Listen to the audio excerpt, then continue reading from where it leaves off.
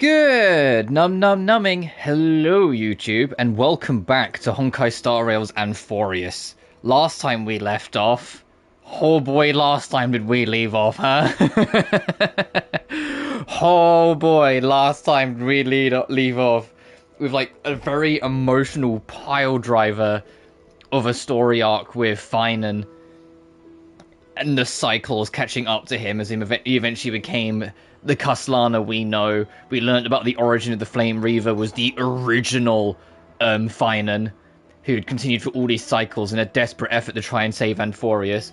We learned that back in like the 0th cycle, I guess, the original timeline, there was a separation with Finan proceeding to the next cycle while Cyrene stayed behind to try and make a way to fix the problem as they went through, but after 33,550,336 cycles, clearly something wasn't working. But we were the chess piece that needed to be added to the puzzle board to be able to solve all of this. Well, potentially, we're hoping. And so, as Finan steps foot in the next cycle, we have stepped back into cycle 0, back to when Cyrene was here, to try and solve the matter at hand from this end.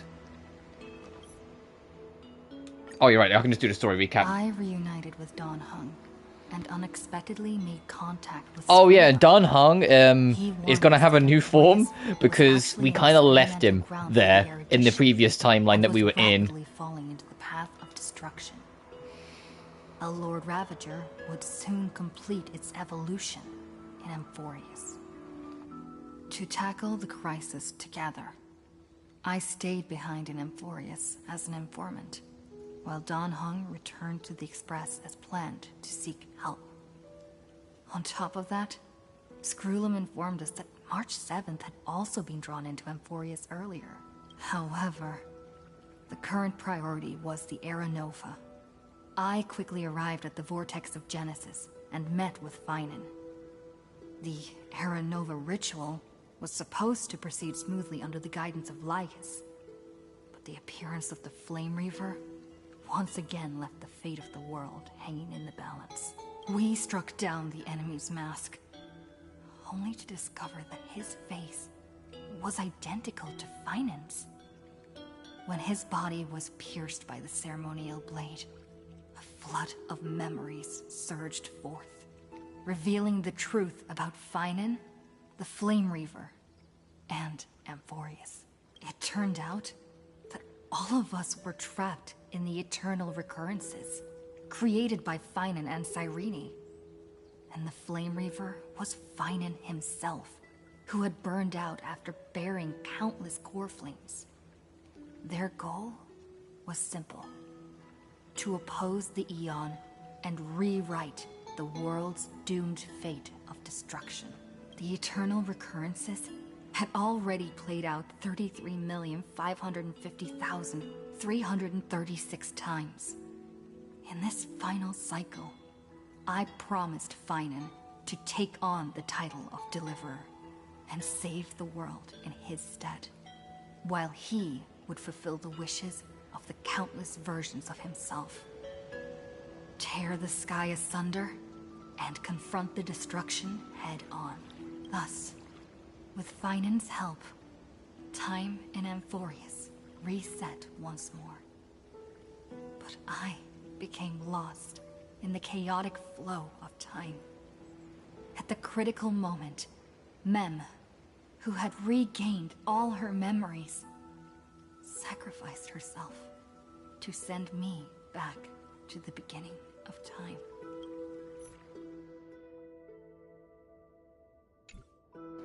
I'm already at the designated location. But yeah, I forgot Mem technically did sacrifice himself. It's because Cyrene is Mem, but just technically a different version. I kind of forgot that, but yeah. But let's go speak to Cyrene. Talk to Cyrene about the future plans. Hello. Hello. Your surprised expression is just like what the memories recorded.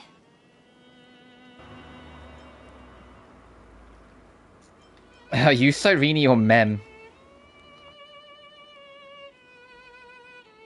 Maybe I'm both? Just kidding. If I had to choose, then I'm probably closer to the latter. It's pretty unbelievable for me, too.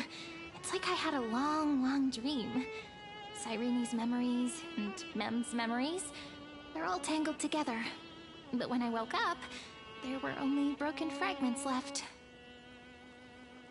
I can't remember what happened in those 30 million cycles, but I remember what you did for this world. Like, didn't you wish for me to turn into a pretty girl back at the Grove?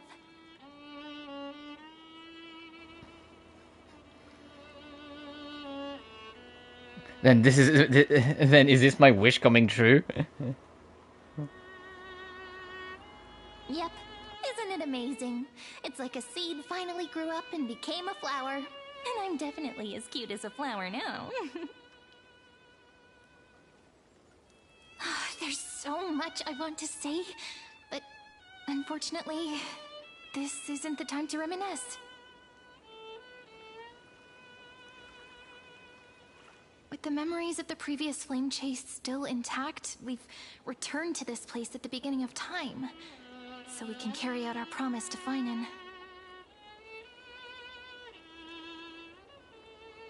The descent of Iron Tomb may be looming over the horizon, but we still have a chance to change everything.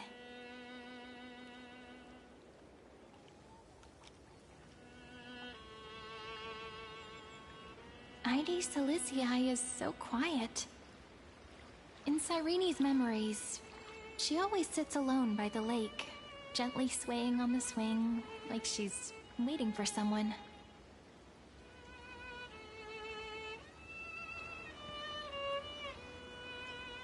Can you remember anything else? I don't think I can. It sounds weird, doesn't it? It's something that happened to me, but I'm talking as if I'm an observer. But that's just what those memories are like. Vague and unclear, as if encased in thick ice. It's almost like there's connections between Cyrene and Marge. Amphoreus will fall into an ending of destruction after the next Era Nova. But those stories went out of fashion. Speaking of, I have ago. this since it's been shown. I have seen like the Alicia form that she's eventually going to get. 'Cause it was in the trailer, and I can't wait. It's gonna make it so difficult because Evernight is next patch, which is the evil March, and then the patch afterwards is Cyrene true form, and I'm just like, oh no. We must stop Iron Tomb's descent. I mean, Lygus is heavily involved in all this, but Iron Tomb's descent is the thing that needs to be stopped. That's right. Lygus is the mastermind behind it. The one who's trying to control everything. How unforgivable. But I still feel a bit anxious. Lygus chose to walk into the spotlight and reveal everything, which means he still thinks the current situation is under his control. Maybe he still has an ace up his sleeve. Think about it. Even the name Lycurgus is a fake one. We have no idea who or what he really is. I saw a theory online, and I'll stick with it because I don't really have any theories of my own with Lygus, that he's probably a Genius Society member that's just been gone for a very long time, which is also why so many other Genius Society members end up getting involved in this, because even if they're not 100% sure who Lygus is, they might suspect that he's like on a similar wavelength.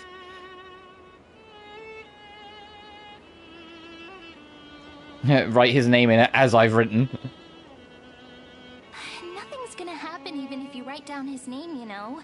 Besides, this book is a cute fairy tale. Please don't write stuff about the antagonist in it. I'm talking about the chronocognitive anchor. Didn't that Intellitron friend say, when required, it can also serve as a bridge for communications between the internal and external world? Ide Silicii is a little village enclosed by time. We might be able to contact the outside world from here. Why don't we give it a try? We should at least tell our friends from beyond the sky that you're still in one piece. Firstly, we need to find a well-hidden spot. Alright.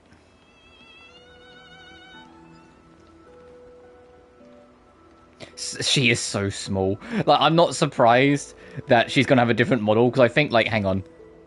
Actually, no, she's only a smidge smaller than, like the girl height.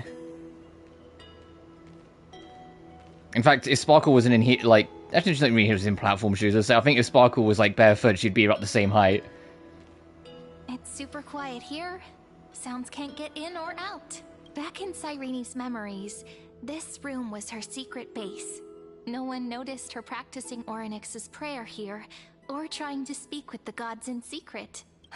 But today's different, isn't it? We aren't trying to contact unreachable gods, but humans from other worlds. Real people. I'm prepared to witness that miracle, friend. The way Cyrene talks is so similar to Mem. I have so many questions. I'm also worried about how Dawn Hung and March 7th are doing. Here's hoping the chronocognitive anchor can still function normally, because I really need answers.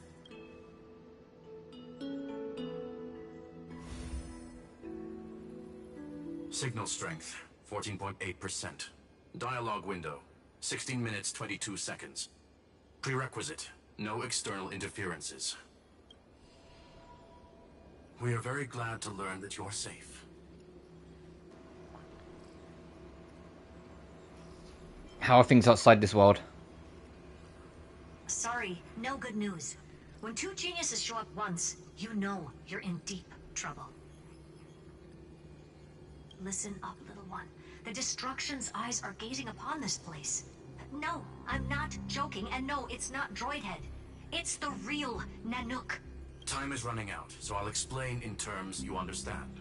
This world, Amphoreus, is in fact a testing ground, where the Lord Ravager, Iron Tomb, evolves through self-extrapolation. Hiding in this segmentum, unknown to other life forms, it has endlessly repeated the process of Era Nova, seeking a solution that could obliterate the erudition. For some reason, the experiment entered a prolonged state of stagnation. However, it has now restarted. Prediction: if effective intervention is not performed, Iron Tomb will complete its self-coronation in 14 system hours and initiate its plan to destroy the entire path of erudition.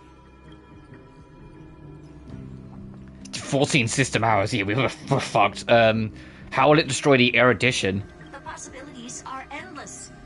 Breaking down interstellar communications, destroying the synesthesia beacons, returning cosmic civilizations to the Dark Ages, or even starting the third anti-organic war. Any of it would be able to bring the cosmos to its knees. Yeah, and we also pretty bluntly have got our final boss of Amphoreus. We're almost definitely going to finish this up fighting Iron Tomb, which is insane. I have no idea how that's going to go.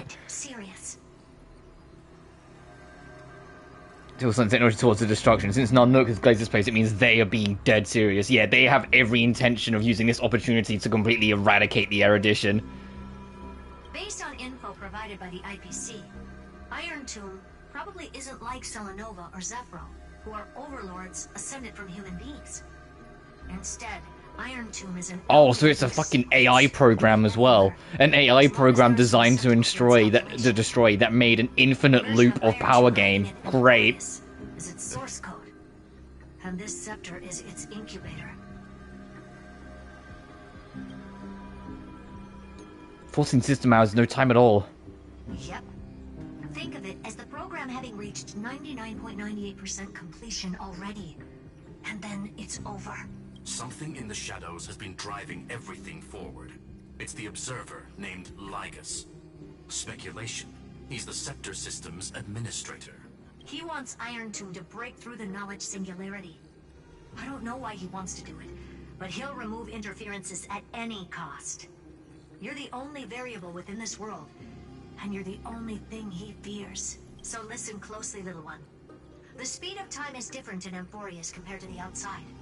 Destruction is just about to arrive, but you can still play Deliverer one last time. The cycles have already been broken. You've entered what is theoretically the last cycle Amphoreus will ever be able to run. And Iron Tomb will break out of its prison as soon as the process of Genesis is triggered once more. But now there's an abnormality within the experiment.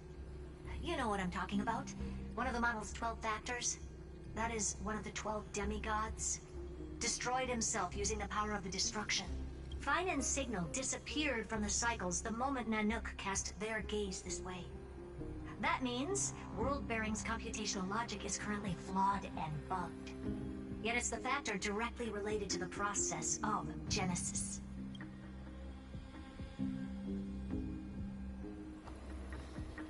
Final didn't die. He's still fighting. That old Intellatron will definitely do all he can to debug this error.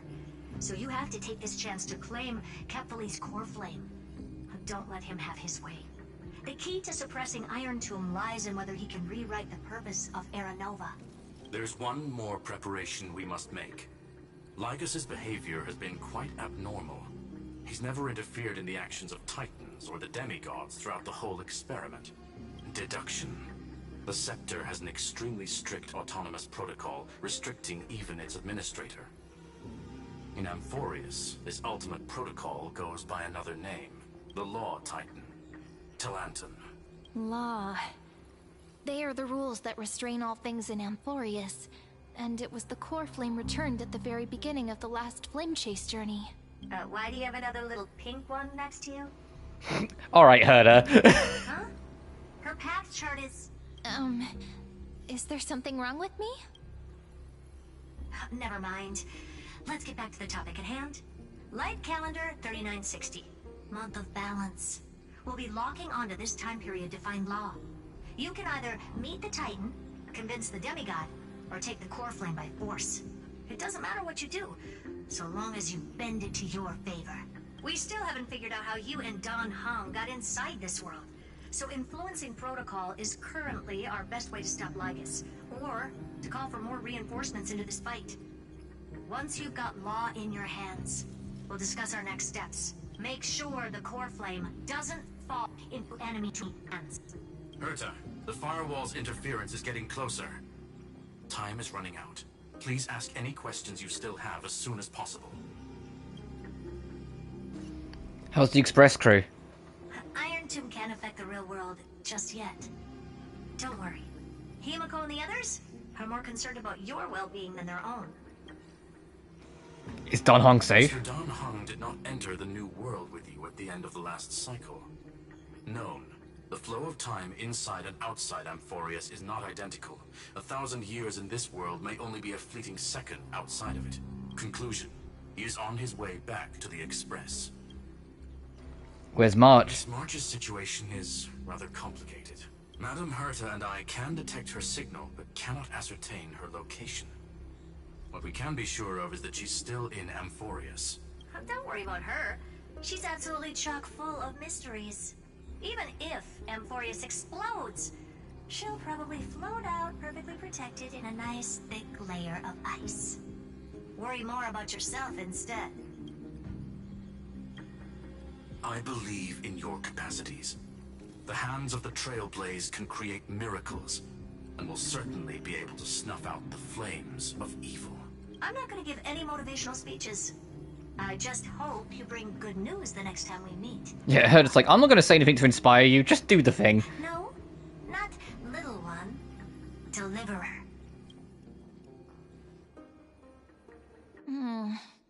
Those two geniuses certainly have memorable personalities. Yeah, that's one way to put it. Can you understand their explanations? Yeah, I understand more than I should, actually.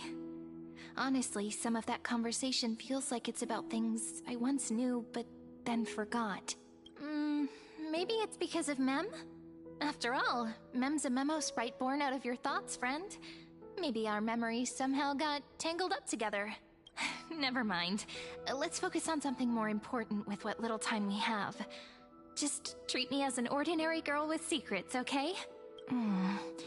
Light calendar 3960. I remember that Talanton had already fallen by then, and the Chrysos heir who inherited that core flame is named Saridra. That's what's recorded in history, and the period we'll be heading to. We'll need to find Law and stop Lygus. So, we've at least got a solid direction, right? Can you give me a little bit of time before we go? I want to pack some stuff. There's so much more I need to take care of in this form, and I'm still getting used to it.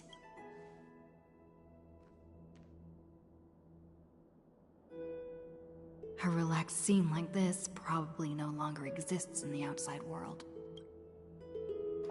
Yeah, I think that's the game's nice way of telling you this is your last moment of peace, make the most of it. This is important, and that's also important. It's not gonna fit into my bag. Hold on, I'll be done in a sec. Don't forget to take it with you. It's your only means of communication with the outside world. The genius's message is still there, reminding you. Travel to light calendar year 3960. The era of Talanton's fall. Gain control of the law. Then you can bypass the final protocol, modify the core flame of world bearing, and reverse Era Nova. Delay Iron Tomb birth. The information in the chronocognitive anchor is now unrecognizable. However, you already know the mission entrusted by the genius. Go seek out the power of law.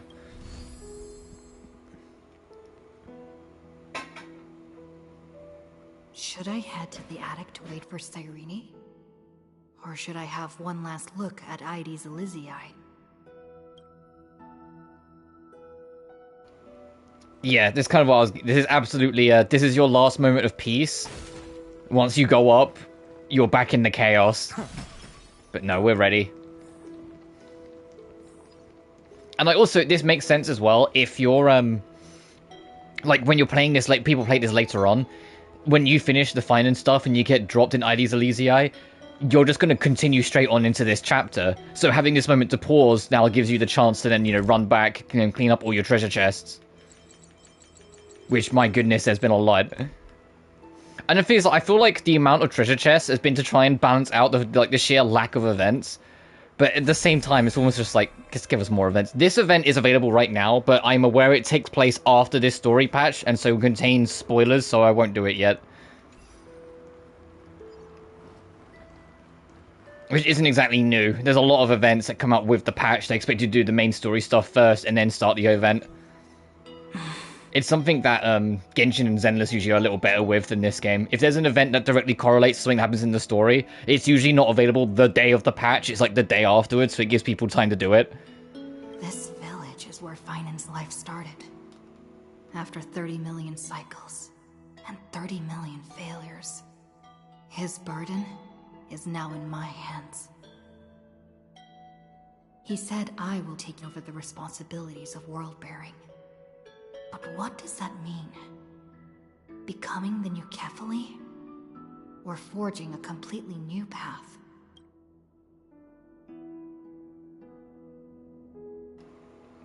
Can even testing plans prepare for the worst, analyze the situation rationally. Calm down and think this through rationally. This is gonna be a very difficult campaign. We can't lose Kefali's core flame. And we also need to find either Talanton or their demigod, then convince them to join us in the fight against the destruction. But there are so many unknowns. We don't know what Lygus might be doing, and we'll have to face Iron Tomb after dealing with him. There's also Cyrene. What exactly is she? There's so many questions. I'll have to take it one step at a time. But I must make each move very carefully, because every decision can potentially impact the end. Herta and Screwlum's help might be crucial. Thinking hard over there? I finished packing. I decided to just bring these few things in the end. See? There's a journal, a quill pen, and the ceremonial blade of the Priests of Time. And the thing that, like, Flame Reaver was using. That he got from Cyrene that I, like, pointed out almost immediately last time. Must still be fighting them in some way. This will be Amphoreus' final flame chase journey. But it won't be the end of us. It'll be the beginning, friend. Are you ready to become a hero?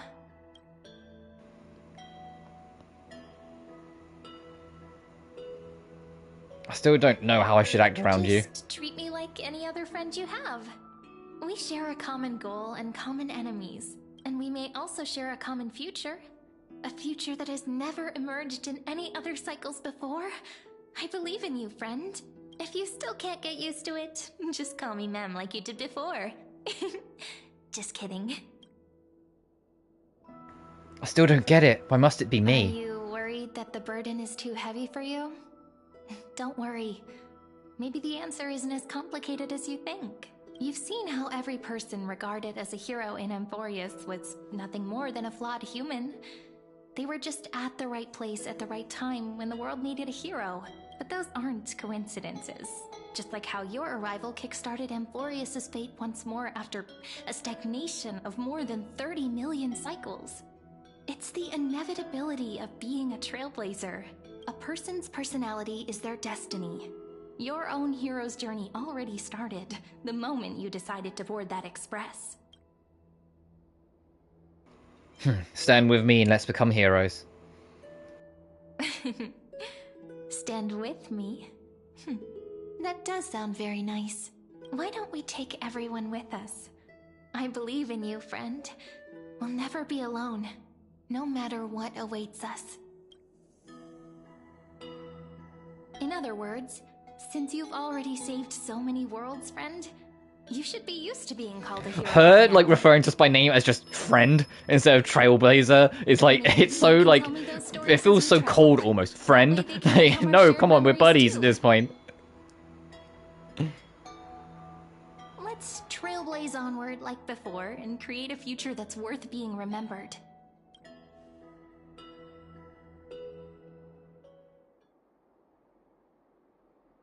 It seems you two are prepared to head out. You should indeed treasure the view before you, for you do not have much time left to enjoy such solitary delights. Still daring enough to approach me, huh? My apologies for disturbing your moment of repose. To fully express my apologies, please grace my abode with your presence, so I may demonstrate the full scope of my hospitality.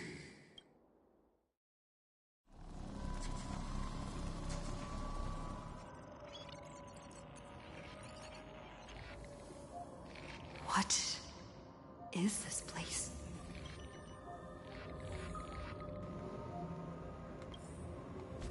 Was the objective, Sokka? Every expedition begins with a storm that foretells the hardship to come. On the audience's seats at the Exomyth, the only audience member leads you into the story titled Before Their Deaths, and thus draws the curtain on the tragedy.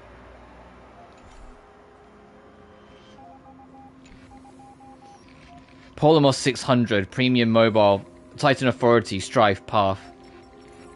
Farewell, then. May we reunite in the Elios 252, Premium Mobile, Titan Authority, Sky, Path. Oh god, there's... Well, I forget what it's called, the radio beeping. I was like, I heard that, that's gonna be in there somewhere. Epicala, Premium Mobile, Titan Authority, Death, Path. all shall bid farewell to one. Skimnia. Person alone will witness the miracle. Haplos 405. Scorpio 40 Earth.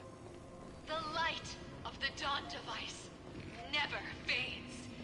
Kephal's protection Kalos. has no end. Oreshish. After I cross this river, Oh, hey, Celine. Hi, Celine. it'll be a tragedy for mankind. Aporia. If I do not cross, then it will be the end of me.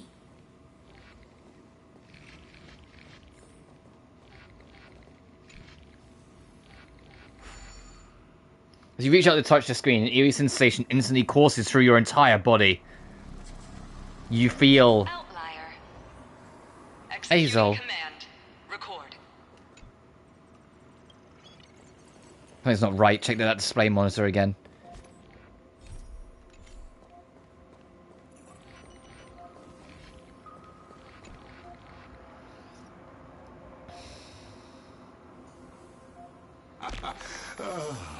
Did that startle you?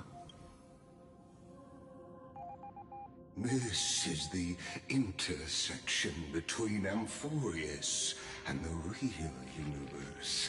The audience seat where I observe this experiment. You can also call this location the Exolith. What you see is the true form of the eternal land and the 12 demigods after they've shed their disguise of legends. Doesn't it look marvelous?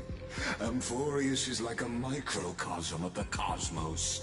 People love to portray the romance of the starry skies, but their tales often forget a different and far more truthful type of universe. The moment ancient Antikytherians sketched geometric shapes on the sandy beach and recorded the first numerals and symbols on parchment, the universe turned into a silent equation flowing under the pen of these relentless decoders. Erudition.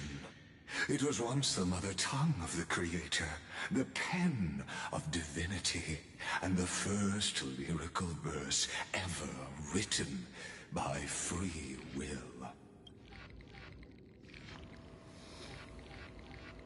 Enough purple prose, get to the point. Seems like you are not in the mood for an idle chat. That is fine. I simply wish for you to understand that I have no intention of being your enemy. I have devoted myself over the long years to nurturing the scepter's extrapolations, hoping that the Prima Mobile would bud from within it. And now, my goal is almost complete. Nikos 496 had exceeded the intelligence singularity through his rage, and though he still retains his obsessive defiance and managed to suppress the black tide of this cycle, it's a matter of time before his will crumbles to dust. Iron Tomb will be completed. That will not be affected by my plans, your resistance, or the schemes of the two geniuses. It is an irrefutable fact, just like the instance in Nurse's calculations. In other words, as long as you are willing to stop interfering and let the final Aeronova carry out its natural course, I'll guarantee the safety of all nameless and ensure you return unscathed. Oh, we've come way too far to just go, oops, I guess I'll let it happen. Yeah, especially considering Iron Tomb. Why should I trust you? You've always had a choice, my lady. You can either accept my sincerity or face the consequences of defying it. What will happen to the people of Amphoreus? They've always been the product of the experiment, so naturally, they will perish when the experiment ends. That outcome was predetermined long ago, so I will not embellish such a regrettable conclusion. I still have a friend stranded here.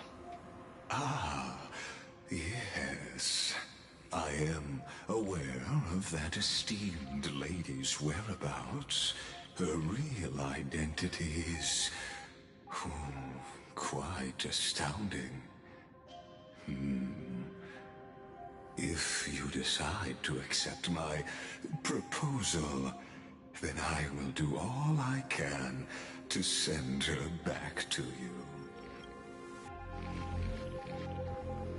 When Iron Tomb descends, no one will escape unscathed.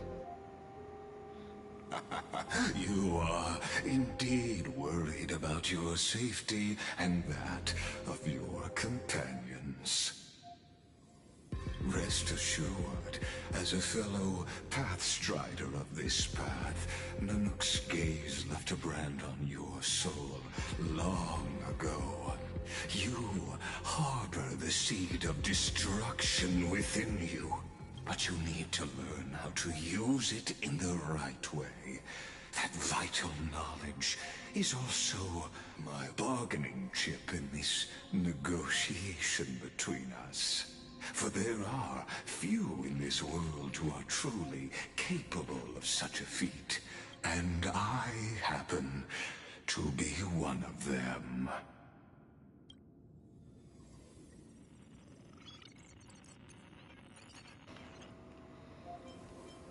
Who are you? Someone who wanders the stars. Someone who seeks answers with abject despair. That is all I am. This matter is of grave importance, so please do not make your decision lightly. After all, the choice before you bears a 1 in 3 chance of elevating you to an unparalleled existence among the stars.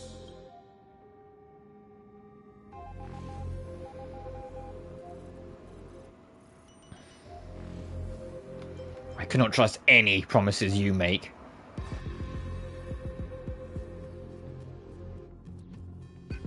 I now see the full scope of the determination in your words.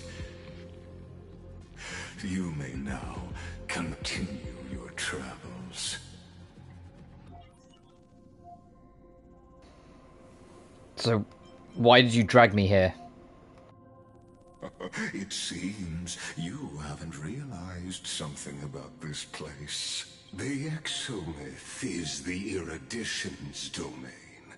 You cannot physically interact with me in any way in this place. Oh, so yeah, he pulled us somewhere where we can't attack him. As negotiations have broken down, there's no more need for us to remain in the audience's seat.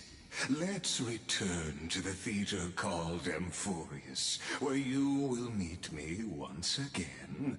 Of course, this meeting was not without merit.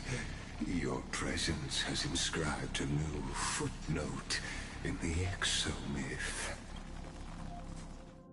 As for its purpose, allow me to reveal it to you in detail the next time we meet.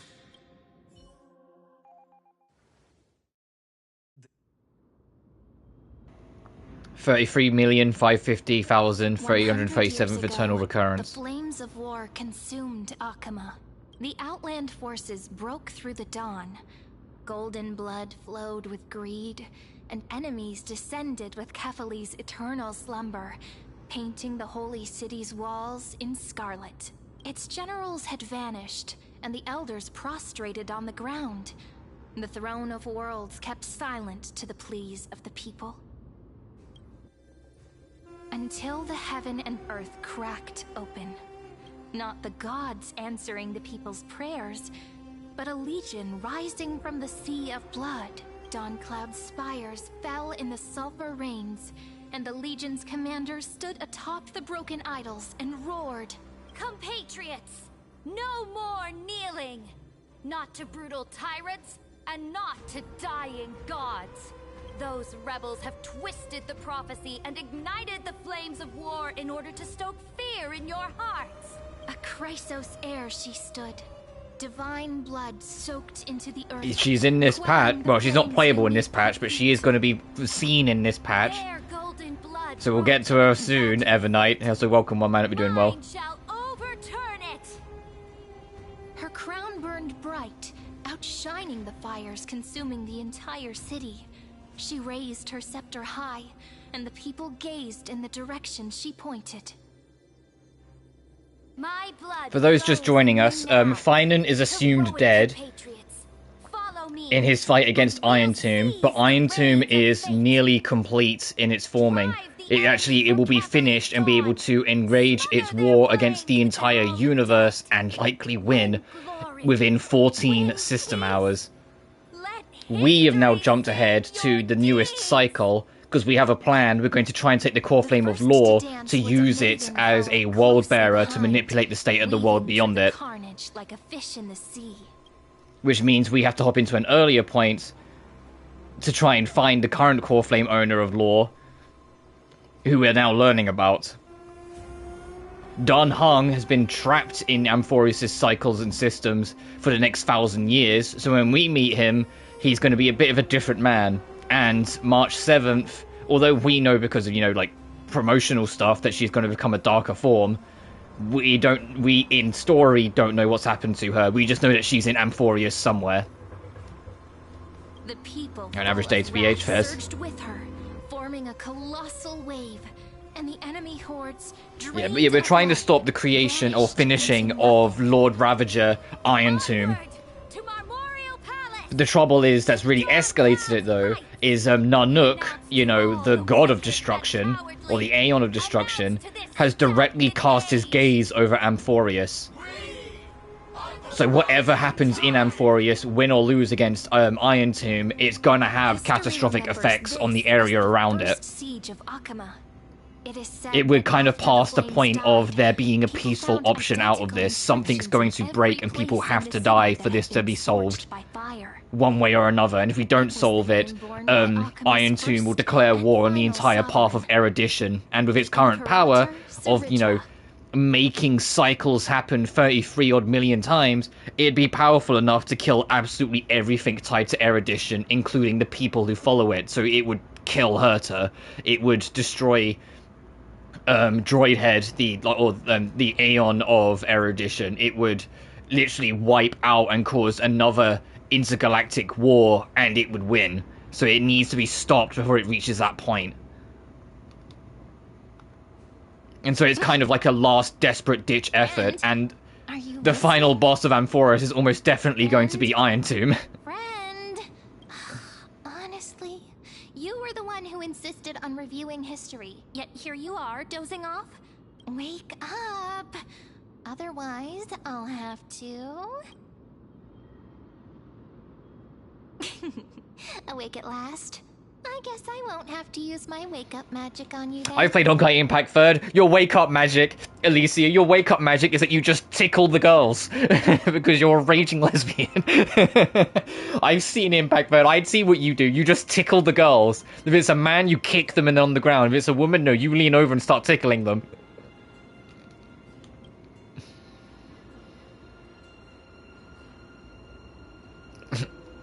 I was meditating. Where exactly are we?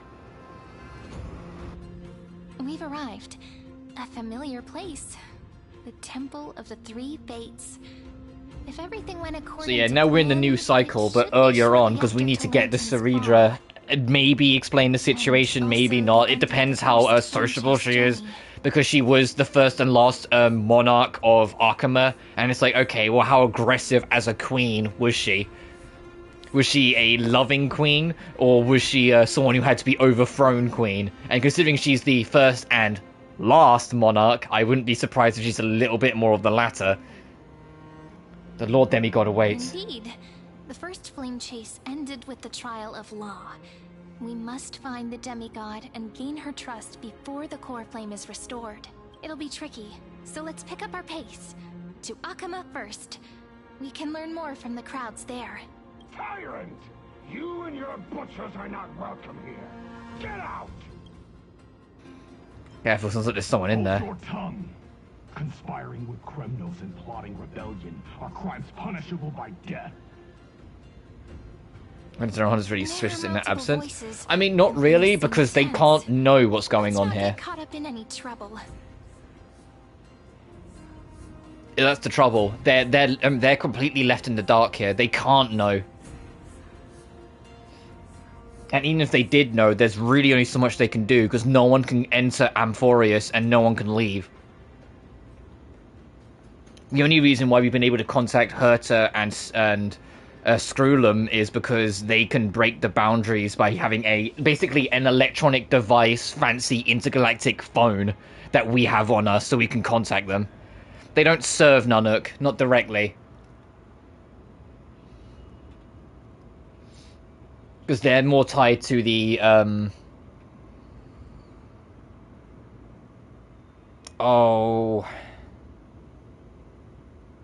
they're under the watch of Nanook, but they don't serve Nanook. That's probably the easiest way to put it. But they technically are part of another path, but I can't remember what it is on top of my head.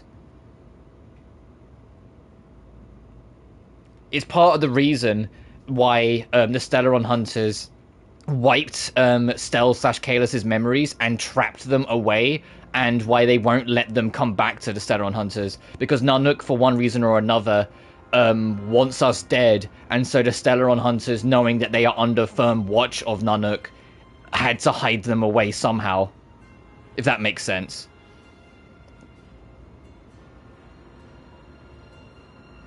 So it's like there is a connection to Nanook, sure, but it's not that they serve Nanook, it's that Nanook is watching them. It's one of the things that made Duke Inferno's group so interesting, that they served Nanook, but Nanook never once looked at them. Nanook never once acknowledged their existence in anything they did. Like, it's the opposite, kind of like a flipped script sort of thing with like Duke Inferno and his group. Why don't we find a place to hide and observe from the shadows?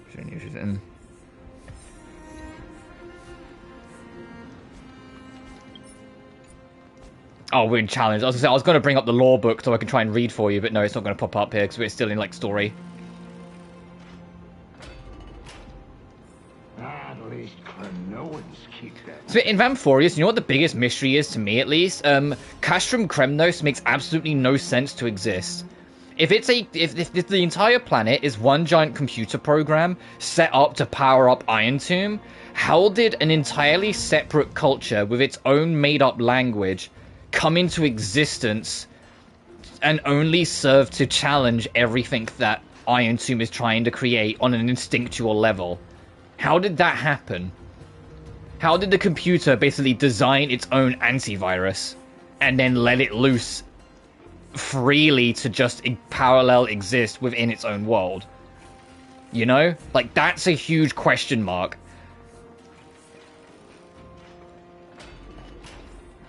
Wait, isn't that... Because at first my thought maybe it was Lygus to keep it in check, but no, Lygus has made it very clear he doesn't give a fuck. He wants Iron Tomb to become super powerful and destroy everything, because he just thinks it's fascinating to see what will come out of it. All the time encoding. Yeah, but they haven't, like... My point is that it makes no sense in the narrative right now, and they're a big mystery to be solved. Like, it hasn't been explained to us, or, like, further alluded to, what Custom Kremnos is or how it came to be. It's just an oddity, is the easiest way to put it right now. It's the only way it is. Like, there's no, like, in-law explanation. Treeby! Hey, Hysolins, the current running banner. The sea siren princess who lost her voice, to use the in-game description. Stars beyond the sky? Gods who created the Titans? What kind of nonsense? She's down to sort of sending me. But it's the only way I can think to, like, explain it. And see what your atrocious acts have done. Because Iron Tomb and how Iron Tomb set up Amphoreus is akin to a administrator making a whole new series of code to see what happens. It's very comparative to like a computer program set up to follow a principle, set up rules. If X happens, do this. Like, it's very much set up in manners of code. It's why Finan couldn't break free of the cycle. Because, like a computer program that's just designed to be prepared for any shift in the cycle, it just registers a thing happening and then corrects the thing automatically. In fact, at the end of the last patch, we got a wall of text that basically reads like that. It reads like walls of code, picking up variables, unknown variables, and then altering them automatically with how the code is set up. Which, like I said, from that then makes Crastum Kremnos kind of interesting, at least in my opinion. What? Did he just mention the stars beyond the sky? But how is that possible? You impudent! So there's somehow exists in harmony and Varus's take. Just goes to make them correct, goes to prevent it. Just do loopholes, yeah. Ducks for Goris. We're here to welcome the deliverer from beyond. God, I still, my favorite, no, zoom back out. The biggest thing I love of Hycelin's design is the fact that where, like, she is, well, at least according to her description, a siren, she has a water aesthetic with her design. And it's the fact that her body is partially see-through and it's just water and you can just see her skeletal structure behind it. Like, that's just kind of cool. Heretic! No one but the great Talantin Okay, can deliver this world from misery. I ask you, Oh, is it time to meet in Discount Farina?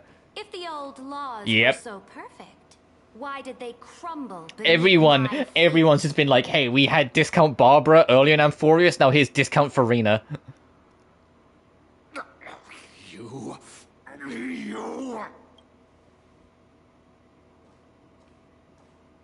Talantin is long gone. Now I am the law. Come on, look at her. Come on. There's a Farina's voice. Yeah, it's not the same actress, but it's still kind of funny. Challenge me, or submit to my judgment. Oh, she's already prepared the core flame of law then. So this is around the time that she took power as queen and took control. So she is a little bit tyrant-esque then. We were asking that a little earlier. Oh, cutscene.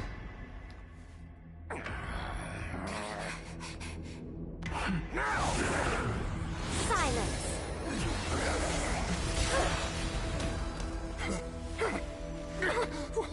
What gives you the right to judge a priest of law?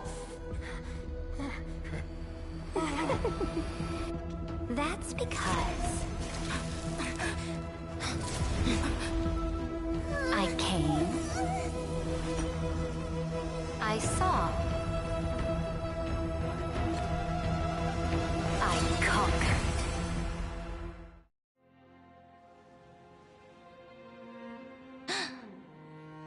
Ducks for Goris? Take the ashes of this man and scatter them in the temple. Oh, she burned him alive. Oh my god.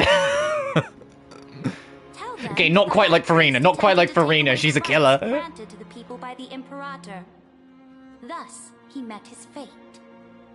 Yes, Imperator. Now, these two accidental guests. Dux Gladiorum, if you please. As you command.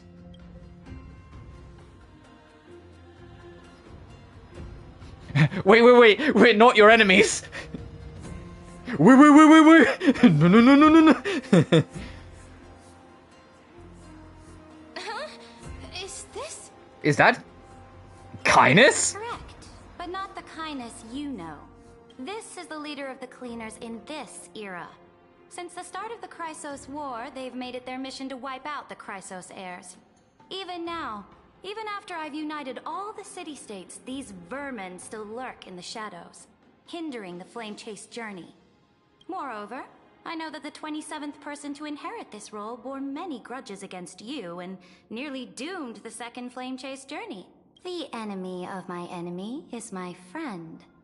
So, out of courtesy, I present to you this corpse. As you do. Okay, I get it. I understand. I get how Ceridra works now. She is, she is definitely a queen. She is definitely the Imperator Monarch. Just the Reverend Empress, she is definitely... we got the I came, I saw, I conquered. We've got the out of courtesy, I present you this corpse as a gift. Like, okay. You know us? Careful. Let's The Blood wait and see Princess. what happens. No, Hycelin's just a She's princess. She's a probably trying queen. to scare us. She's even got the queen's crown. Order, her her bodyguard that like stopped us intervening, Hyselins, and she's a sea siren princess according to her description. Of Dawn Cloud, Empress of the Holy City, and Imperator of the Flame Chase. Flamebearer to end wars, Tyrant of Dawn Cloud, Empress of the Holy City, and Imperator of the Flame Chase. By my real name, Who sees her? on behalf of my people and this land, greetings, Deliverer. Look at that face. But she's partially frowning at us, but she's got a grin. She's in control. She's an aggressive person in control. Know her identity, as the little hostage prophesies. Hostage? You're keeping Shigebi hostage? Future beyond the sky. Gray hair, golden eyes, skilled in wielding a mace. They would arrive in Yanisopolis on this day. There's no mistake. The prophecy mentions beyond the sky. Your orders, Imperator. You know the bit here. Yeah, that's it. Now we've got like a full zoom. Look at what I mean with Hyselin's like belly, where you can partially see through it, and you can see like the shadow outline of like her ribs. I'm sure.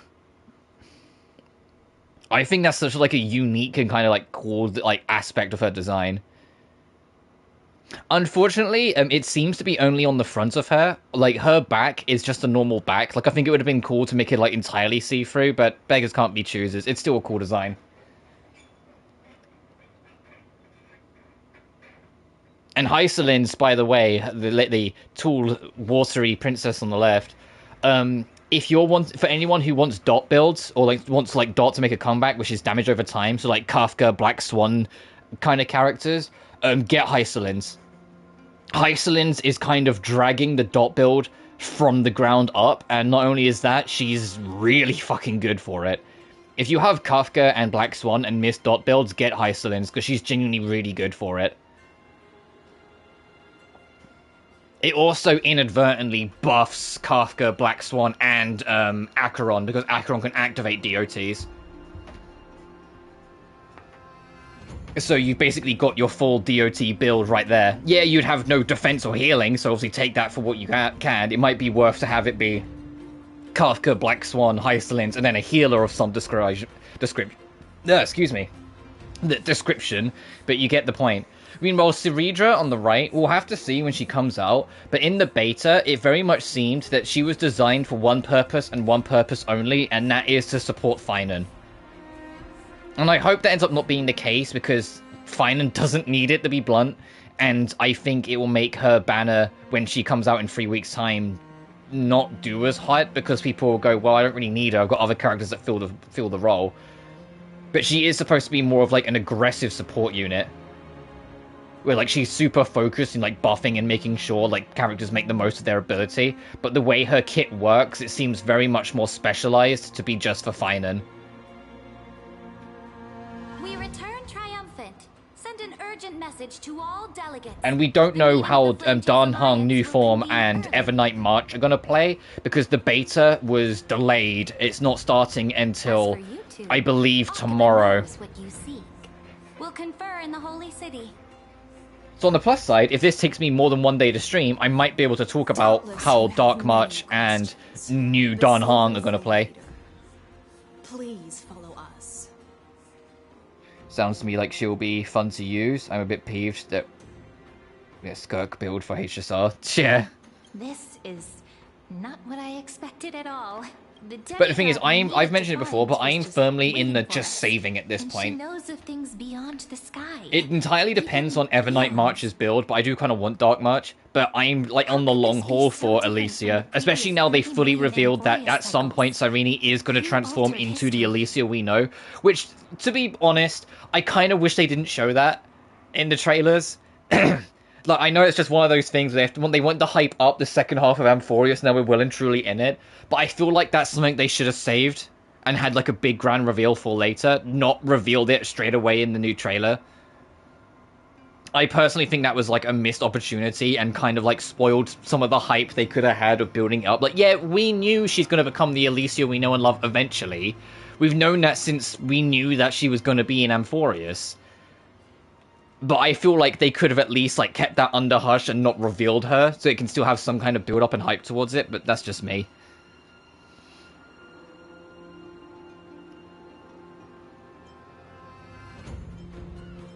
Maybe March 7th or done hung. I wish, but other possibilities remain. The currents of time have become twisted. Regardless of who caused this, that Imperator... I am curious though, when we eventually get to 3.7 in about 3 months' time, whether this version of Cyrene will be the base playable version and the Alicia form will be like an ultimate or something, or whether Alicia will just be the playable character and Cyrene here's model will only be for NPC purposes. Because of your unique background. As in, like, we'll never get to play as this version of Cyrene, we'll only play as her Alicia form. Just put that to good use and add a bit of your experience. I feel like it'd be a waste of this model to not have this model be playable, but we'll have to see. Easier than last time, right? If we figure out what happened in this cycle, we'll be able to turn things back in our favor. And old Flame Chase companions await in the Holy City. Can't do without your charm either. Trailblaze the sequel, but we'll find a way. No, I'll flirt back with her a little bit. Ah, so I'm the key? Since you insist, friend, I'll give it my all. Guests, please. Iceland's like, please stop mumbling between yourselves. The journey to save the world starts with a single step. Let's set off, my friend.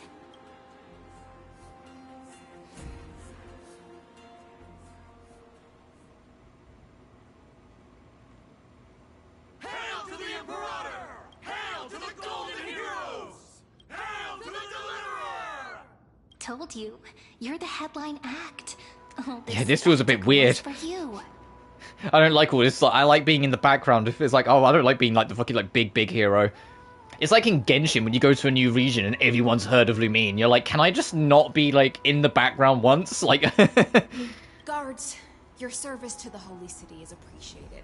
Irene's what I was trying to get from March.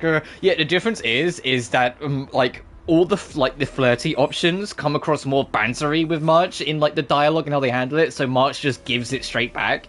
While Cyrene is like, no, I have legacy history with this character from older Honkai games to know that there is no one quite as down bad for women quite like Alicia.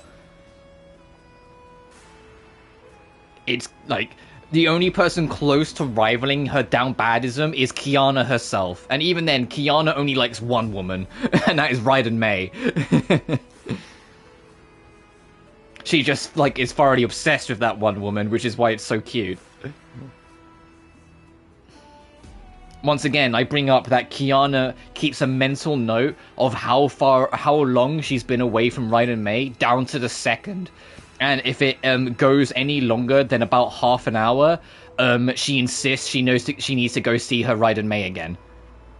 Like, she's that down bad for her woman, whilst Alicia just loves women in general. That gives me.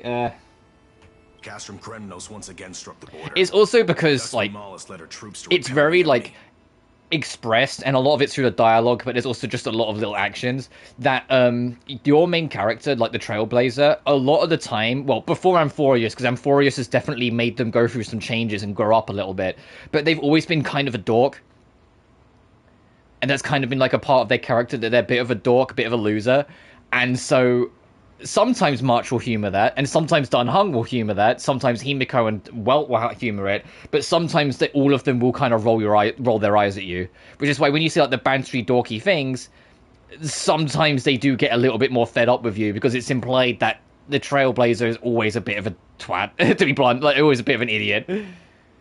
I mean, the classic example was when you take control of Firefly directly at the epilogue of Penacony.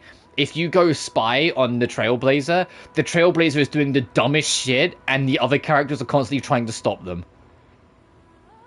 Like, he wants to climb onto, like, the pinpoint edge of the skyship to, like, recreate the Titanic, or, like, he or she's trying to do it, and, like, March is sitting there going, please don't do that, because if you fall off, we're not gonna go get you. Or he or she wants to, like, overly gamble on the machines just to see if they can break them because they're in charge of them now. And Dan Heng said, like, please don't waste all our money. The agitators against the Flame Chase are still active in the city. They smashed the shops around Memorial Market. But the garrison already arrested the culprits, and now they await interrogation. But you get what I mean. The Trailblazers implied to be just a colossal dork idiot, and sometimes the rest of the fam. Like when your little sibling gets a little annoying, sometimes you just have to tell them to shut up. Sometimes it's fun to banter with them, sometimes you have to raise an eyebrow, and some of the stupider options very much deserve the eyebrow raise you get in return. Guests from beyond the sky. Worry not about these trivial matters. Dux Gladiorum will take you somewhere to settle down for now.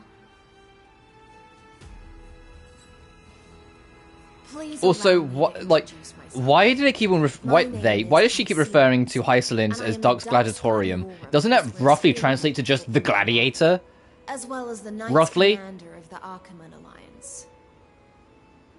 It's a good dumb being dumb. I mean, yeah, you can, and it's still there. It's just there are options that are kind of cute and sweet and genuinely like friendly banter, and there's also options that would get anyone pissed off. For me, it's been always very obvious since day one that that's always been the case, which is why I've always found it weird that you come across saying that you don't like March because you find it too judgy. I just sit there and go, what the fuck dialogue options have you been picking? Because it's always... She is literally the gladiator. Yeah. Later on, the Imperator will invite you to attend the meeting of delegates to discuss the Flame Chase journey. Your arrival has convinced us that the future promised by the prophecy is certain. Under the Imperator's command, Amphoreus shall break its chains and reach the world beyond the sky. With all due respect, what exactly do you know about us and what's beyond the sky? I think it's a badass nickname. Yeah, true. As a humble subject, I cannot freely express my own views to you. Oh yeah, because you're a servant to the Queen, you're only allowed to say so much. I get it. I knew it wouldn't be She in the that title. easy. I mean, I can take a guess, but Please come with me and rest now. I have advanced knowledge, aka I read her character description, and and it's like I don't think it's spoilers, but I don't want to I'm not too eager to say it out loud just in case. The only thing I can say from what I read from the character description is she has a history of assassination. She does quiet work behind the scenes. And so it's well, if she's an assassin, why is she called the Gladiator? Unless there's been a couple instances. Either, she's a very, direct assassin where she will fight you mano v mano, then kill you. Or there's been a few instances where things have gone wrong and she's had to get her hands far dirtier. But she also just her trailer shows it point blank. She just kind of appeared one day, is her background. She wasn't, think of a one-man army? Yeah, she wasn't born a part of the world and has human parents. No, she was just at the bottom of the sea, one day swam up, and when she surfaced she was in Amphoreus's holy city and has just kind of existed there ever since. They don't know how she came about or how she came to be. She just kind of appeared one day.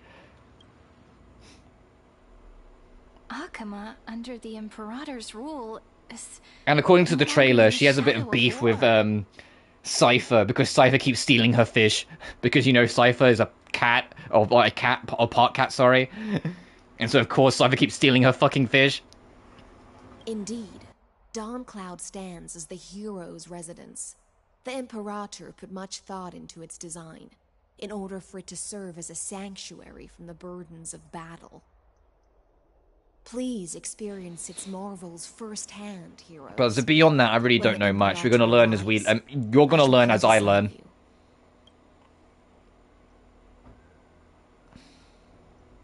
Hystealans. No wonder she's the Knights Commander. She's reassuringly discreet. Starts off as a paladin and took up the assassination trade. Maybe. I'm sure that's what Seredra thinks, but it's inconvenient for us. All right. We finally have some freedom to ourselves. Since there's still some time before the Alliance meeting, let's explore a bit. Look over there!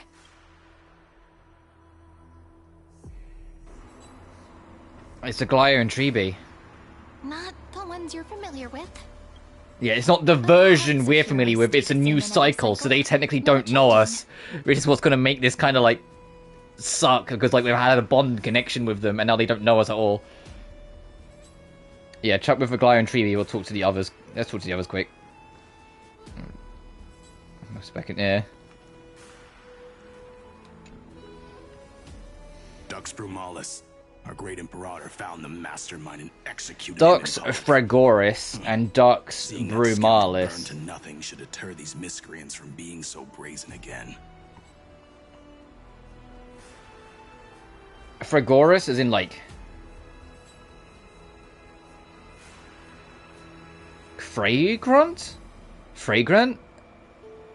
No, I'm not sure that makes sense. Brumalis is probably in reference to Brumus. So the great Imperator It's the same model as fucking the as fucking the woman that was trying to kill Aglaya in the last cycle. Okay, I see. What do you know? Because I'm a mythic Fergie. Fair enough. Still the Imperator's people, and it's only right that they be judged by the Imperator's own hand. Our distinguished trespassing guests. Are we trespassers or guests? Seneca, the Dux Brumalis. Greetings. This Dux Brumalis doesn't seem to like the Imperator very much, but she holds a high rank. And Dux Fragoris' speech seems self-contradictory. Let me see what I can get out of them. I'm Cyrene of Ida Silicii. This is the deliverer. Also, I know I've brought it up many times before, but it is always so funny to me just how under tall Cyrene is. Look at the height difference between her and Azel.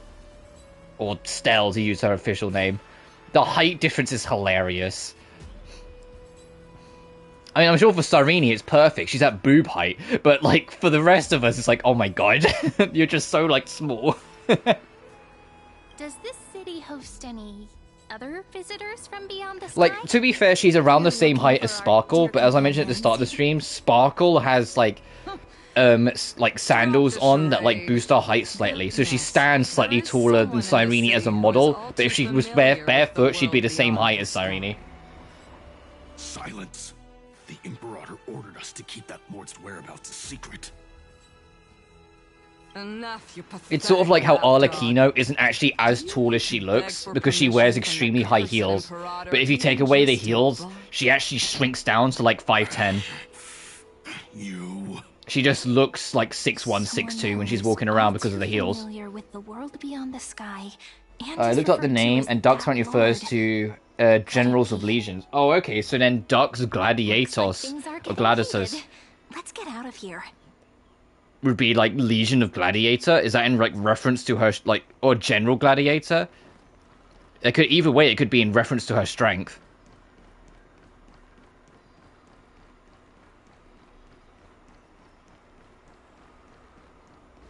I think this is the thing that, like, is kind of, like, it makes me sad. This guy just said, I just saw the Deliverer. Finan's not the Deliverer anymore, because he's presumed dead. He went and fought Iron Tomb and completely vanished from any cycle, so he's presumed dead. I mean, I'm gonna hold on to hope that he's gonna at least fucking once get something good happen to him and he won't be dead. But still, so the Deliverer role has been shifted entirely, and the prophecy itself has had to change, because he's not the Deliverer anymore, we are. Finan doesn't exist anymore in his own timeline, in his own universe that he tried to save. How are we supposed to talk to the heroes of Deliverance? What if they're really So a Duke title, meaning it's gendered too. Oh, interesting. Virginia, don't be so nervous. Once they hear your poetry... Ah, heroes, you're already here. Greetings. I am Apollonius, the Dux Helcolithus, one of the Apollonius as in Apollo? of Epiphany, advisor We're to just the throwing out Florence all these Scholar. referential names today. This is Virginia of Castrum Kremnos. And Virginia as in literally just the version, got it. Imperial scribe of the great Imperator. Hello. I'm Virginia. I compose poetry. You got there in the end. Cyrene from ID Silicii. This is the Deliverer. Nice to meet you both. They're not as frightening as the rumors claimed. Yeah, we're just two gals. Time in the Imperator's realm. Akuma is even more magnificent than we imagined. If you all weren't here to look after us, we'd be completely lost and confused. The Akuma you imagined is long gone. Under the Imperator, this city has been reborn as the capital of the world. Bask in her free-spirited winds. For anyone who fulfills their duties to the Oh, whilst we're Imperator, at it, the only other thing I'm aware of with this patch that unfortunately got spoiled for me, but I don't know the context of it or how we'll get to it, I just know it's coming. I'm aware of who the boss fight of this chapter is. Because, you know, every chapter has introduced a new boss for us to fight alongside everything else. You know, we had Strife in 3.0, we had Flame Reaver in 3.1, we had Casterus in 0.2, we had the weekly boss in 0.3, we had Flame Reaver True Form in 0.4. I know what, like, the boss that's added in this update is. I won't spoil it for those who don't know. But it's also kind of obvious when you think about it. Who else could it be? One of those things. Like, when I read it, I was like, oh, that makes sense. But what There's a certain bottom enemy that we need kind of out of the picture for us to really be able to try and save Amphoreus. Consider the consequences of betrayal. But is that the same actor as Welt, by the way? It sounds kind of like him. And take a look. Those elders who lie at the bottom of the lake are the best example of what happens when you disobey the Imperator. The elders of this cycle were all... Looks like that priest who was sentenced to death wasn't an isolated case.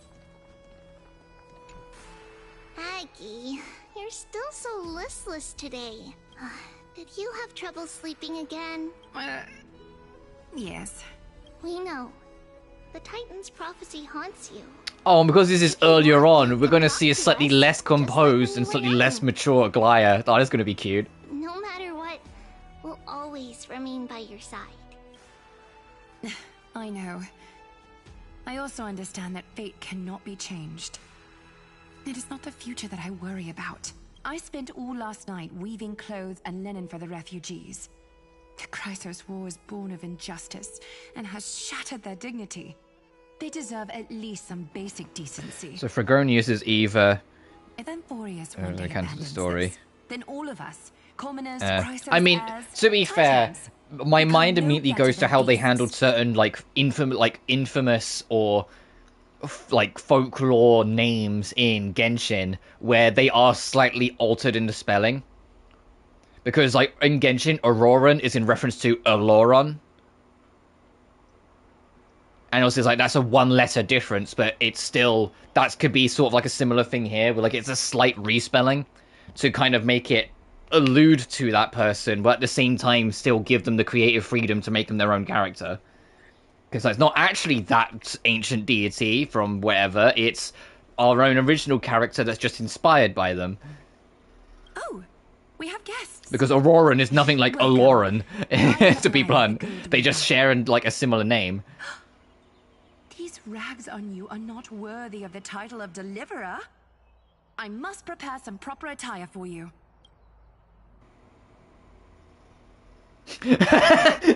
Alright, it's been a while, Aglaya, because we can mention our reference to the previous ones. Or, hello, nice to meet you for the first time. First time? That's not what I gather from your eyes. Does your Aglaya differ so much from me? Greetings, Deliverer from beyond the sky. We are Trevi of Yanisopolis. It's very nice to meet you. Although, introductions are probably unnecessary. We know you've witnessed the future of the Flame Chase journey, even more clearly than we have. I'll be reference to Gregorian, but it's the closest I could interpret. Witness the future. Oh, fair enough. Journey. I appreciate you doing the research. He also told you about that? Indeed. Orynyx reshaped Amphoreus through the prophecy.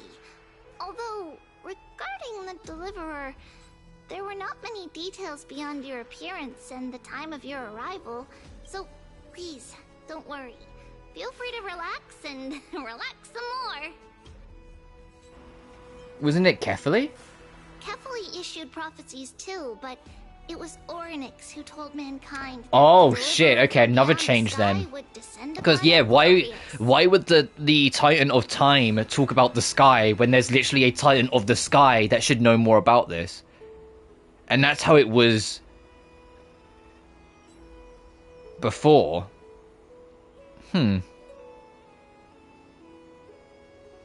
Yeah, more things in the prophecy are changing because of Finan's absence in it. Entirely different from the Aranova. Oop. Though we still must challenge the I was behind. gods. No worries, dude. In the Time Titan's prophecy. Yeah, why is the Time Titan predicting things from the sky when there's a Sky Titan? And why is the Sky Titan silent? That is a huge change in the prophecy from Finan's absence. Interesting. This is also what the Great Imperator has been striving for all her life. Your arrival further confirms everything. This can't be real. Even you find this surprising? Fate really is unpredictable. Perhaps the upcoming meeting. About yeah, I gathered when you said a glider embarrassed me that you might be like a glimmer behind, but I didn't think it would be that bad.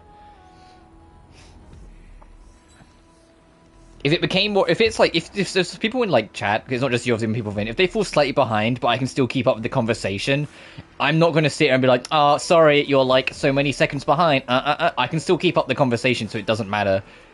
People might have like stuttery internet for all I know, or whatever. Like, not everyone has internet as good as like, I say that like I have good internet, I have okay internet, but you know what I mean.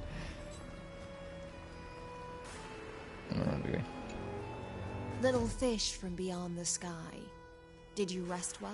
The Imperator and the delegates are about to arrive. God, Hycelin's design is so gorgeous. I know I keep mentioning it up. Every time we bring it up, I'm just like, man, her design is so beautiful. She's so elegant. As a big loud motorbike passes by to interrupt me. About your role. Knight Commander of Akama, General of the Flame Chase Army. Oh, okay. I think that kind of answers where the ducks comes from then, from her then, if she's a general. But beneath these shiny scales engraved with complicated titles, I am just a swordfish at the Imperator's side. As you've witnessed, she is the Empress of Akama, the one who ended the Chrysos War and the leader of the Chrysos heirs. As merely a humble subject, I cannot say more beyond this. The Chrysos heirs here constitute the elite among the Flame Chase army. Dux Halcalithist Apollonius and Dux Carminin, Virginia, serve as the army's advisor and historian respectfully. One offers advice and counsel to the Imperator, while the other... I do want to say, though, with Aglaya bringing up that, like, she would, like, weave us new threads, I do think it's a missed opportunity that of all the Hoyoverse games, only Zenless is capitalizing on, which is, for fuck's sake, let the protagonist have alternate costumes. Like, Zenless is the only one capitalizing on that, with, like, Belle/Wise having 3 costumes now. Because they have their default, they have the Chinese-themed one, and they have the beachwear one. With the beachwear, with Belle actually having an interesting glitch, if you see her in reflections of mirrors or glass, her white shirt she wears over the, like, orange, like, bikini top, the white shirt she wears over it isn't visible in reflections for some reason. So it's like, if you just want her in just the bikini, just, like, line up the camera with any kind of mirror or glass reflection, and it's there. And he's like, huh, interesting. But, like, Lumine and Aether, they straight up made a lore point to make it canon that they are attached to their current wardrobe and so won't ever change, which is like so weird. No, allow them to change costumes. And then with the Trailblazers, it's like, what's their excuse? Like, when in Rome, like, come on. I think it would be cool to have some alternate costumes, but then Honkai Star Rail is straight up the worst about costumes. We only have 2 costumes, and one of them is straight up not good. Firefly's costume is just a waste of your money, because you never get to see it anyway, because she's always in the mech. And March, the costume was showed to us a whole year before it became available to get on March. And then they released it weirdly timed, because they released the costume just as March became absent from the story for the next 7.5 months. Like, huh? Dux Fatorum, the holy maiden who interprets the prophecy. Only the one named Tree. Like, Honkai Star Rail has great characters and a phenomenal story, but is kind of fumbling around the sides in ways. Now Akima's most vital prophets. Like, there's a real shortage of events. There's only 4 events total, and one of for this patch, and one of them is available with the patch, and one of them is the login event. So that only leaves 2 events to exist. But oh wait, one of them is just going to be the double artifact event at the end of the patch. So there's only one actual event after the event that's with the patch to look forward to carry us through the next 6 weeks. Meanwhile, Zenless has got 4 events ongoing right now. And one of them is like one of them you play chess. One of them you control Bangbu. Like one of them is like a military strategy game. One of them's a tactical RPG, and so I've barely touched it. I don't mean to. I'm like, I should do it and get the rewards, but every time I look at Jafufu, I'm like, can I be bothered to do this now? Nah. Then come. The Imperator reserved seats for you. I'm starting to feel a bit nervous about the meeting. Since Sir Ridra is presiding over the meeting, it'll be a good opportunity to learn about the law's inclinations in the current era. Let's keep our ears open, okay? And HSL's other problems is that, like, it has a vicious lack of, like, alternate costumes. It also has a huge power scaling problem, which thankfully they are trying to do something about it, considering they buffed a wave of characters and apparently more buffs are to come. What do you think the Imperator Even though that itself was like a patch ago now. My homeland can't endure anymore. Because, you know, Armalee's character, I forget her name, the Ice Lady, she got buffed, Calf got buffed, Silverwolf got a god tier buff, and Blade got buffed. Apparently Zila is next on the docket, and Jesus Christ, she needs it, because Zila has one of, like, the most OP kits that a turn-based RPG could ever hope to give. She's super fast, always goes first, and has an ability to give herself 3 extra turns to every opponent she kills. In any turn-based RPG, that's just goated. That's just great. But she just doesn't have the damage multipliers to keep up with the current meta anymore. That's just straight up like how it is. The damage multiplier she delivers used to be at the top of the food tree, and now she's just isn't, because characters that have come since just higher up the food tree with damage multipliers. It's Blade! Yeah. But yeah, her damage multipliers, that's only Honkai Star Rail's going through. Like, in Zenless, the power creep was more in movesets. The characters are becoming more complicated. But all they did with Ellen, when they buffed her, they didn't buff her damage. They gave her a couple extra skills, and now she's kept up again. Genshin, who's the most, like, OP and most beloved characters? Oh, wait, it's fucking Bennett, it's Fischl, it's Xiangling. Launch roster 4-star characters. Honkai Star Rail is the one that has a grievous problem of just new characters come out and just point blank are better and do more damage than characters that came before. Finan is, like... Do I need to even explain how OP Finan is? Finan is derangedly overpowered. Like, he power crept Fei Xiao, and Fei Xiao was running laps around Zila. And Zila used to be the top DPS. Like, you know, like, this is, like, it's a constant, like, the new thing comes out, and the previous gets buried.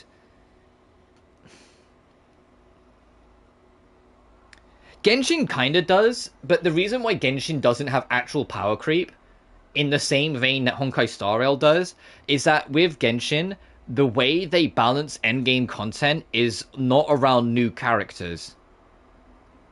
They don't balance their endgame around having Skirk, for example. They balance endgame about you showing up with Traveler, Amber, Lisa, Kaya. And maybe swapping one of them out for Barbara for healing. And I'm not even joking. Every single piece of endgame content is balanced around that. So although power creep in the literal form of there are new characters that are more powerful come around, power creep as in the definition of old content gets replaced by new doesn't really exist, because you can still get through all the content with the old.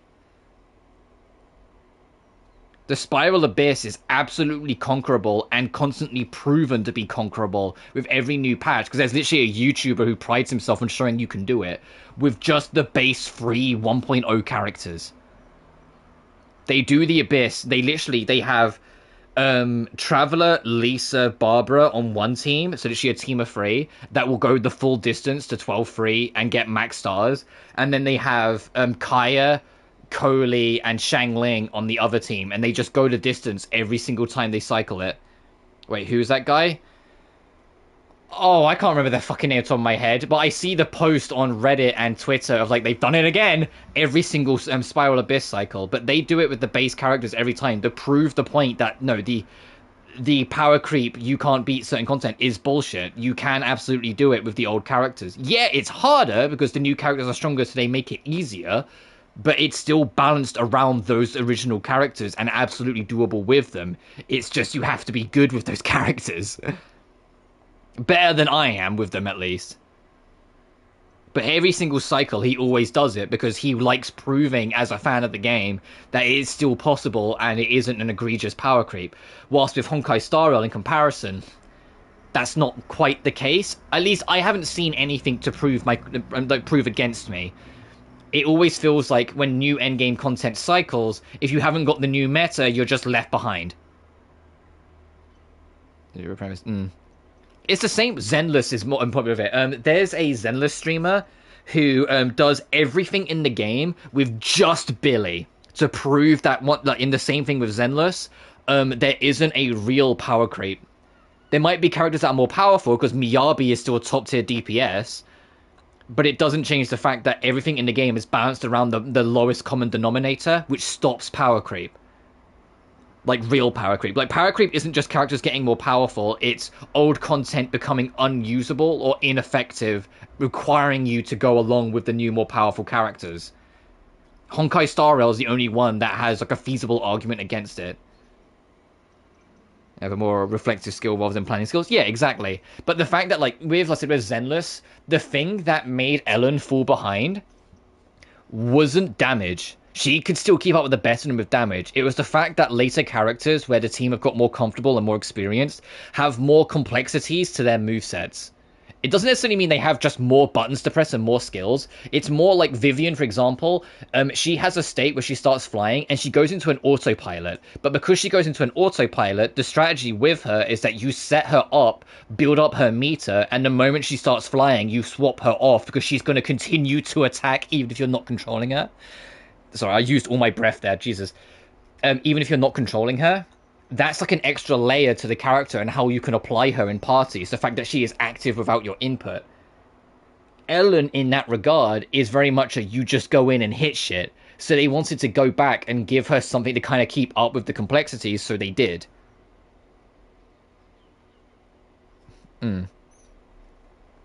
Yeah, I get what you're saying, because you're saying, like, in comparison to this being turn-based, it's like, it is a difficult thing to balance and more of a risk. But for me, I felt like, even though, like, Penacony also suffered with the problem of power creep heavily, I felt like Penacony, I felt like I could see what they were trying to do to get around the power creep problem.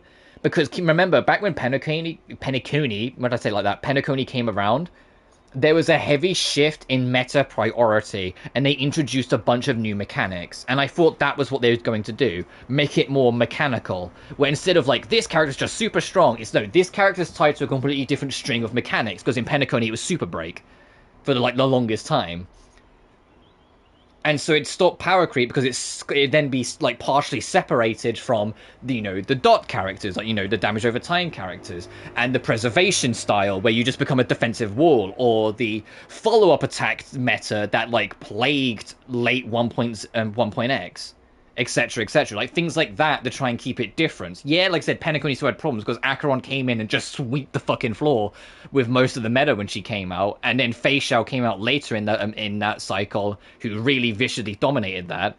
But I could sort of see what they were maybe going for, yet you come to Amphoreus, and it's like, where's any of that? Every character's just quintessentially just better than the last.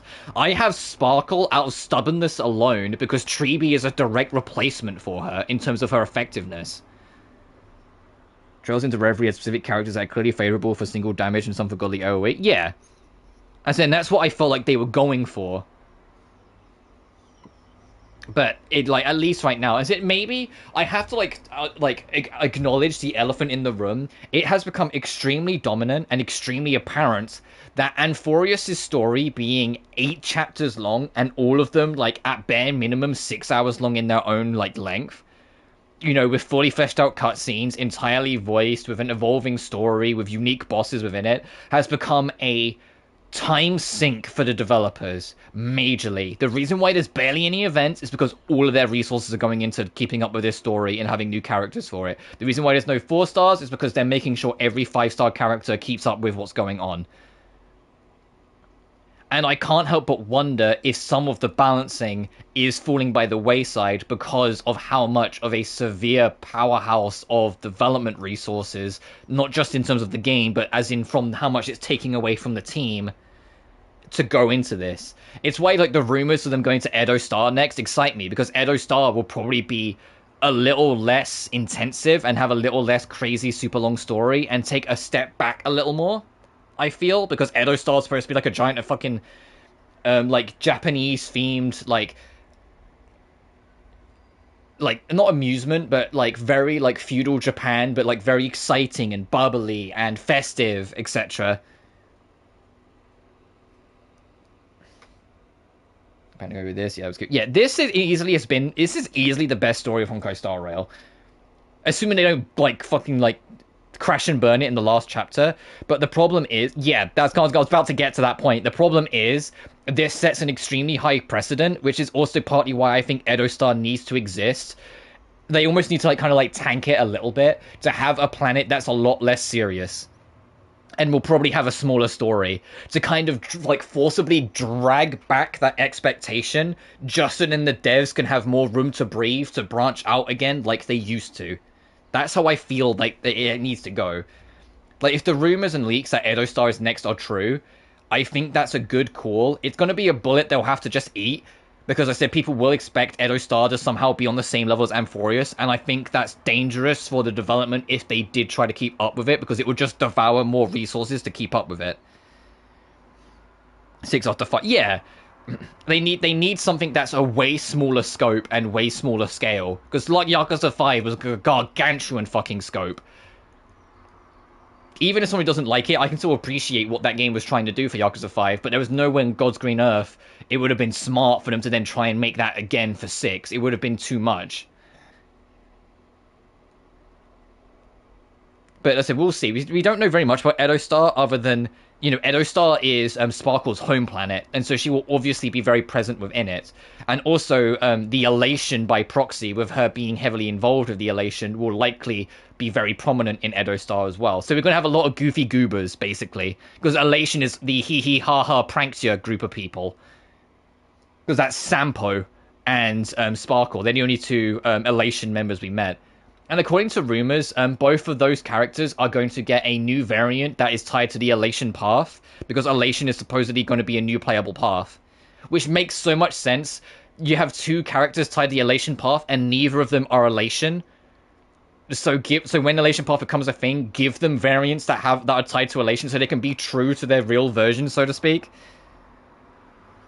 And because of 5, I could not see the Japanese word Yume behind PTSD flashbacks of 5. Yeah, true. Who knows? First, but like I said, ultimately we'll just have to see with that. I am excited for Edo Star because I genuinely, like, Honkai Star Rail has my favorite, like, ongoing stories of, like, the 3 main games. Genshin is my favorite lore, and Zenless has my favorite moment to moment, as in, like an action scene will happen, it's like, wow, this is sick. But Honkai Star Rail has my favorite just, like, raw story that it's telling you. The history books said even if sometimes they get a little carried away with like characters just standing around talking, like, well, Amphoreus has had it a lot, or black screens with just words in front of you saying this happened. You're like, oh, they couldn't just make even artwork for this? Okay. Similar acts have occurred, and not just once. However, whether history will repeat itself, you'll soon see. The character in Trails called Yumi. I see her name is referenced. I can't. Oh no. Please take your seats. The game's still representatives chattering. Ladies and gentlemen, silence, please. The Imperator has arrived before her faithful council, and the Alliance meeting is about to begin. All rise. In the names of Talantin and Kefali, the Akama Alliance swears upon the gods. Oh, yeah, Kefali's not the Sky Titan, so it's the World-Bearing Titan. The Sky Titan is Aquila. I pray not. Got muddled on my words.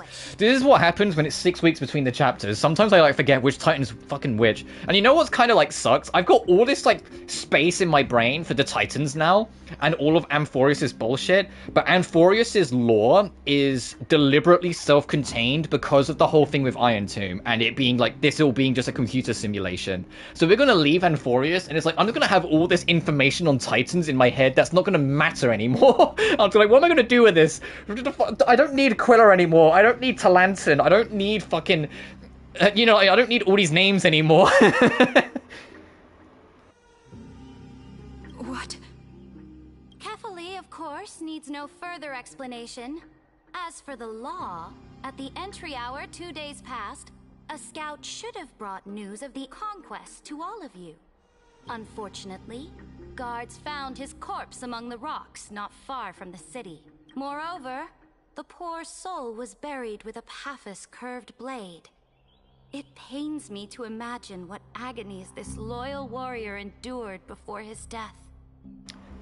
Not to be that guy, but you know what gives away the real reason why it's not exactly the same as Farina? Saridra has bigger boobs. I'm sorry, Farina. I'm sorry, Farina. You gotta catch strays in this, but if I didn't say it, someone would. That's how you know that's not the same. Delegate from Paphos, do you have any insights? I know nothing of this. The evidence is irrefutable, so there is no need to waste your breath. However, let us set this trial aside for the time being. And also the whole, let's be real here, Farina would never hurt a fly, yet Saridra, we saw her burn a man to a crisp in her intro. Saridra is absolutely prepared to fulfill the nickname as the Tyrant when she needs to. Witness, even within the most sacred and dignified council, there were those among us who wished to draw their blades, brazenly challenging the Alliance, seeking to shatter our hard-earned peace and unity. Also, slight question, if Amphoreus is ending in 3.7, like, because we know its story is 8 chapters and it started in 3.0, so 0 was chapter 1, and we're in 3.5 now, so this is chapter 6 of 8. There is going to be a 3.8 update, so I can't help but shake the feeling that 3.8 is going to be a real quiet update. Like, I wouldn't be surprised if there's like no new characters in 3.8 and it's just like a couple events and nothing new, because it's the team taking a fucking break for 6 weeks. Like, I'm saying it's like, what are they actually going to have in 3.8 other than go on holiday? Like, apparently, like, according to, like, early leaks and murmurs, there is going to be a new character added to the roster in 3.8. So, like, there'll probably be something. But I'm just kind of like, what? Unless it's, like, that character's going to be, like, a tease for Edo Star, maybe, which could happen. I can't help but feel like 3.8 is going to be real quiet. I think, like, 3.8 might be the holiday patch. We'll see. If it is going to be like that, if it is going to be just a holiday patch and there's nothing too important happening in it, I probably will skip that patch to also, for myself, take a small break from Honkai Star Rail because of how long this story arc has been. Because keep in mind, when this story arc ends, we've been in Amphoreus for 10.5 months. That's a long-ass fucking time for one story. And so, like, if it is going to be, like, nothing important for 3.8, I will probably not stream it too. I'll play it in my own time, but I won't stream it just to kind of take a break. Sort of like how I used to skip the holiday patches for Genshin. Unfortunately, the holiday patch this year, I say unfortunately, it was a nice thing, was the Nod Cry prologue, so I had to cover it. Where you will receive the highest level of protection. And Xenos I don't mind, because Xenos' story arcs are always really short. Every time they add a new chapter, they're always done in like 3 to 4 hours, so I can just get them done in one stream, so it never bothers me. Then, the Legion's warriors will join me in embarking on the campaign against Fagusa. This is clearly a trap. Imperator, did you summon us here just to trample on the dignity of your allies? This cannot be enough. Things are starting to get pretty intense. Comrades, you've all seen her true face now. According to the ancient laws of Akuma, only with the consent of 2/3 of the elders can the legions carry out the commander's orders. The ancient laws. Didn't you destroy them long ago? You defected during the first siege of Akuma, voted unanimously in favor of the Council of Elders restructuring, and just yesterday, you desecrated them with a blood-stained blade. The decaying old laws fell with Talanton and are no longer deserving of respect. But if you still insist on proclaiming yourselves defenders of the law, then be silent and offer up the highest respect to this core flame in my hand. Well, there we have it. She's got the core flame of law, the thing that we kind of need. The representatives fall silent. That really is the core flame of law in her hand. Since there are no objections, then the original agenda of this meeting, the campaign against Fagusa, is hereby passed. The Flame Chase Army's hunt for the Ocean Titan begins today. In order to prepare for war, all allied city-states must surrender command of their militaries and pay all war taxes by the end of the month. Wow. Okay. She really is like going for full force here, huh? I would like to introduce to everyone the newest. Oh no, you don't need to. After you've just got like the whole Council of Elders to despise you, you don't need to go now. Here's my best friend, Stell. No, I don't know her. The Deliverer, Fuck. revealed in the prophecy of time, has descended from beyond the sky. With her aid, we shall shatter the chalice of plenty and return Fagusa's core flame to the holy city. Absurd. Simply absurd. A deliverer from beyond the sky. This is just like that prophecy about slaying gods. It's a lie you've used to grow your power. Ladon has already sacrificed countless soldiers. And now you want me to send even more of my brothers and sisters to be used and discarded by a tyrant? Are there any other objections? Then I bid you all farewell. Meeting adjourned. Deliverer, please wait. I still have important matters to discuss with the two of you.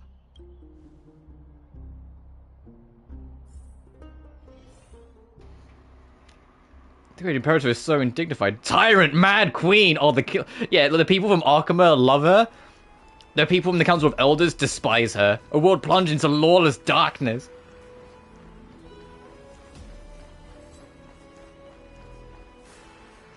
Oh, Saridri. Oh.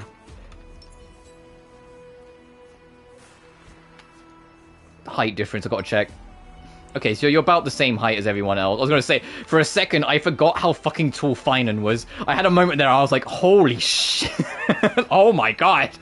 No, it's not that she's tiny. I mean, she is kind of small. Is that Finan's a fucking unit. So, I mean, look at Herta's more average height. This makes more sense.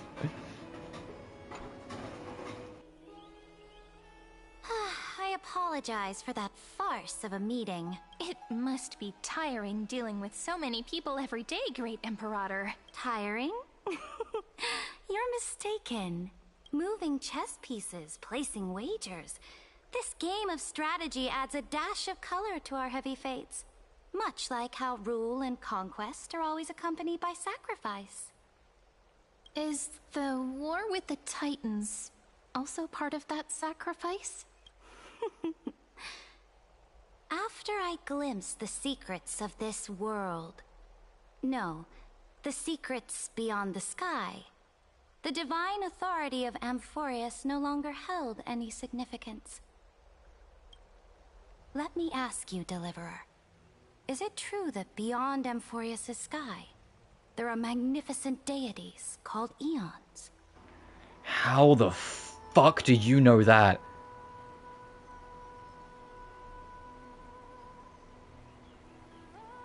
That's a big deal, actually. How does she know about things beyond Amphoreus when Amphoreus is trapped in an impenetrable bubble?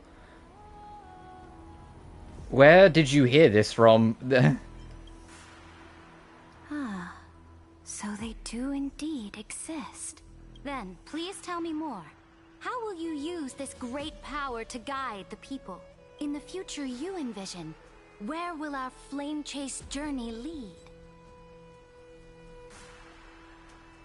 And protect the core flames and the lore. Only then can Amphoreus break free from the destruction.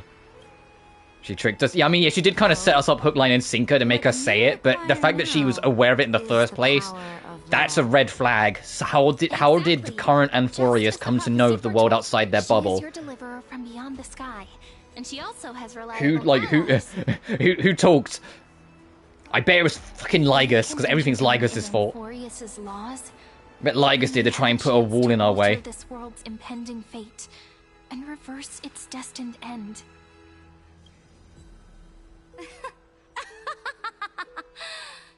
Very good, Deliverer. You have courage to say such presumptuous things, even knowing that the inheritor of the law stands before you. You mean... In the past, anyone who dared to covet the Imperator's divine authority would have met a gruesome end. But now we can see beyond this dying world. Mind wiping? Yeah, I do, but I don't think that is what this is. I think it's more that someone spilled the beans. Stubborn sky.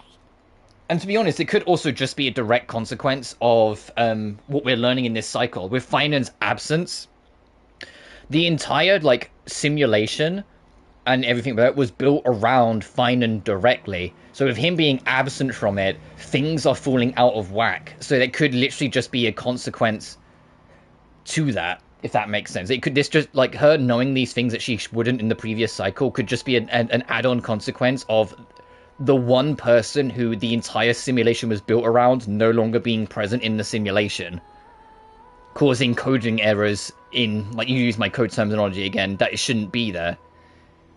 Is how I would say snide, condescending, mocking tones, was it one of the most rhetoric? Oh, jeez. Alas, that fickle ocean. Is this you telling me you found your new wife? Water leading to the vortex of Genesis, hindering my ascension. If the core flame of law cannot be returned, your path to deliverance will never be realized. Now that things have come to this, we must resume our once stagnant journey and force the waves that block our way to recede.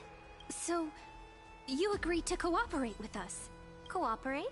Forgive me, but I never cooperate with anyone. Though I will permit you to join me as subjects. For fuck's sake. Yeah, I won't work with you, but you can work for me. This is... There. The Flame Chase Medallion, a symbol of the Flame Chase Army. Every noble in at least are you going to at least be treated us as a noble? This medallion represents the will of the Imperator herself, and you may act freely within the city with it. Before we embark on the crusade against the Ocean Titan, you should rest in Akama for a time. Be wary of someone named Lygus, Imperator. Oh? Your advice is acknowledged. From this moment on, prove yourself through your actions. As long as no boundaries are crossed, I fully respect the choices of my subjects. May your journey reach that sky full of stars, great Imperator. There was a thing as well in Hycelin's comment, where there's a point where Hycelin says something along the lines of her not exactly liking something, and she happens to mention it under her breath, and Ceridra hears of it, and so completely annihilates said thing that Hycelins didn't like. So Ceridra, in her own way, does at least still care about her subjects, just in a kind of a way that someone would want to prove their strength and scare you a bit, whilst also trying to make it look like it's a favor and they care about you would. Go now. Take a bath first. You two... reek of seawater.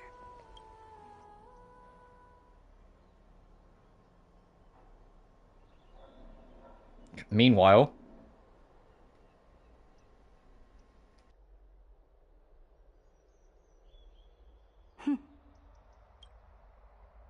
Come forth, Theoros. Yes. Oh, for fuck's sake, you son of a bitch. Why wouldn't you just leave us alone, Lygus? Imperator. Now, perhaps you're willing to hear my counsel. Those two arrived just as Oryx described. And just as you said, they showed a thirst for law. And that this also means to me that Lygus is the reason why Ceredra knows about the Aeons and things outside Amphoreus. Lygus absolutely shared it with her to like show a sign of trust. At least this proves that my judgment was right. Sparing your life was the correct decision. You've once again confirmed that your wisdom is no empty boast. Now another choice lies before you. With whom shall you ally to tip the scales of law? Me? Or that deliverer? Remind me again, Antikytheron.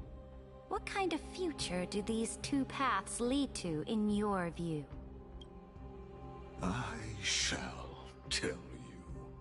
You are entitled to know that the deliverer... Yeah, something that we figured out from Lygus over the patches is that he is so arrogantly confident in his intelligence and that he will get what he wants out of this, that he, honest to God, he will play his role and, like, you know, try and manipulate people, but he, honest to God, does not care in the slightest if people figure him out.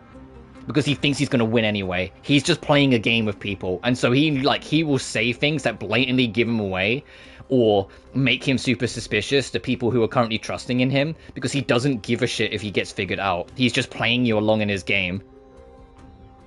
He's so confident and so arrogant that it will work out anyway, that he just does whatever he wants. It's the only reason why he got into this mess with the cycles anyway. Because he nearly got what he wanted in Cycle 0, but because he explained everything to Finan and Cyrene, believing they couldn't do anything, it gave them time to think outside the box and find a way to at least push him back and delay his plan.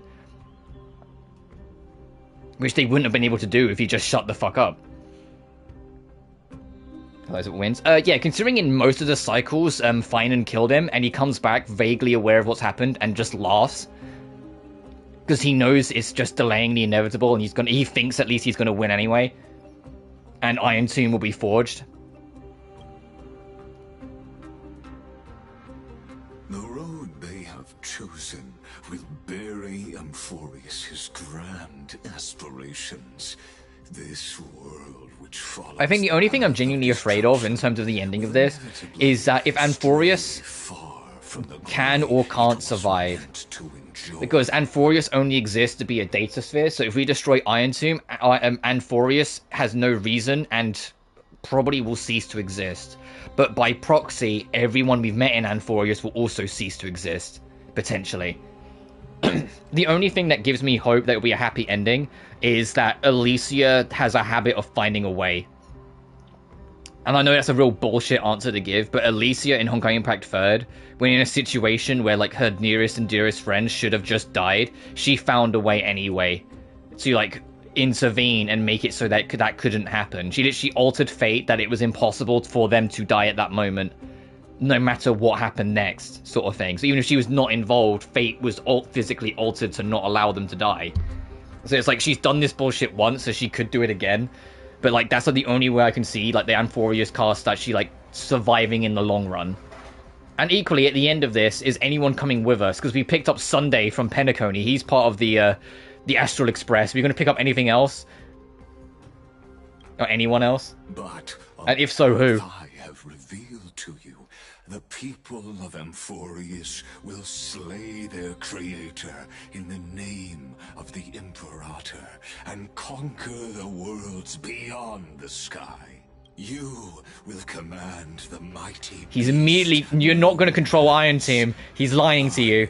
Iron Tomb's out here to start a war and destroy all the erudition. And conquest to the universe.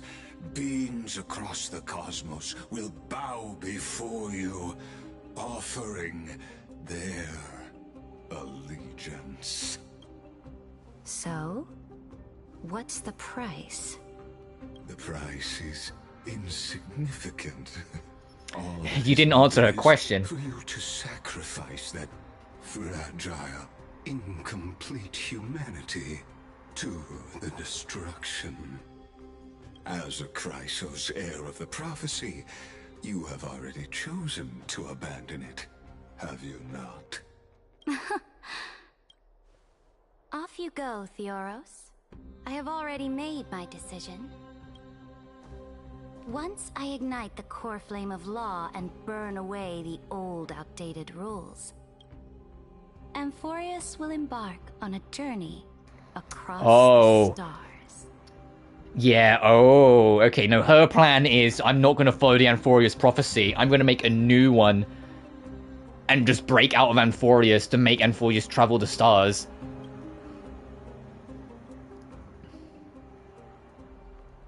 I can't help but feel like that was foreshadowing that the tutorial, like the loading screens here, brought up the Genius Society.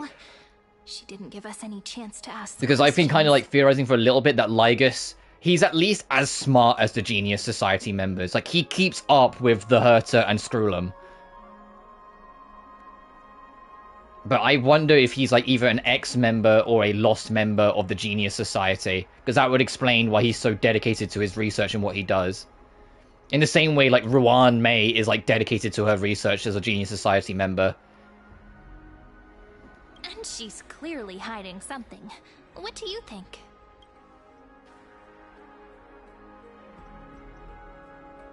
We should consult with the geniuses about our current situation. And also, yeah, what a five-faced answer like it, yeah. Same wavelength. The atmosphere in Akama. When this cutscene ends, I'm gonna take a quick bathroom break.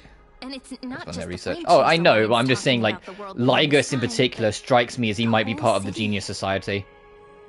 We should also discuss our findings with our friends from beyond the Either sky. X or Lost or something, but he strikes me as Genius Society. Then we should go enjoy the renowned bathing culture of the holy city and Cyrene is immediately like, we should go take a public bath. Of course, Cyrene. most on this journey. Because it's purpose of Lygus. Yeah, true. Is this really the best time for a bath? Work and rest are both important. You see, everyone agrees, right? Oh, she's trying to get us out of the situation because she knows the Council of Elders probably want us dead. So someone's watching. Can't let our guard down for a second. Let's use taking a bath as an excuse to find a quiet corner to update Madame Herta and Screwlum on our progress. We can also Yeah, check that's out Cyrene what's being happening in the smart. city. She's not using the bath just because she wants to get in a public bath with us. She's doing it because Let's be gossiping. we won't be, you know, assassinated by the Council of Elders. We can kill 3 birds with 1 stone. Let's go. Which was exactly what I said we were going to be at risk by if Ceredra just casually, after pissing everyone off, went, by the way, this is my bestie, the Deliverer. Like, I knew that was going to happen. That's why I went, no! And she immediately set for us up. People! The holy city is so lively.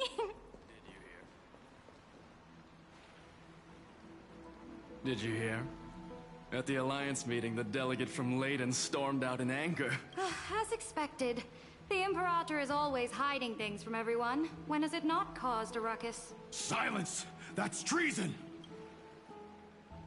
If it weren't for the great Imperator, you'd have sunk into the lake with those corrupt elders already. And you wouldn't even be alive to speak like this. Oh no. It's the Imperator's loyal dog. Let's go. We can't talk in front of this guy. Ugh. How disappointing.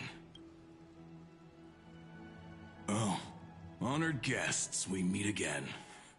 Looks like I'm not the only one who came to the baths to unwind after the meet. For the upcoming campaign, Whoops, my fault, please finger make sure slipped. to rest well. I am Dux Fregoris, a trusted officer of the great Imperator, willing to fight alongside the Deliverer in the coming battles. But it's funny that you bring up Neptune, or Neptunia, one man, because the anniversary is, like, very imminent. The major anniversary milestone. And a lot of people, considering, like, we know that Nep 5's in development, think they're probably going to tease Nep 5 on the anniversary. which is a crazy thought, but it's like, no, there's an official new page on like Twitter and BlueSky surrounding NEP's anniversary that's been like opened up. It's like, oh no, clearly they're planning to go big with this. So we'll have to see, but there is a chance that we're literally on the cusp of seeing NEP 5 now. Because we knew, they mentioned it many times before, that we were going to see something at some point this year. And it's now August. It's like, it's getting on in the year. My theory was Tokyo Game Show, but no, the anniversary is before then. So it makes sense if they tease it at the anniversary. And then maybe have a full trailer at Tokyo Game Show. Where there'll be more eyes on it. Ugh.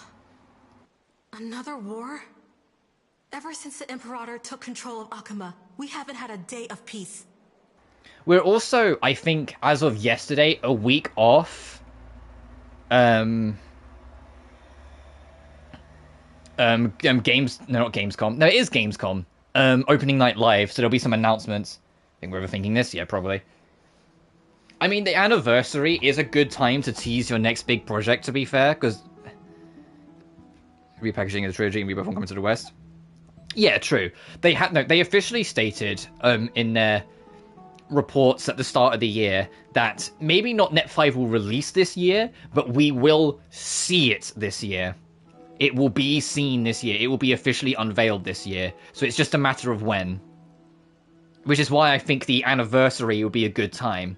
If not the anniversary, Tokyo Game Show. If not Tokyo Game Show, when?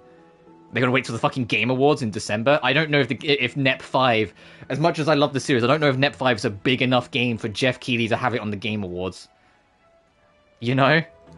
Because I said we'd get Bloodborne. I never said we'd get Bloodborne. I said, man, I hope... if we were ever gonna get anything Bloodborne related, the 10th anniversary is the last chance we're ever gonna get.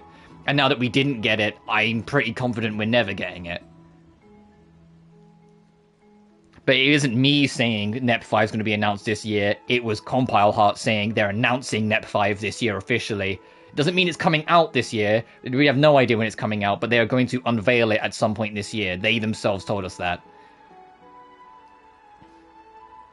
In the same vein that we are supposed to get Death and Request 3's official unveiling at some point this year.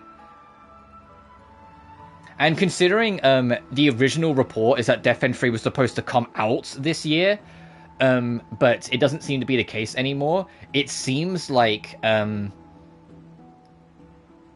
Scar-led Salvation, the experiment they pulled with that game, paid off.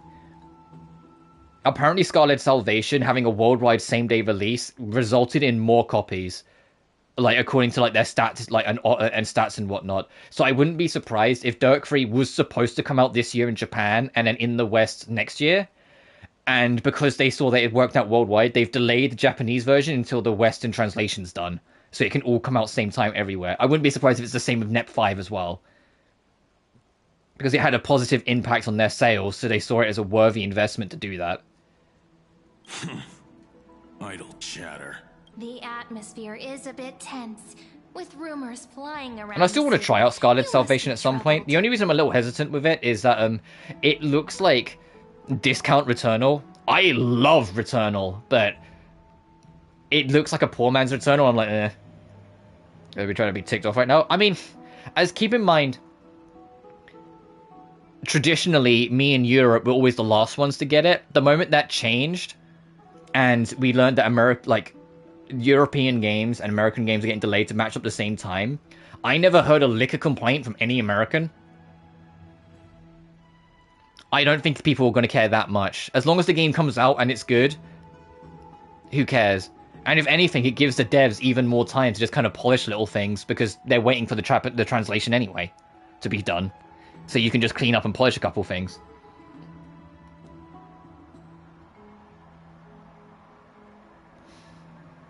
Like, there was always a huge thing. The classic example, Persona 4 Arena, the original Persona 4 Arena, where it came out in Europe a whole year after the US release.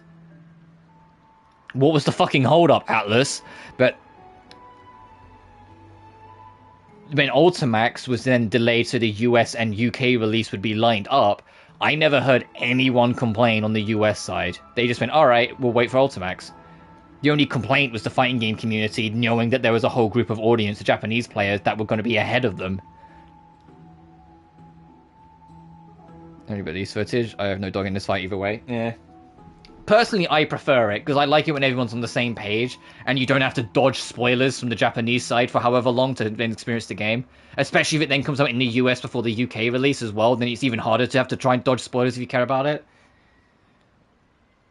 My apologies.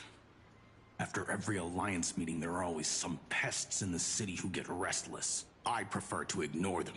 I prefer to ignore them. Where is this guy's voice? In the slightest. They just complain from the shadows that the sun's light is too harsh. Besides, the Theoros has already promised the Imperator her fate. And these clowns... But I've mentioned before, between NEP 5 and Def End 3, I'm a lot more excited for Def End 3, but I'm also still very curious about what NEP 5 could entail. May I ask, who is this Theoros? The Imperator has ordered us to keep his lordship's whereabouts a secret. Why is she keeping Lygus a secret? Come on. Let me generate. Personally, no, because the idea of everyone in the community getting to experience something together sounds way better than it being stagnated so you can just get early dibs. Honest to God, like I bring up the American example of like when like American games got delayed to match UK releases. No one ever, like I've never once seen anyone complain or bitch about it. Ever. Outside of like trolls, but you're always going to get that from them. I genuinely don't think any, if many at all, Japanese people are going to give a fuck, to be honest. I think as long as the game comes out and it's good and everyone enjoys it, that's all that matters. I think that's all people will care about, honestly, but like in that sort of thing. So making it a universal worldwide release. And to be fair, technically, any universal worldwide release of a Japanese game does this. It's just they've been doing it for, you know, the past 20 and 30 years, whilst Idea Factory, or Compile Heart to be more accurate, have only just caught up to it in the year 2025. So it's a standard procedure that Idea Factory have just been very behind the time on. Which isn't exactly a surprise considering it's Compile Heart. I love Compile Heart, but man, they've always been a little behind the times, let's be real. It's the same with all the Atelier games. I mean, the Atelier games, it's a quicker turnaround because they don't do an English dub. So it's just translate the game and then it's done. But the Atelier games have been doing it for a few years now as well, where they wait for the translation version to be done as well, and then they all release it together. The only reason why it's a lot more seamless is like Final Fantasy, to use that as an example. The English script is written alongside the Japanese script, so it's a lot quicker to get the translation in because it's literally worked on alongside it. But that's just because Square Enix have been in the mojo of doing it for 2 decades, and so they know how it works and they know how to make it quicker and seamless. It's also why the English dialogue in newer Final Fantasies is a lot more natural and more believable compared to how it was when they first started doing it, because they can work around it as they go.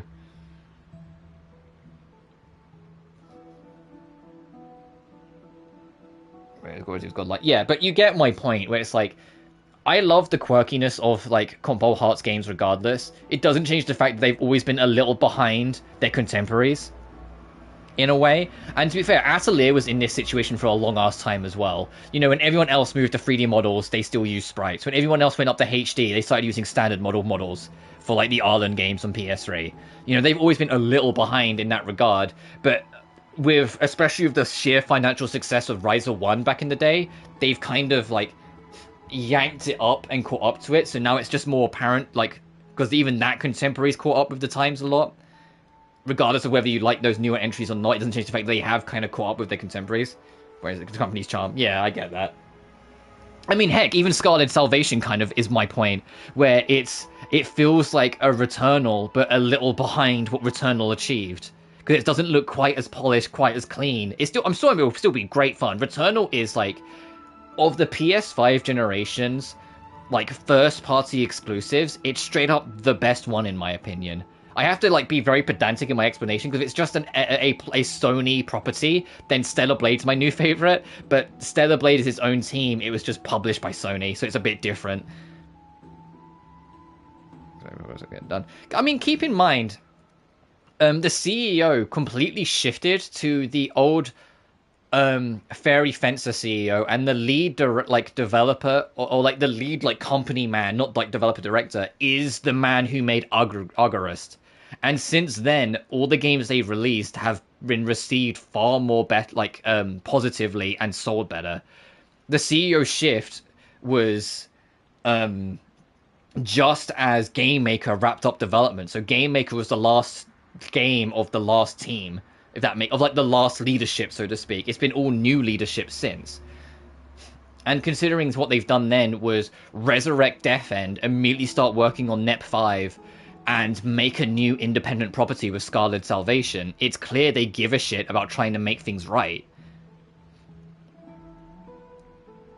Yeah, we're talking the first Fairy Fencer. The CEO of it was the guy who made the first Fairy Fencer. Not the new one. The new one is still remnants of old team. Because that was made alongside Game Maker at the time. The new team's properties, technically, very technically, we haven't seen any of them yet. And the reason why I say technically is because the Death End spin-off had a co-developer team.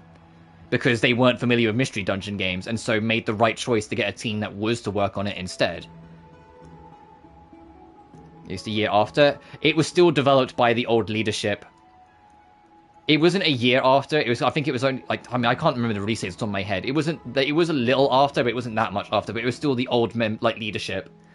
It was still in development and finalized under the old leadership. Like, I say that it was finalized per se under the new leadership, but it was developed wholeheartedly by the old. So it's not like everything was going to change overnight like that for a game that's like, if your thing's 95% done and someone new takes the helm, they're not going to suddenly say change everything, because that's just a waste of time and money, you know? I was in the code up too, but yeah, like, so we technically haven't seen a new, like, a game from the new leadership. That will be the first game under new leadership. Will, I think, be Death End Request 3, because that will release first between that and NEP 5. Oh, actually, no, technically Scarlet Salvation was new leadership. And I said, but Scarlet Salvation is an entirely new independent property, breaching out into an entirely new genre for the company. So it's hard to compare to the others because it's so different. Like, it's hard to say that this shows what the leadership is or isn't, because we haven't got anything to compare it to within Compile Heart. They haven't got any other third-person roguelike sci-fi shooter. You know? Like, that's a weird, like, complete offshoot from for Compile Heart compared to all their other things. What's a code representative do, Fez? Ah, so it's his lordship. Stop trying to get things out of me. Leave me alone. I didn't even need to try. Big and strong Dux Fragoros really can't. Dux Fragoros. Even Cyrene's getting a little mocking. Theoros. What an ominous name. Bad news. He's been staring at us the whole time. Let's move to another place for now. We don't know how much Saridra has concealed from us. In the worst case scenario, she's we working. have to face more than one enemy. Yeah, in worst case scenario, we're gonna have to fight Saridra because she's working for Lygus. What relationship with Falcon, which is wild. Yeah. I said, like, the team they got to help with Death End Request Code Z was both to their benefit and detriment, because it was a team that was extremely experienced with Mystery Dungeons, but the trouble is that the dev team clearly thought anyone who played it was also extremely experienced with Mystery Dungeons. Like, I can't stress enough, Code Z is, like, a perfectly fine Mystery Dungeon game. It's not great, it's not terrible, but it's perfectly fine and does everything it needs to. But if it's your first Mystery Dungeon, God have mercy on your soul, because it is not intended to be your first Mystery Dungeon. And it is I can very easily imagine it being a very fucking miserable experience if you're inexperienced with the genre. Oh yeah, they're GRPG, or GJ as I used to call them, because I, for some reason, thought there was a J in their company name. I wish GRPG well, I really do. Like, it feels like I haven't seen much of them recently. I imagine they'll at least be partly involved with Death End 3, because they always have been. Like with the Death End series, but it's always been Idea Factory is like the core developer, and GRPG are kind of like the backup, like the extra heads to help out with like mechanics and systems. And not knowing the language, yeah. That you were doomed from the start. But like the biggest one, like I still am slightly bitter about the fate of Dragonstar Varnir, where that game had a really interesting premise and a pretty fun story, but it was so blatant that Compile Heart at the time just had no trust in it, and it was actually, like, even compared to some of the spin-offs, was one of the worst budgeted titles and, like, strictest budgeted titles they ever released. It's why that game has like very little voice acting compared to other Compile Heart games, even in Japanese. It's why, like, there's a very limited amount of areas. It's why there's so many cutscenes that are just sprites in the same background. It's why the main villains, all of them, get dealt with off screen. It's because they had no money to do anything with it, and it's like that game got cucked so fucking bad. And when it had so much interest about it. She also being involved in Mary Skelter. Yes, Mary Skelter. I believe with Mary Skelter, it was actually the other way around, where GRPG, were the core developers, Idea Factory just helped out as extra people. That's interesting. I mean, like, the thing with it is that with Mary Skelter 2, Mary Skelter 2's uncensored version caused too many problems. Not just on PlayStation, but in general. The only reason Nintendo let it go is because it was still during a point when when the Switch was still in its early days, Nintendo were desperate to win back their audience after the Wii U, so they were desperate to look like the good guys at any cost. But now, the Switch is the second best selling console ever, and the Switch 2 was a roaring success.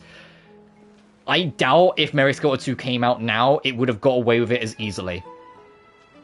But no, the idea of stripping all the girls borderline naked and rubbing and washing them down to clean them off from system mechanic, no, that doesn't cut it, so that was always going to be censored or compromised.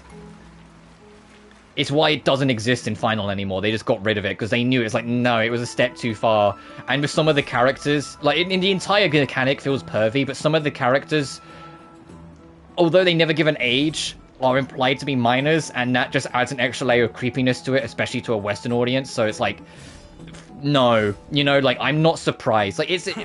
Yeah, I believe in, don't censor art. It's important to do that. I'm just saying I really understand, and I'm not surprised at all that the version that's now on Steam and most available is censored, because some of that shit just was never going to stick anymore. So the only reason Nintendo let it get away with it is that it was still early in the Switch's lifespan, and they were desperate to win people back. So they were doing anything they could to kind of make sure people were happy, even to the smaller details. The only reason PlayStation have got loose on it is because people fired up a storm and a developer directly challenged it to their face in, the open. And that's why I brought Sense, a Cyberpunk Ghost Story, because that was the game that directly changed the course of Sony's history and made them loosen on their censorship policy. And so I have mad respect for that game and its developer.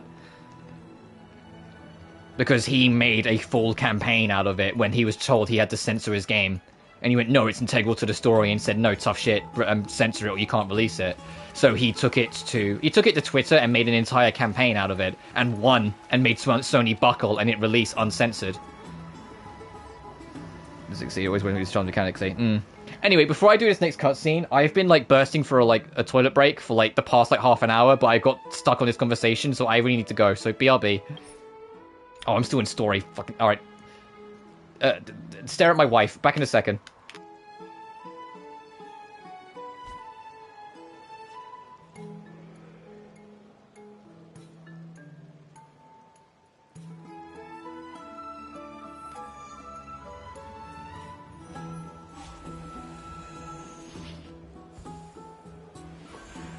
Were you shocked just now?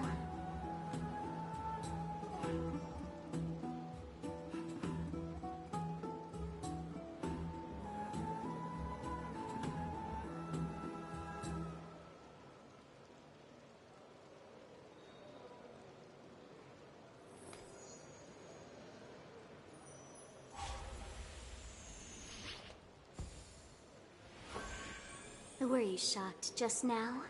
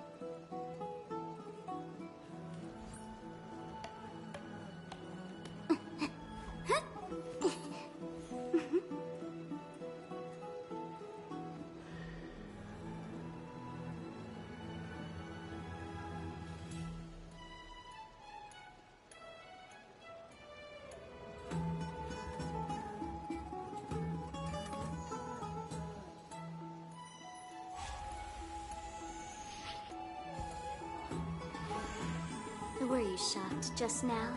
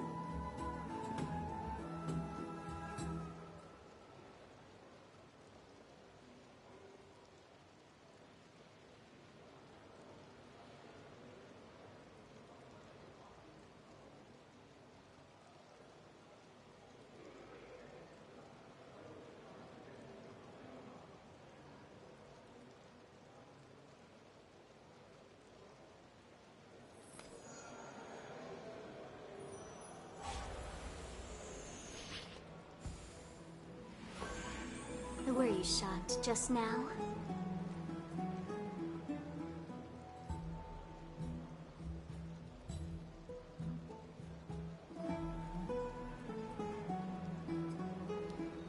I'm back.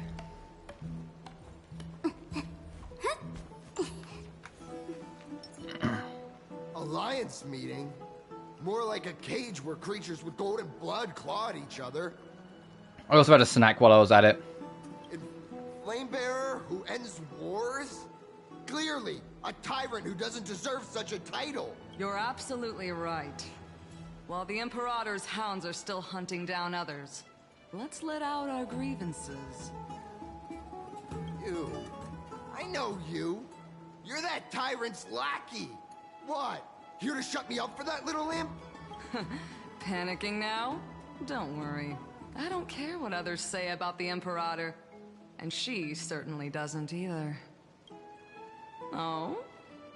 Children of the Prophecy. Such rare guests. Are you here to relax in the baths as well? The temperature is just right today, so be sure to enjoy it. You should rest well for the next campaign. What? Children of the Prophecy? Another excuse for the Imperator's reckless warmongering.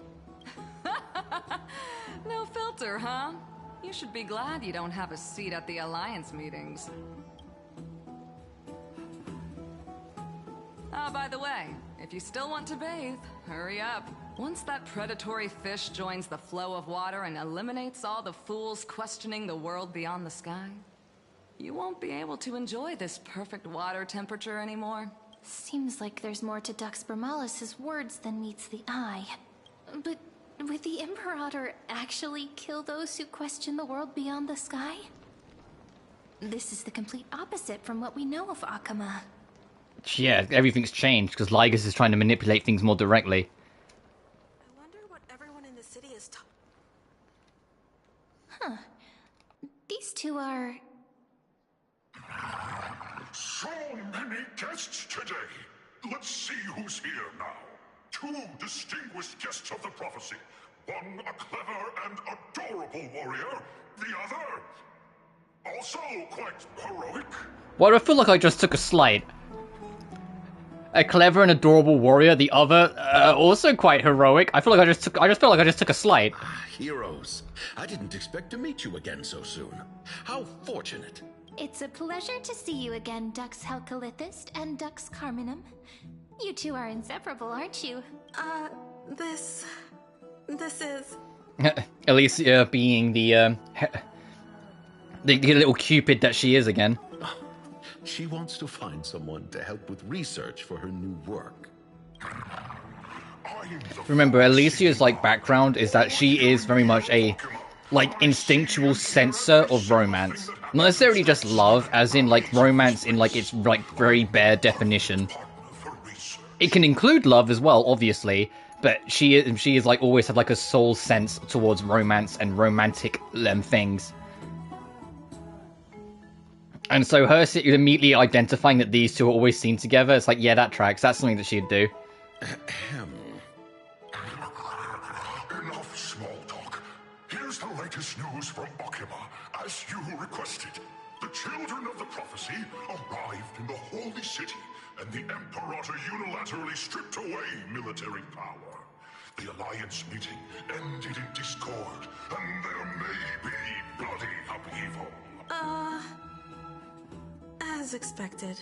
I get the feeling you might have embellished a bit to keep people's attention. Oh, but I don't want Sohini reading in my mind. It's not that she'd read your mind, she would just kind of be able to sense the flow. She knows, like, the vibe, if that makes sense, of what's going on. It's like, she basically has, like, a very heightened, think of it as, like, a really heightened sixth sense to anything romantic, either, as in, like, through love, or through literature, or through definition. Like, she kind of just can pick up on it.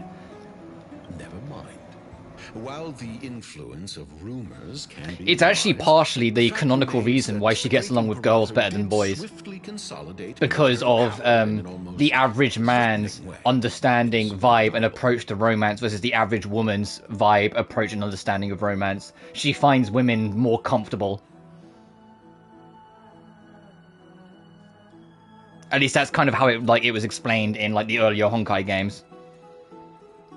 Because if you can sense that from anyone, no, you're going to eventually like gravitate to a demographic that kind of fits your vibe more. And for Alicia, it was always women. Heroes, I know the Imperator's way of doing things may seem a bit autocratic to outsiders, but soon you will witness her blade dance with enemies on the battlefield. I can't comment on the source of her loyalty, but when that blade... My Vast seems interested all the time. Yeah, I know. There's been a number of times where we've kind of like clashed heads because I haven't quite understood what the heck you're even going on about. The Imperator's blade. Is he talking about Miss Hycelan's?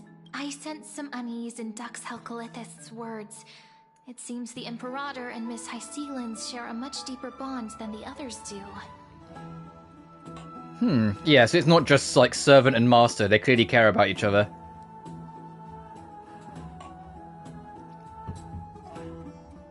There you got a lot to go. There are eyes and ears everywhere. Is there any place where we can have some privacy?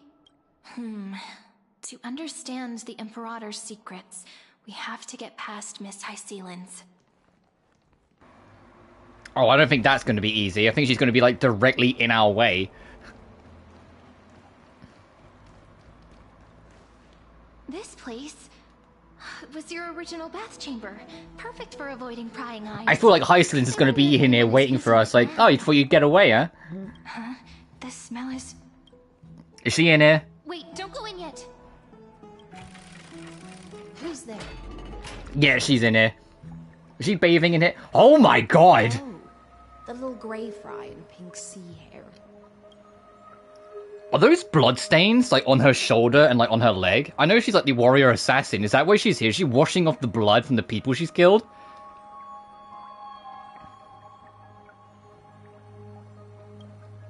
Also, you can see from here her back. Yeah, the whole, like, see-through to her, like, rib effect, water effect, it's only on the front of her body. It's not on her back. God damn! Little sea hair? You barged into here without warning.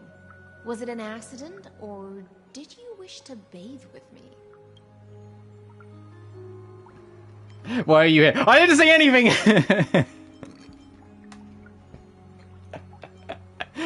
I didn't say anything! Is that so? But your eyes shine brighter than pearls. Wow, that's also a funny ass line. Icen's like, oh, you didn't see anything, yet your eyes are sparkling, huh? Because you just seen a pretty lady in the bath. Like, way to call her out. It's no big deal. There's no need to panic. This is the natural state for me. People are Actually, you know, this actually does make sense considering what Iceland is saying there. Once again, she just kind of appeared from the water one day. So she's like seemingly lived a whole life not having like to consider clothes. That's a human thing, and she's from the ocean. You know, she's on the depths of the ocean. So the idea that she doesn't really like clothes because it's just like a weight or extra restraint kind of tracks. Forget it. If Duck's Goldweaver heard that, she'd scold me again. She's a sea siren. The very first thing on her description is the sea siren princess. All right. Please make yourselves comfortable. The sea siren princess who lost the ability to sing. Let me first wash off the blood of the hunt and... That is blood on her. Hey, blood in a 12+ game. I mean, it's faded, so they can probably get away with it. But blood in a 12+ game, or a PG game. The hunt?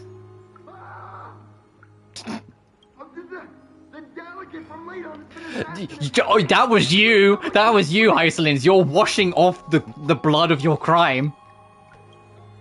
Ah, the broken crab shell surfaces. I was worried it had been washed away by the current. Oh, she doesn't give a fuck. You're a vicious fish.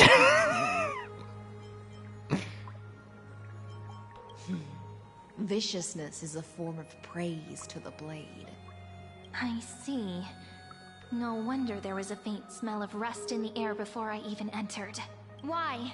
Is it because the Laedonians refused to contribute troops to the Flame Chase journey? Or just because they offended the Imperator? Because the new era of the Flame Chase doesn't tolerate stagnant blood. For the ignorant masses who cling to outdated laws, only bloodletting can wake them up. So you killed as a warning? On the frontier are rising, bruh. And Leiden has been secretly supporting them. They loudly chant the slogan, she's so edgy, yeah. Unwilling to relinquish military power. They're just building momentum for the rebellion.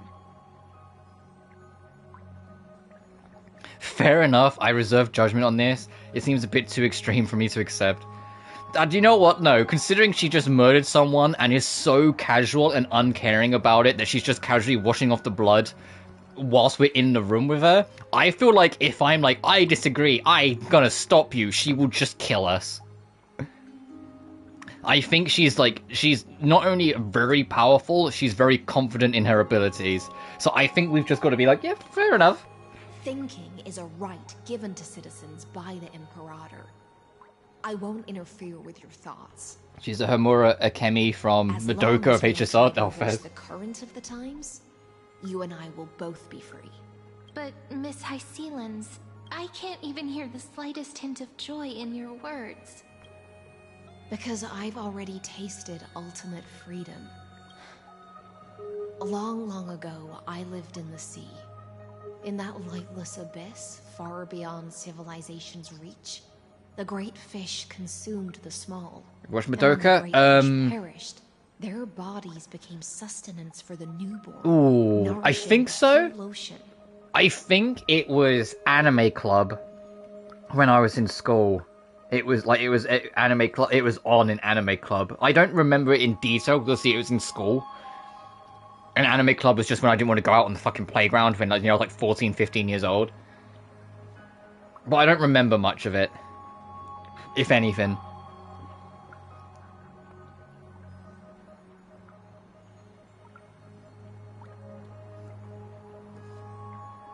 This is the tide that carries civilization forward. Anyone may be devoured. I feel like I have, because 9 times out of 10 it was fucking Bleach that was on, so I didn't really care. It was more that it was just a good place to like do my studies whilst like something was in the background, you know? It's been imaginable. What's the stage of denial movement? Oh, there's. Are you suggesting that ultimate freedom is in fact the cruelest fate for life? But also, real talk, I can always guarantee this artwork that they've made here, this isn't just about, you know, showing, like, being fan servicey and showing off that, like, she's so nonchalant and uncaring. You know what this is about? This is trying to sell people on the character. This entire scene is because Hycelin's, she was in the last patch, but Hycelin's has been entirely in the background because she just serves Ceridra. So we needed a dedicated scene of where you can see her in her purest form so people can see how she ticks and what she's like. And there will be some people that will experience this scene and go, oh, she's just a she's just like a cold calculated killer that gives no fuck about anything. Gimme. This scene and this whole artwork, this whole everything is showing how little she cares and how little these things affect her. To sell you on the premise of the character. It's not just, you know, like that, oh, she's naked, oh, she's covered in blood. You know, it's not just that. They're trying to do more with it. It's a purpose to sell the character by giving you a chance to actually see her in her purest form. Because it is an uphill struggle, considering she's the first new character since Finan. It's gonna be an uphill struggle to try and sell her.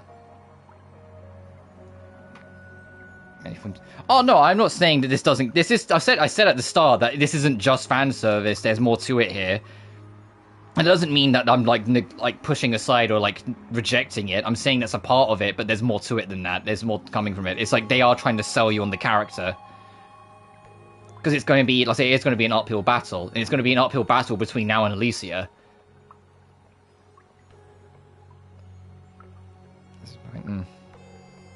Because, like, people are already not sold on Ceridra, despite her personality, and, like, people liking how she vibes with, because her kit is too focused and specialized, and too situational. So we'll see what happens in the live version, because things can change from the beta, but at the end of the beta, the common consensus is, if you're not using her for Finan, why are you using her? Because she's just not good for anything else. And I'm like, ugh, that's going to be a hard sell. Especially because Finan's already plenty strong, so doesn't really need Ceridra. And a lot of people have already built their team for Finan if they were getting him by this point, because he's been out for 6 weeks. So why bother getting another character now after the fact? And then next patch, Darnhung is rumored to be free, so that's fine. And Dark March is kind of being sold off the fact that she is an alternate version of the mascot character. But Dark March is still, I think, still going to struggle depending on which banner she is. I kind of hope she's the first banner and not the second banner. Because if she's the second banner, she's the banner right before Elysia, and she will just get buried. Other for non-maxes. Yeah. Yeah, Ceridra, the next banner, so in 3 weeks' time, is seemingly designed from head to toe to be for Finan. To help those that bad at optimization. Yeah, basically. She's designed to be the Finan, like the Finan support unit, and she has a really charming moveset as well. Like, all of her skills and all of her moves, and especially her ult, are all reminiscent of moving chess pieces on a chessboard and then getting checkmate. In fact, like, her skill is, like, her grinning, leaning on her chin, like, with, like, a slightly tilted head. Like, one leg crossed over the other, leaning over a chessboard, grinning to herself, picking up a piece and moving it, and it buffing a teammate. And that teammate, to make it serve the purpose, the buff it provides and how it works, is suited for Finan. There's no need for me to say more, Little Sea here. We're of one mind. Whether the Imperator's law can guide the schools of fish and lead us to a true... I don't want me to rail Hycelin's at minimum, straight at max. Buy at minimum, straight at max. I'm considering buy is probably more accurate, because you have to acknowledge that this scene would probably be no different regardless of whether it was Stel or Kalis that walked in. And you also need to acknowledge that she seems to have a loyalty beyond just servant and queen to Ceridra. I mean, like, I already mentioned that there was a point where Hycelin's in the character description disliked something, and so Ceridra, upon hearing it, responded by destroying it outright. So clearly there's a care between the two in some form beyond just master and servant. Max, I'm going by the amount of restriction. But, no, Hycelin's... This is a Hoyoverse character, so there's no such thing as a straight character, really. Okay, but, Hycelin's, I would probably more argue she's bi. No, to be honest, you know what I'd actually say? I'd actually say, no, she's none of that. She probably has no sexual interest in anyone because she's not of the people and doesn't understand people. She's probably asexual. She probably has no feeling towards anything. That's probably actually my best guess.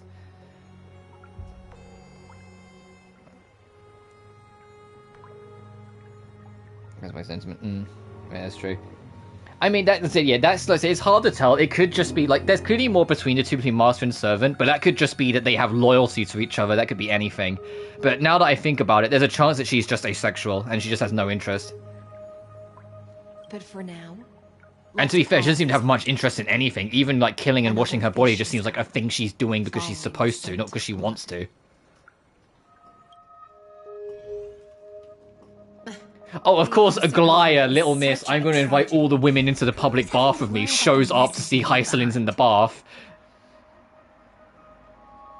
It's simply our duty to the Emperor. That was quick, Hycelin's. I turned around for a second and you got all dressed. Close friendships are packed like Fez. All ready to go in an instant. I think that's another, like, I talked to, actually, I haven't actually spoke about it on stream. So I can. Because one man, I messaged you about it last night when I first discovered it and was kind of losing my mind looking into it. There's a game that I've become aware of recently, chat room, this is for everyone, called Little Goody Two Shoes. And the more I look into it, not spoilers, I'm going to put it on my experiment week list for November. The more I look into that game, the more completely endeared and fascinated by it I am. And I can't wait to try it. I don't know any spoilers. I don't know how, like, most of the game works. I have the premise. I have a basic understanding. And that's it, because also I don't want to spoil myself anything. I think it'll be fun to experience. But everything I've seen on it, based during the witch trials in a European countryside, you play as an outsider girl to the village, so no one there trusts you or likes you and puts up with it. You're saying that it's that saying a lot to say different. Yeah, like you are extremely, like, you're in like extreme poverty and like you have a home of yourself, but like you need to keep, like, you're always at the, like, the very edge of poverty. You can't afford food and you have a hunger bar. So you have to go out, work the day, and get food to survive through the day. However, you can do things during the night when things are more dangerous, because curses, monsters, witchcraft, and all the rest does exist in this world. And you can risk getting yourself closer to it. You can even go into like, these like demon realms called the Witching Hour, where like specific creatures can poison you. And it seems less like you go to a demon world, more like she gets poisoned and passes out, and then in her like delirium nightmares you can try and do things. But it's also a horror game, so you know how those delirium nightmares are going to work. But yeah, it's got like a whole thing like that. But you early in the story have a person that arrives unannounced during the peak rumors that there's a witch in the town. And so you know this girl's going to get killed, so you have to shelter and hide her, but you also have to keep on top of that whilst doing everything else, whilst also keeping her fed as well as yourself. But equally, you made a deal with the devil at the start of the game, and you have until, I think it's like the end of the month, to provide blood, beauty, and body. And body can't be yourself. So you can either bring that girl along, or you can try and, like, talk to people and get close to them. But you need to get them close enough that they will willingly go see the devil with you and not tattle on you to the rest of the town and get you burnt at the stake because they're already looking for a witch. Equally, everything you talk about in the game has dialogue options, and you have to be careful what you say, because if they're looking for a witch anyway and you're a young adult woman during, like, 1700s Europe, what do you think's going to happen if you're suspicious? They're just going to assume you're a witch and kill you. I'll see that. That's when in America. Yeah, I hear you, dude. But it's also the reason why, very specifically in the story, that the main character is a lesbian. Because it's another aspect of her character that makes her an outsider to the rest of the town. And makes her seem like she's not one of them and seems disconnected from them. It's a deliberate story point of it. So you can romance 3 of the girls. The girl that's like stays with you, a girl you meet in the village, and like a girl that was like her childhood best friend. Yeah. And you can try and romance them to be the person that you trust to bring with you at the end of the month, but then you still got to secure blood and beauty, and that's deliberately vague in definition because you have to figure it out for yourself by exploring. But there's also the mystery of the town, the mystery of the church, why everything is the way it is, like why they're so fear-mongered by like the church into hunting down witches, and why they believe a witch is cursing the town at Pleasant and all this other shit. That's all down to you. But if you want to do all of that, you've got to juggle it with still trying to buy your fucking bread. You know, of still being able to work and get enough pennies to survive. And like, the more I looked into it, the more I was like, this game looks so fucking fascinating. I'm in. I'm in. That will absolutely chuck that on experiment where you can do like one big stream on it. Apparently it's not too long either, so we could probably do it all in one stream anyway, like we did Slay the Princess. Because to be honest, that's kind of what it reminded me of. It's not a visual novel like Slay the Princess was, but it reminded me of that kind of vibe.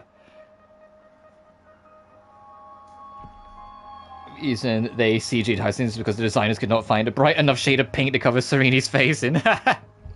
Yeah. But everything about that game, the more I see it, the more like, even like, I haven't even brought up the art style. It's a pixel art game when you're exploring the world, but all the cutscenes, because it has anime cutscenes, and all the character models are in a deliberate, old school anime aesthetic.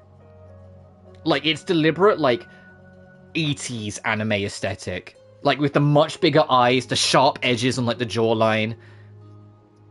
You know what I mean? Like, that kind of, like, it's like vibe, that kind of, like, older anime aesthetic. And I'm like, I'm all about that, gimme.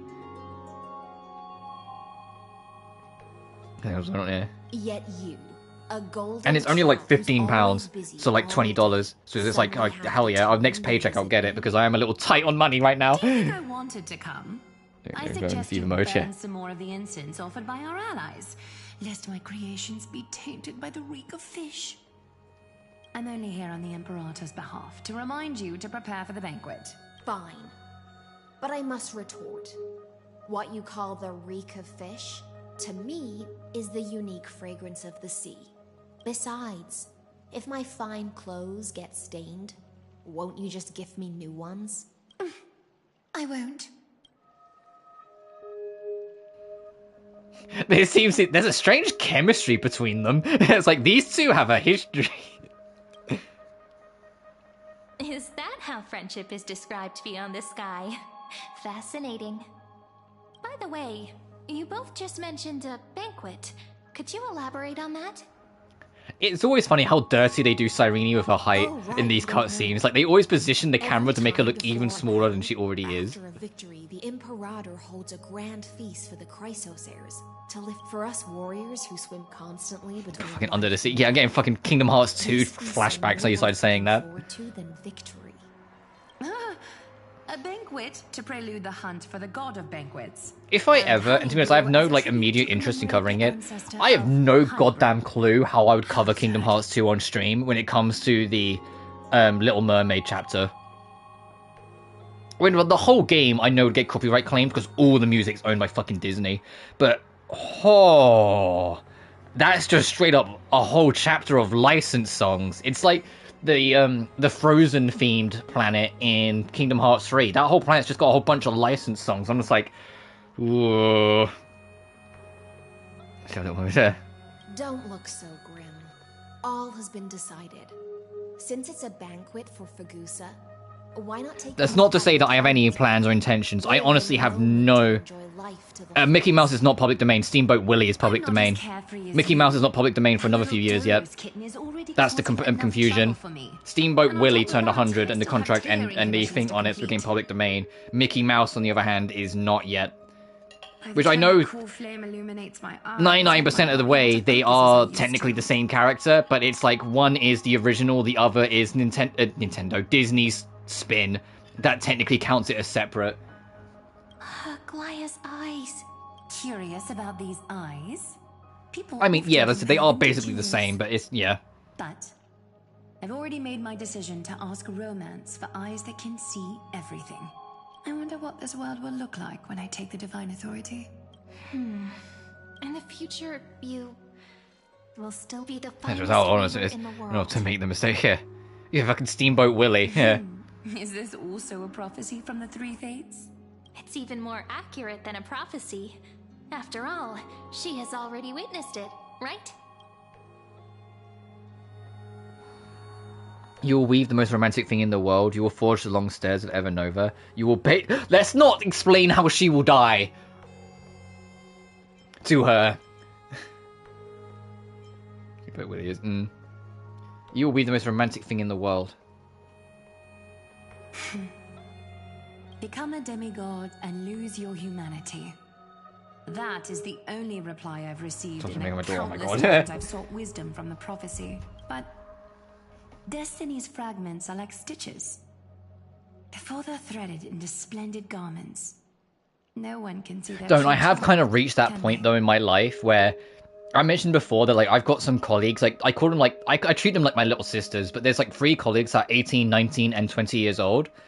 And even though like at least it's 6 years because I'm 26, the oldest is 20, especially with the 18-year-old of the 3, there are references I make that go straight over her head, and I have to register with the fact that these were things, the things I'm referencing, happened before she was born. And I have to sit there and go, oh, fuck, right, yeah, that did happen, like, before you were born. You're not gonna know what happened in 2005. Oh, God. Like, I am at that point where it's like, I will make a reference or acknowledge or, like, joke about something, and it'll go straight over her head, because I'm like, oh, no, she wasn't even born yet. Why would she know? I mean, yeah, like, Steamboat Willie was obviously made before I was born, but in my 26 years of life, I've been autistically fervent in researching and learning things, so of course I learnt about it. And also, I played Kingdom Hearts 2, which has a Steamboat Willie chapter in it, which spiked my curiosity a lot at the time, when I was a kid. If that, yeah. Oh, yeah, but everyone knows how aggressively it's been... Like, everyone is aware of 9/11 on a surface level because of how aggressively it's always pushed to the forefront of conversation anytime there's talk about, let's be honest, anything in the Middle East. There's way too many people that have lost their lives as a justification due to the response from 9/11.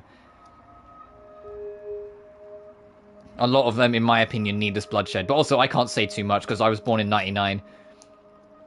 I don't remember 9/11 because I was too young when it happened. Some of my earliest real memories was a holiday to Greece we went on when I was like, I think 2 or 3 years old. That I can think of. I'm sure if I dug in the noggin hard enough, I could think of something else, but that's like some of my earliest memories is that we went on a holiday to Greece when I was like super young. And I remember because it was like a white building with a big swimming pool outside and like an outdoor bar nearby. I was born in 99. May 20th, 1999. I'm 26 years old.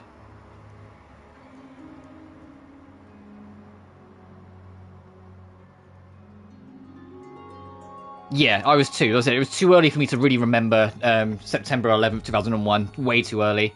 But so my earliest memory was like a holiday in Greece. We had a white building, it was a big swimming pool. There was an outdoor bar.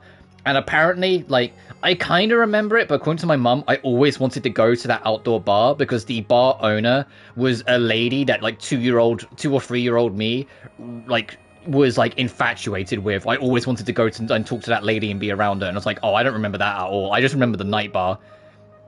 I remember it being, like I said, a white building was, like, assumedly, like, where our, like, hotel room was. I remember the big swimming pool because it was 2 swimming pools, and Dad would always go in the big one whilst I was always in the little one with my sister, because my sister was like 8 years old by then, so she was old enough to like know how to look after me basically.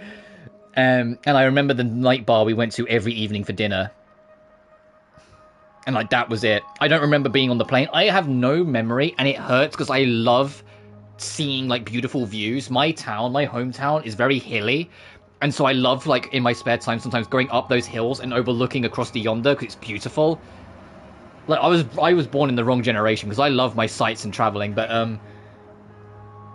I have no memory of ever being in a plane, so I have no memory of what it's like to look out a plane's window or anything like that, because I've never, like, we never on a big holiday ever since.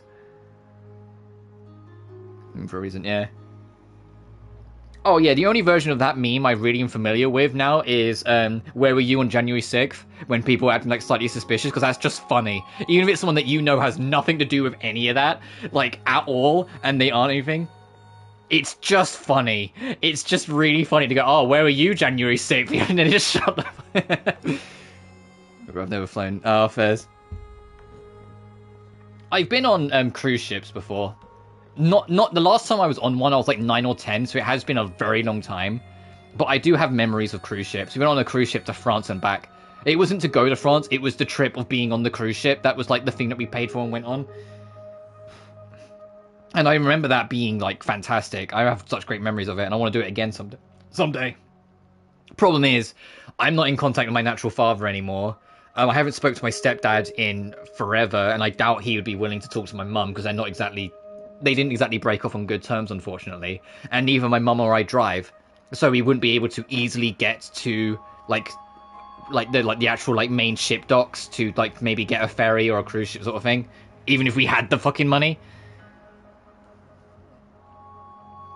Yeah, no, I get what you're saying. I'm just saying that's the only real comparison point I have with it.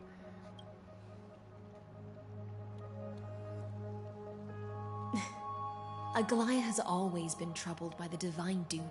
Yeah, unfortunately, especially under the current administration, I can't stress enough, I have no interest whatsoever to go anywhere near the US.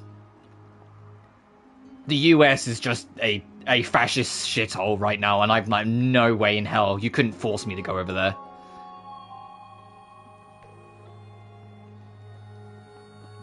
Immediately, my friend. Yeah, maybe like a decade's time where everyone who deserves to be in prison and punished for their crimes are punished, but not yet. Right now, you're very much in an atrocious situation, and your country is compromised. And I'm like fucking. I'm not gonna say my country's any good either. We're fucking bastards as well, but that doesn't mean I'm gonna go to worse.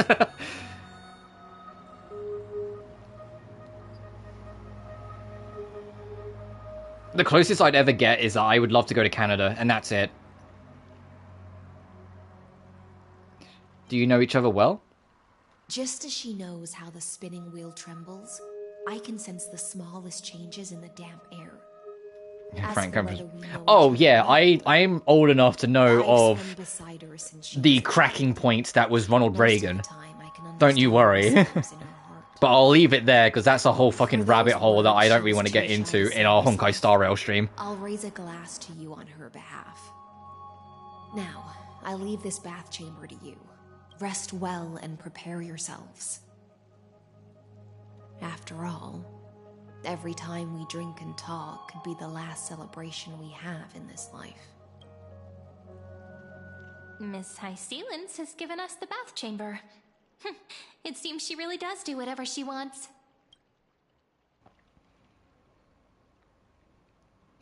Now we don't always have to be under the Imperator's watchful eye. This bath chamber was originally mine, with just her roommates. It seems that way. This also means she could return at any moment.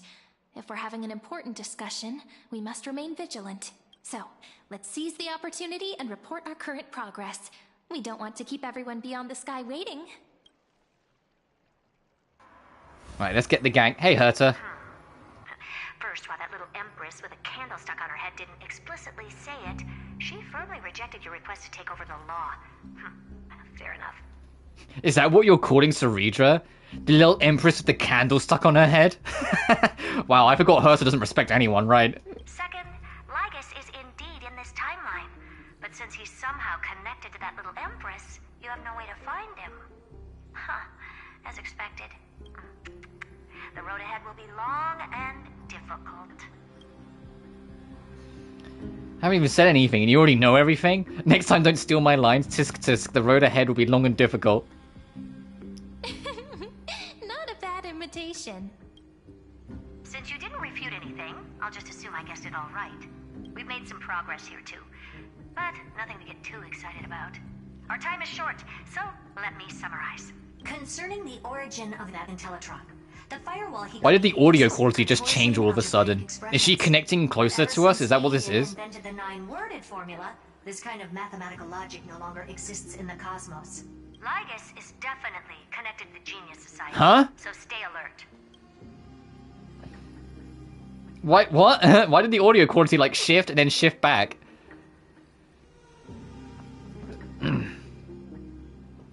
I hate to break it to you. She would just see you as arrogant and then ignore you again. If you're not exactly on her level, she will just see you as beneath her. She would probably see me as arrogant as well. Like, she would just see you as someone who's a little too loud that's beneath her. Fighting Comcast for the audio. Yeah, it sounded like it for a second. I imagine it's because she's trying to break through, but still. Maybe he's the creation of some genius. Could be the Emperor. What if he's the thinking unit of Nous?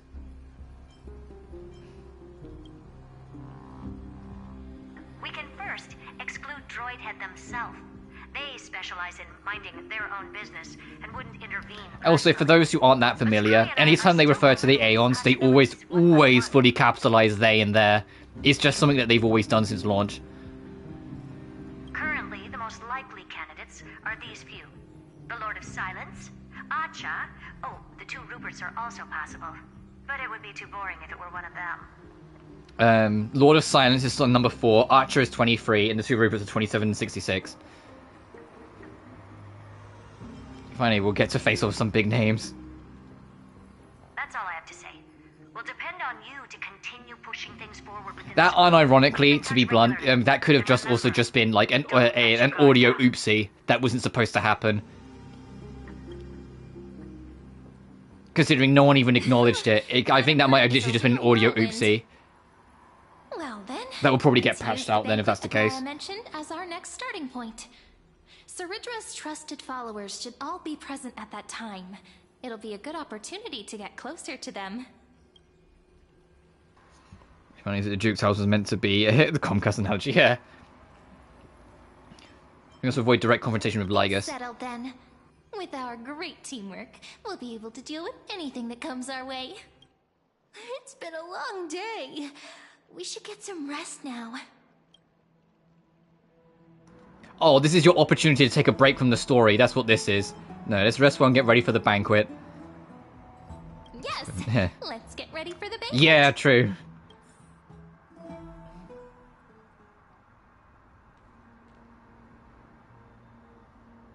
Look, oh, the Grove. The venue's right ahead.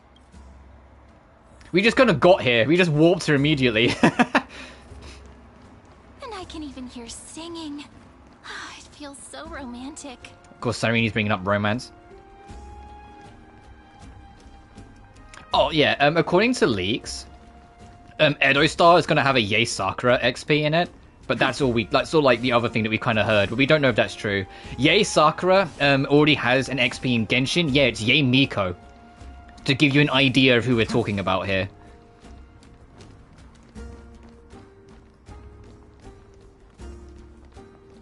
Honored guests, wait here for a moment.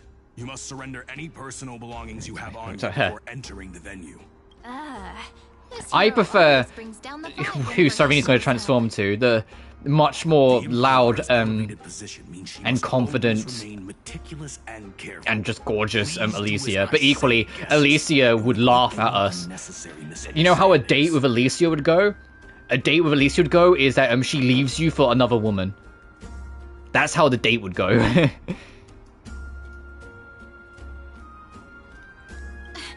get that you don't want people to bring outside food into the banquet, but is it really necessary to confiscate the books and quill pens? Even a quill pen can be. No, because I would, considering how often we've argued, I'd lose the will to live if I had a female you in my life. It's bad enough doing. I'd be like Squidward when he finds out that SpongeBob has a cousin. There's 2 of them! Hides in his fucking house the rest of the time. That's what would happen.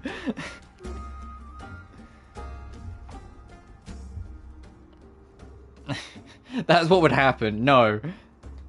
Your belongings will remain safe. They will be looked after appropriately by dedicated staff. Looked after appropriately? Dedicated staff? Talk about a vague choice of words. Speaking of SpongeBob, I know it's only going to matter to like 2 people other than me in the world. But I saw the newest episode. I don't really watch SpongeBob anymore, but I saw the newest episode because I heard Mermaid Man and Barnacle Boy was in it, and I was really curious how they was going to handle that. For those who don't know, both Mermaid Man and Barnacle Boy's voice actors are dead. They've both passed away a few years ago now, and they've been completely removed from the show ever since. So when I heard that they were in the new episode, I was like, okay, have they got new voice actors now? Or are they doing something different? Like, what's going on? They don't say a word. Because the whole premise of the episode is that they're basically frozen in like a cryogenic sleep chamber, and they can look around and use their eyes, but so they are present in the episode, but they never say a word. Instead, SpongeBob and Patrick themselves take on the role of Mermaid Man and Barnacle Boy and then do what they would do in the episode. And it's like, oh, is this... They've basically passed the torch. But yeah, they don't say a word at all in the episode, neither of them. So I just thought it was interesting that they'd actually, they wanted to somehow kind of address it in some way, and they've kind of given their way. Because there are people that are going to watch this, out of order, or, happen to catch it on TV and go, wait, where'd Mermaid Man and Barnacle Boy go? And not realize that the actors, passed away during a point during the show's, existence, etc. Picture frame be less depressing. I mean, the problem is that SpongeBob has a picture frame of Mermaid Man and Barnacle Boy in his house at all times. So, it wouldn't... I think the reason why they went for a different approach is because it wouldn't have had the impact as much, because it's always been there. Because he's a huge fan of Mermaid Man and Barnacle Boy, so he's always had a portrait of the two. It seems like he's aiming specifically. But it is it was very Anchor. What should we do? I have kind of adjusted to the voices, because none of the voice actors have changed for SpongeBob. But that's unfortunately to the detriment, because the show's been ongoing since 1999, and you can hear that all that time has passed since then.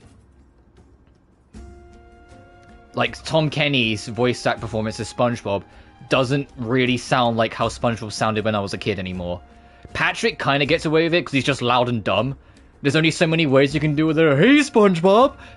It sounds the same.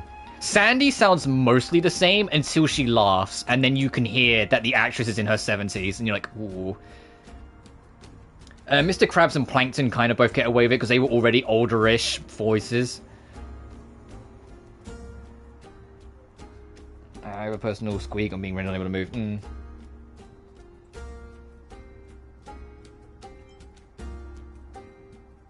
What does your gut tell you? My gut feeling, huh? Why don't we go with their plan and hand over the chronocognitive anchor to be... But then equally, the earlier seasons of SpongeBob are kind of it's like a time vault of what was culturally relevant at the time. Because reminder, David Hasselhoff is in the earlier years of the show. David Bowie is the king of Atlantis in SpongeBob. Oh yeah, Atlantis hasn't been relevant to the show in years for obvious reasons. Keanu Reeves is the sage, because he's literally a sage that's also wise. They have there's a bit of a cultural time pocket of the show that will just age more and more as it goes on. It's something. After all, if the little Imperator is paying this much attention to you, she probably already knows all about our whispered conversation with the geniuses. I can pretty much guess what'll happen next. But that's actually gonna be our shortcut, right? Guests. All right. We'll listen to you. Here you go.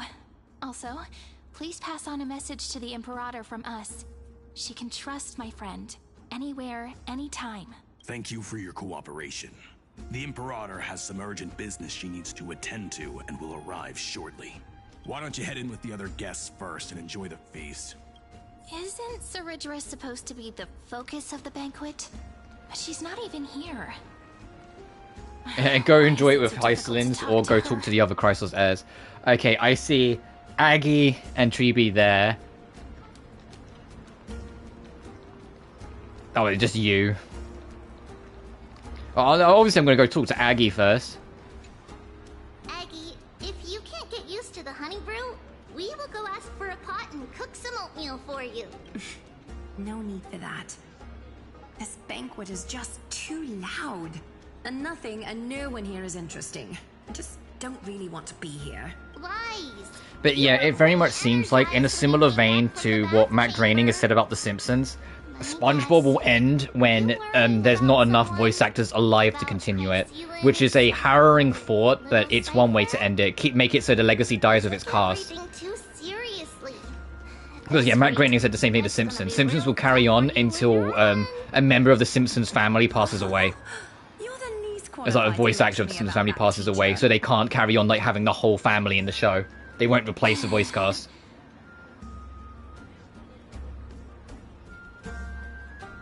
Are you hesitating? Dear guests, are you here for us? I mean, are you here for Treaty or Aggie? No. I'm just wondering whether you've seen the Imperator. The Imperator? No, we haven't. Our sovereign has always acted however she pleases.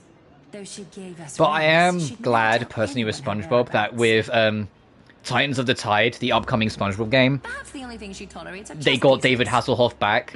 Because, like, no, that getting David Hasselhoff in it was very much a Steven Hillenburg thing to do.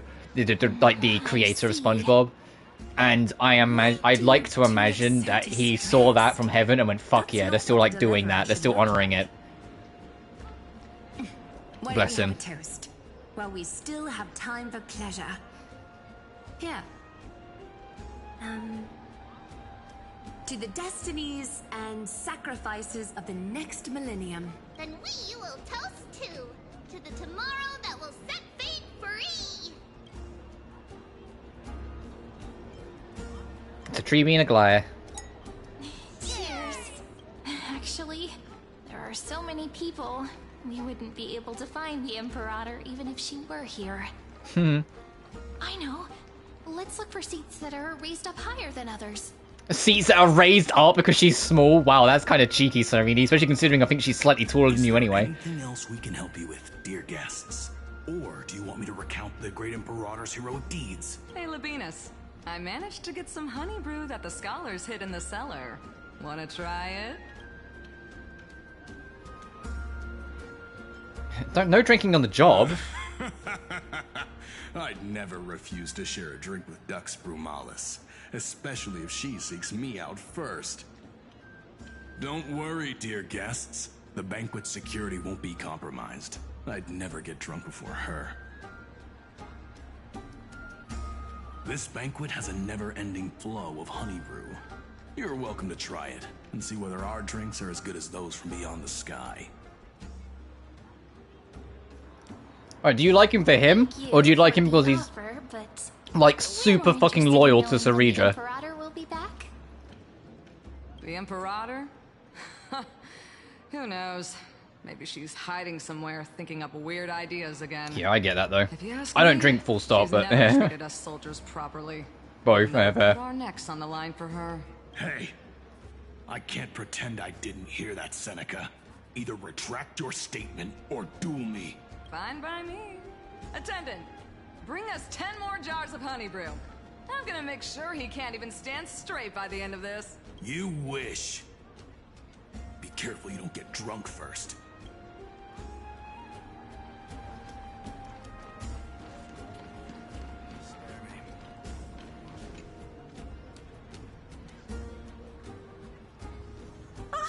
Hello. Welcome to the banquet. It's alright. I have the masculine urge to enjoy hyper-masculine stories like Yakuza war games. Oh no, I'm the opposite. I have the masculine urge to just be dressed up and be all pretty.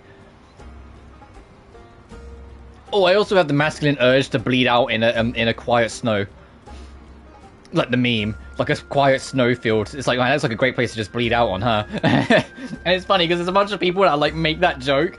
And then every now and then you get a comment, it's like, you're all just depressed, get to therapy.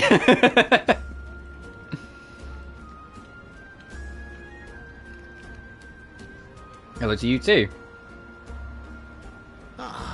So the That's deliverer is you know, my attending first this thought is event actually as expected. the second Blade Runner film. Virginia here was just wondering whether Because she that's what should happens. find you. I forget the name of the character, but the guy at the end dies bleeding out in a snowstorm. Well, it's a gentle snow, it's not a snowstorm, but he bleeds out on the snow, and it's a very graceful finale to the film. I love the second Blade Runner. I know it's a bit different from the first one, but I love the second Blade Runner. I think it's a phenomenal Little film. Virginia is wondering whether you can let slip a hint or two about her future, so she can find some inspiration to write about herself. That doesn't sound like a good idea. Besides, we don't even know her in the future. But she'll probably get really disappointed if we tell her that. What should we do?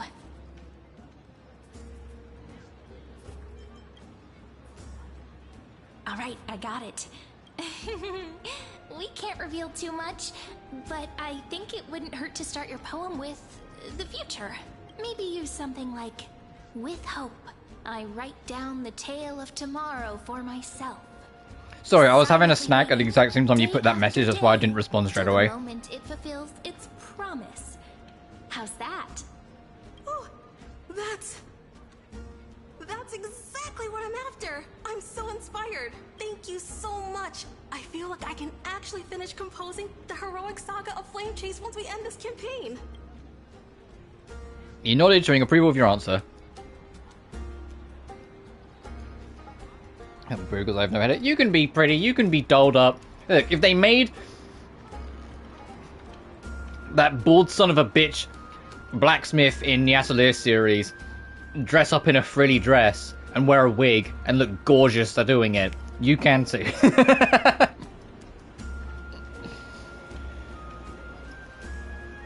Wigs look too fake, depends on the quality. A lot of cheap wigs, yeah, they don't, you can tell it's a wig, but no, there are some very high quality ones that look very believable.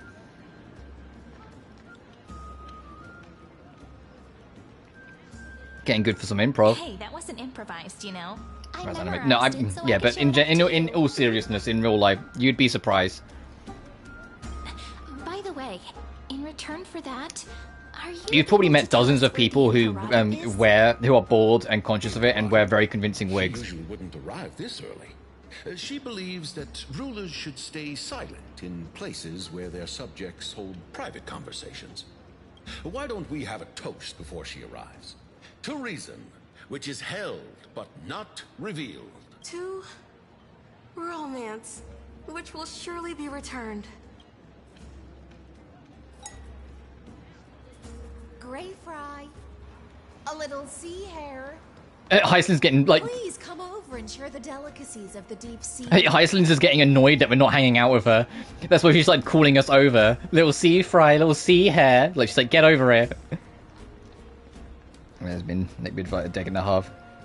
Oh, I'm mostly clean-shaven. I've got a smidge of a stubble because it's been a few days, but I'm mostly clean-shaven. But I also have a full head of hair, so I like until my my hair starts proceeding worse, and it does a little bit now. I'll stick with it.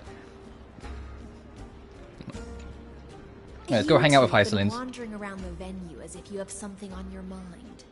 Have the attendants not taken care of you well?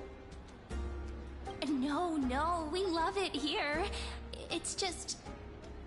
we're a little concerned, seeing how the Imperator still hasn't arrived. Don't worry. I know what you've been waiting for. Come, sit with me for a while, will you? I'd like to share a personal secret with you.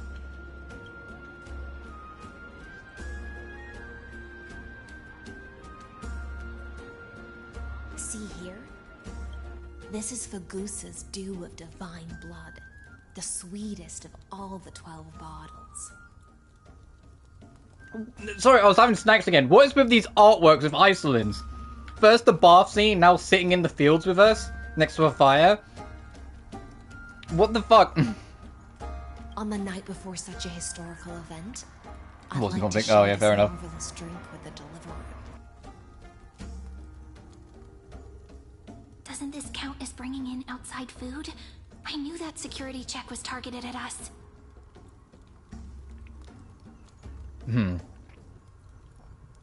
But yeah, you know me at this point. I'm very open about my femininity. I love my feminine side. I think it adds an extra layer of beauty and helps me appreciate aspects of the world I might not have if I didn't have it. Anyway, so I don't know what to see through. I mean, I can see why that is, because that is very much a first impression you give off, with all due respect. There is a lot of layers that you have to kind of dig through to kind of see how you are.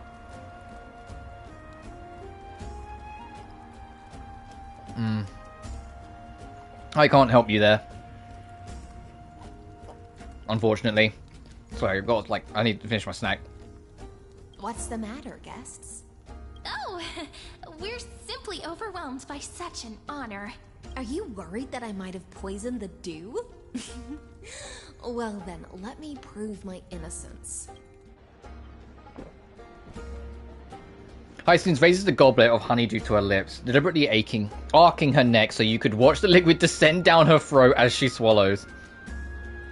So we're accustomed to, yeah. See? It's completely safe. I've just got 2 screenshots, and it's both of them are just Hycelins looking over at me. Now on Nix, because I usually take a screenshot of like new key, like CG art like this, but I've just got 2 now.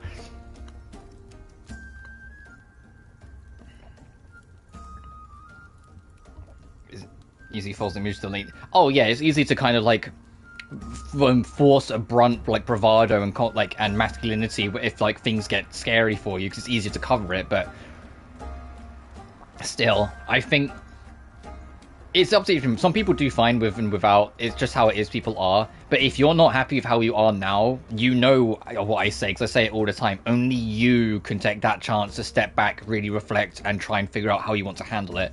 People can help with the steps once you get the ball rolling, but you still need to push that ball off the hill first. Worry not. Honeydew's not alcohol. It won't get you drunk.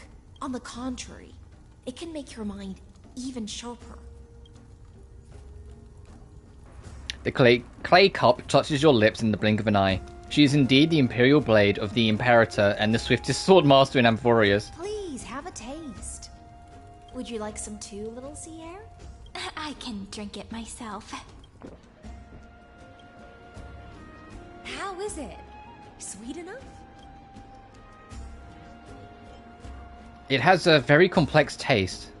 Calm at times, Remember rolling trying to figure out how to approach it. That's Well, that's the trouble though, isn't it? But equally, you could spend your whole life trying to angle the dangle how you want to get that ball rolling without ever actually getting it rolling. Eventually, you need to put your foot down for yourself and go, okay, fucking do something, you know? Like, because you could spend your whole life hesitating otherwise, you know? I know I, like, struggle a lot of times with making commitments, and I regret a lot of them because I didn't make them at the time, and when I think back on them and go, man, what if? As a habit. Oh, I know. That's why you have to be very like blunt and very cognitive of challenging it yourself in a way. You need to be able to like almost say out loud in your mind, let's not do this, let's just do this. And no matter how much your mind then fights you afterwards, don't like not second guess yourself and try and push through it. Like, it's going to be a wall you have to break through, but it is a wall you can break through. It's just it's going to require a lot of effort. You have to be very like clear and concise with yourself to allow your mind to try and challenge you, but then to give you that chance to push through. Just like how you're about to understand the secrets within this dew. Now, please turn around. Very, very quietly. Don't make a single noise.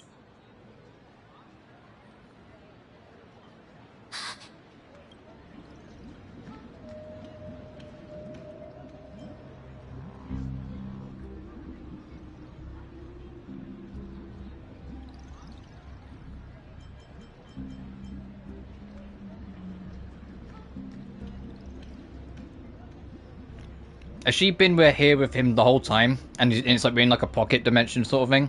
Like, I knew he'd be here too. What did you do? The dew of other gods all intoxicate humans.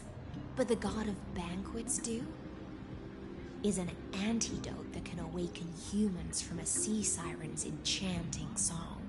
Since the start of this banquet, all the guests have been under the spell of my song. None of them can see the Imperator in that Amphoreus. I hate to be blunt with you, but the trouble is I'm not your therapist, so there's only so much I can offer you as advice and help. My history in psychology doesn't give me history in like that kind of field. It's just psychology. I can give you definitions, but I can't give you heartfelt individual one-to-one explanations to help.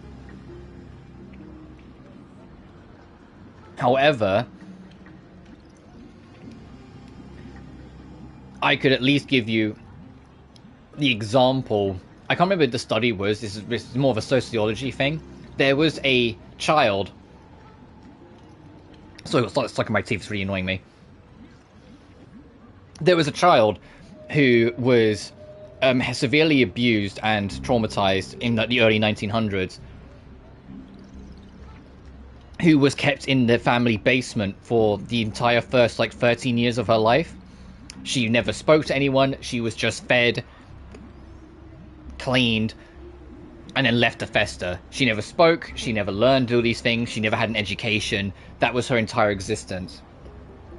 The house was eventually broken into, and by sheer chance, this girl was found. That girl died young. She didn't make it to, I think she died in, her late 20s. But she still had over half her life that she got to live outside of that imprisonment. She never once got to learn to speak, because it was too late in her development for her to actually understand language. But, in spite of that, the reports on her say, by the later years of her life, despite how much weaker and how, undeveloped she was, she developed a kindness. She changed who she was anyway. She was literally treated no different as a wild animal for the first 13 years of her life. Lacked core development and died young, but she still changed and found a way forward to be happy by the last few years of her life and be welcoming and supportive and even caring towards others. She went through the absolute worst, and she managed to build an entire new existence for herself anyway, despite that history. The point of my story, as you might be able to get from this, is that you can too, and I don't think your age really matters about that. You've just got to have the will to try and change that inner self, the will to fight against it, and that will to identify what you don't like, and at a fundamental level strive to change it for the better. Was the Go in Fear and Hunger reference to that girl? Potentially. It depends how much the developer studied, because that's more of a sociology study than a psychology study, for the record. I only know about it because I did sociology as well. I wasn't as good at sociology, but I got to apply it to my psychology, so I took it straight in. I can't remember the name of the study because we're talking 9 years ago now, but I remember it being very fascinating. From the early 1900s. And so she ended up dying young because her body just wasn't developed, so it couldn't sustain her, so she died by 29 or 30 years old. She really didn't last long, unfortunately. But she did shift who she was and develop to be a different person in that short life, despite her background giving her no chance. She never learned a word of any language because her brain did not develop enough to allow her to understand language. She had such heavy compromises of who she was, yet somehow she found a way to be better. Yeah, exactly. But that's my message of it, is it's to me, that it proves it's never impossible to change. Is this also what the Imperator wants? This is my personal request.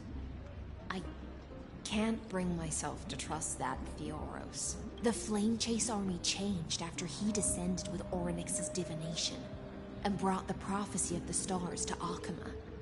His seductive whispers harbor something malicious within, and will ensnare those of us blinded by ambition. You are the deliverers of the prophecy, and know about him far more than I do. Perhaps only you can find traces Also, it seems like we've got an ally in Hyselin. She also doesn't trust Lygus. I mean, we know Lygus can't be trusted. He's the main villain of this fucking story, but this is a new cycle, so no one here knows. Oh, but isn't this acting behind her back? Amphoreus has become far too weak. Even heroic actions protecting her from harm must be conducted under the water's surface. I am the Imperator's blade, and I must clear the way for her while remaining concealed in the torrents. Then, as he was 37, he's a man. Yeah. Can you promise me something, Miss Hyselins? I mean, admittedly, because of her lack of development and her lack of understanding, I think I remember from the study at the time is that her behavior or behaviorism never advanced any further than a child's level. She was literally just a child's brain sort of thing, just that she just couldn't really speak either or understand what you're saying to her. clearly, if considering she tried to be a better person and tried to help others by the end, she could get mutual understanding. It's just she couldn't understand what you're saying. It's like everyone was speaking a foreign language to her the whole time, but the only language she knew was the language in her head, which was just sounds. But that's the truth of every single baby ever born. Babies have their own language that they lose as they develop an actual language. But because she never had an actual language, she never lost it. That sounds difficult. I mean, it sounds horrible, but you'd have to treat her no different to how you would treat training your dog. Dogs don't actually understand the words you're saying whatsoever. The reason why the dog sits when you say sit is not because it recognizes sit, it's because it recognizes the sound, like the sound. The sit, the sound sort of thing. It doesn't actually know any words, it's just sound recognition. So it's more of an id level. Yeah, basically. My friend has in fact come here to stop that villain's evil scheme. Our goals are aligned, but as to the decision the Imperator must make, she has no wish to transgress her authority. We just want to tell her everything we know. I believe the Imperator will be able to tell right from wrong. I never doubted your loyalty. I'll pass your words faithfully on to her, provided we can gain the advantage in this tug of war, that is. Now, return to the feast. Bring this cup with you and keep your distance. Pretend you are still immersed in the sea siren's fantasia, and I'll control the moisture in the air. That way, you'll be able to listen to sounds from afar. I'm intrigued by her actions. You said she helped other people. Yeah, she was always willing to support. Apparently she was a very huggy person as well, considering she had no physical contact for the first 13 years. So I'd have no idea what that even is.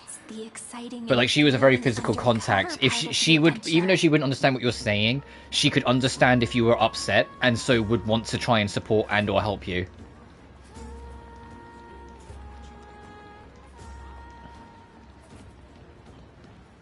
Let's mingle in the crowds here.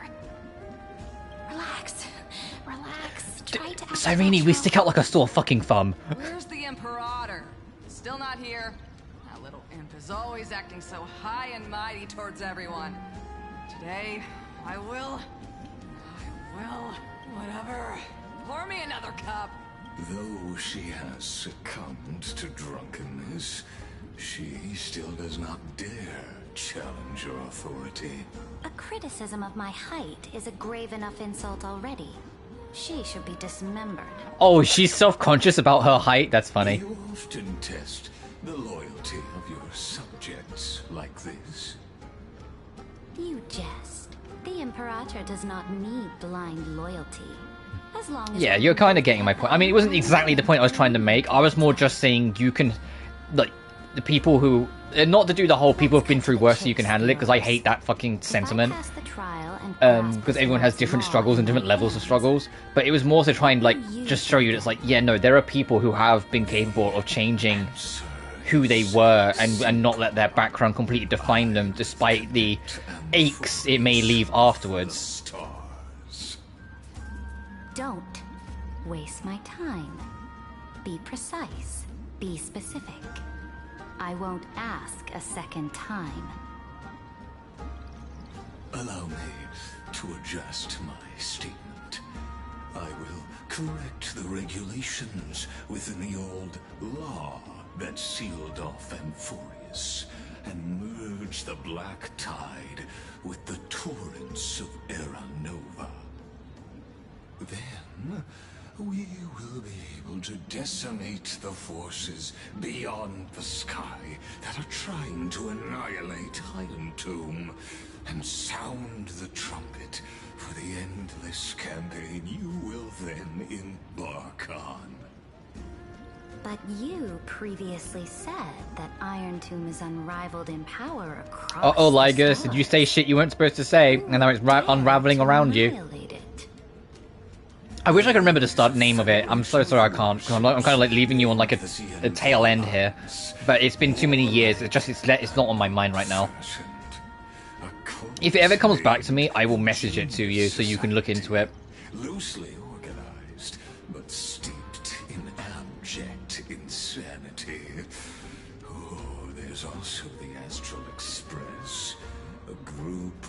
lawless vagrants. Oh, Lygus, you're already spilling the whole story here, aren't you? So-called deliverer is part of that last group. Those vagabonds mistakenly believe they can connect the stars through alliances instead of conquest.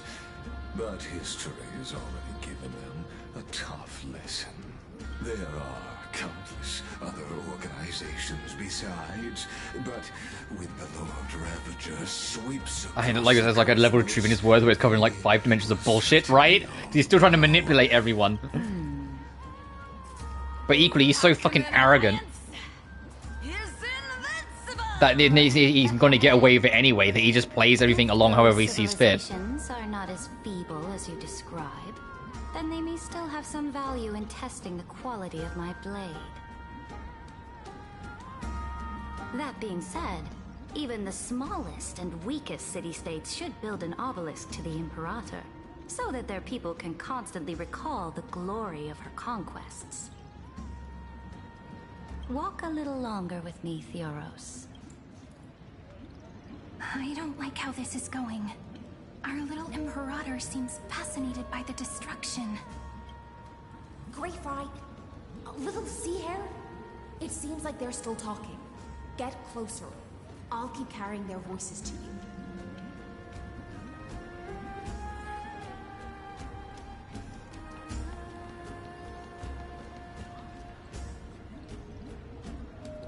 They're gonna notice eventually.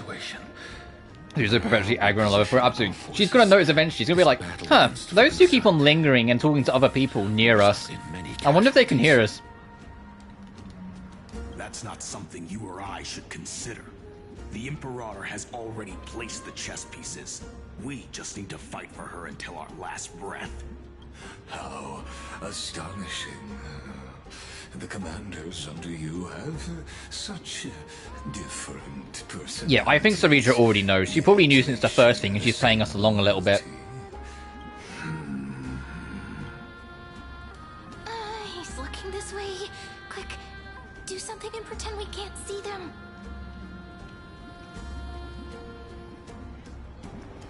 Gulp down the honeydew, chat with the guests next to you, play a game with Cyrene.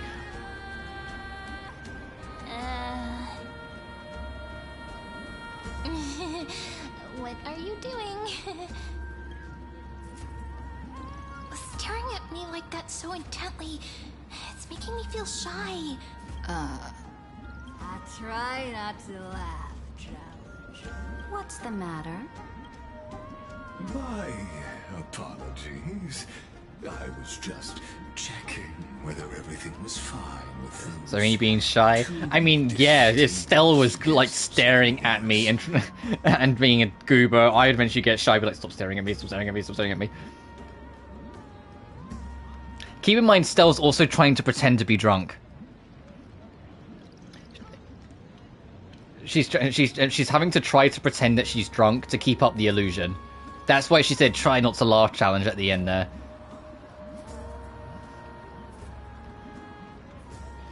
Because we drunk the honeydew, we're supposed to pretend to be a little... Even though the honeydew is non-alcoholic, according to Hysolence, we're supposed to still pretend that we're a little, you know, like, in the atmosphere. Little, like, hey... And it seems like all is well. Let us continue our previous conversation regarding the soldiers fighting for you. Are they aware of the price they must pay for the trial of law?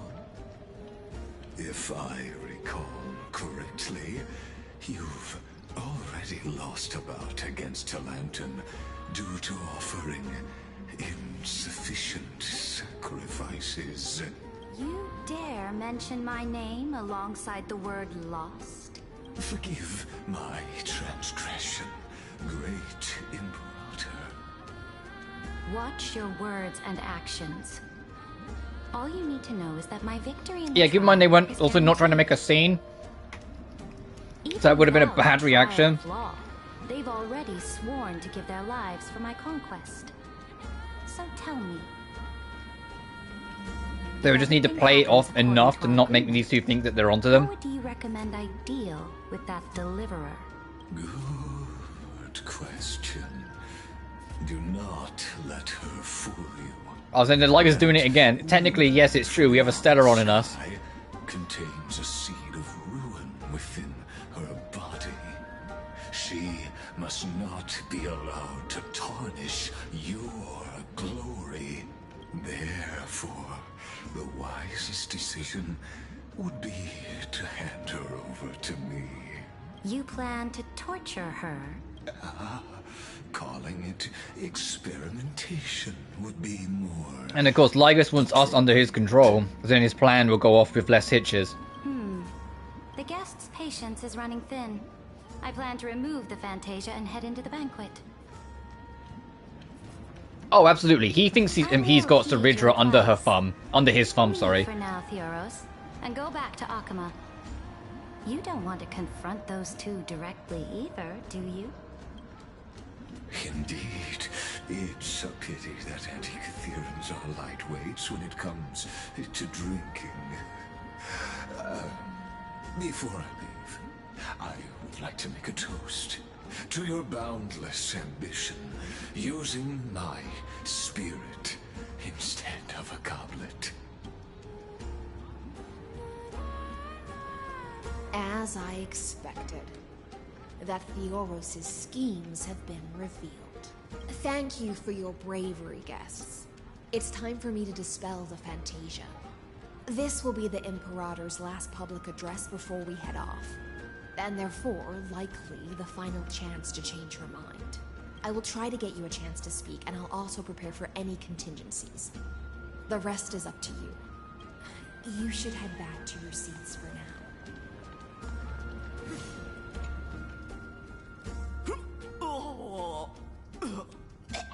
This honey brew sure wears off fast.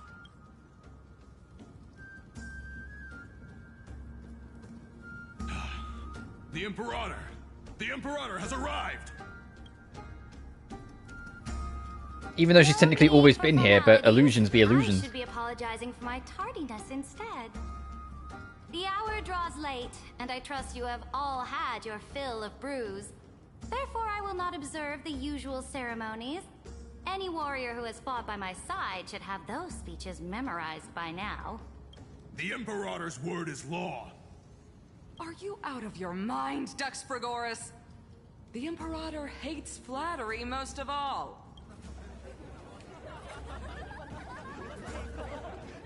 A joyous atmosphere is a better fit for showing me your resolve. I believe that you, my dukes, will do all you can to assist in the campaign against Fagusa, just as you always have.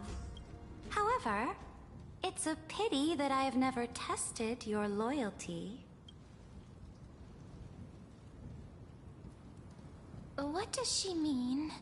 The purpose of tonight's banquet is not to raise our morale, but to establish which allies our alliance can actually trust. And sever the heads of the traitors as a toast to all before we march. Fucking... Yes. Ceridra. Have discarded their vows in order to foment vile conspiracies. Now listen. These traitors are standing right here in broad daylight.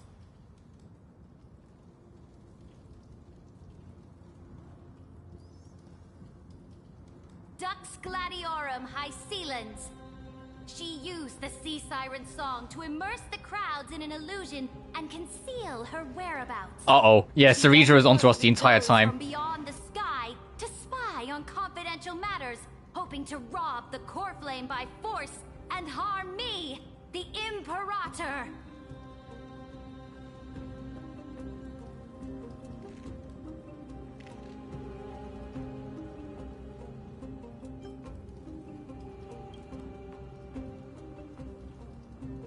Imperator, I can explain.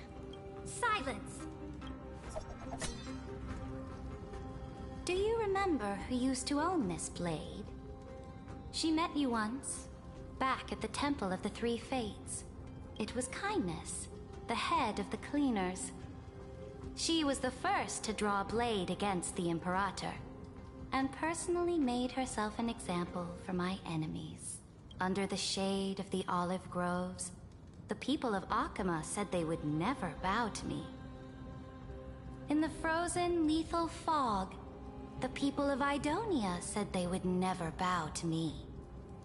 At the beginning of the myriad paths, the people of Yanisopolis said they would never bow to me.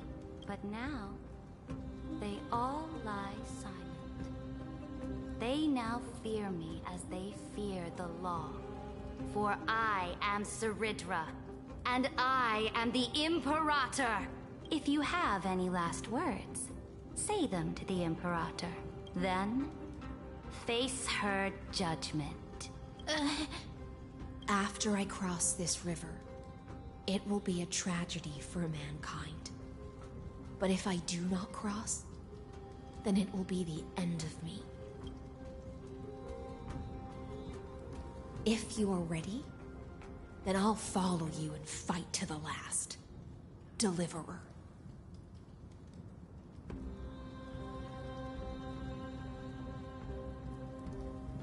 We must convince her, we must kill her. Uh-oh. If we go for we must kill, we're in the exact same situation Finan was in during all those millions of cycles, because that's how he saw it. He eventually just saw it as to just fucking kill the core flame owners, take their power, and I might be able to do something with it. That's why the Flame Reaver just targeted and killed all of the Chrysos heirs. We must convince Sarita. Now, use your identity and add in a bit of experience and charm and testify to the Imperator as we promised. You think you can slay a king using your words instead of a sword? I'll have it. Show me the weight of rhetoric from beyond the sky. Will it weigh heavier than 3 human lives? Let's try to watch our words carefully.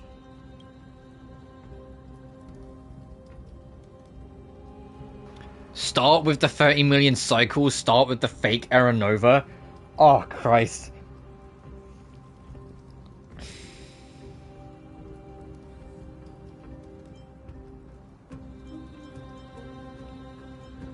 The prophecy you know of, the Era Nova, spoken by Kefali, is nothing but a complete lie, spun by Lygus.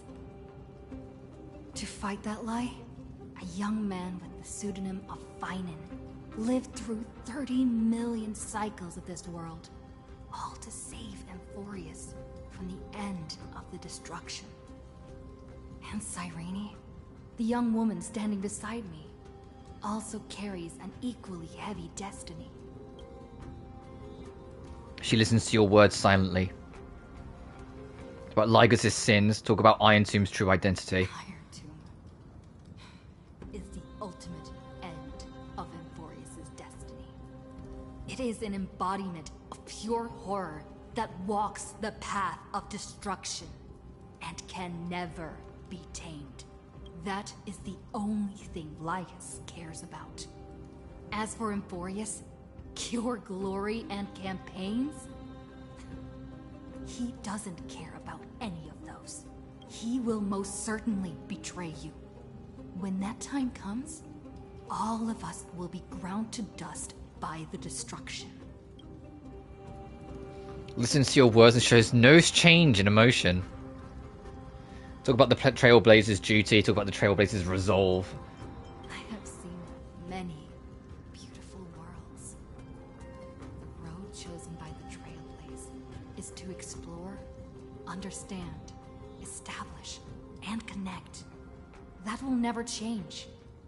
We will continue our journey until we have united the entire cosmos. Therefore, if you choose the way of the destruction, then I'll place your ambitions in the same basket as Lygus and smash them into pieces with my baseball bat.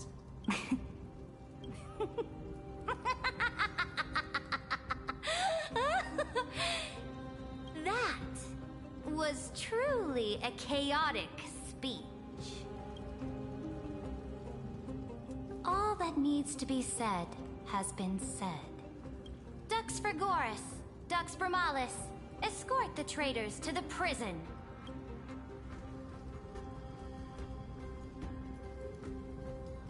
before the next entry hour, I will give them an end befitting of their betrayal. Yeah, I mean, I've always preferred the dub. I do miss the original actress a lot, but the new actress has very much come into her own. Your ambition certainly eclipses all things. You're still here, Theoros. Of course. As the Theoros, I simply cannot miss this moment, miss witnessing the fall of a nameless one.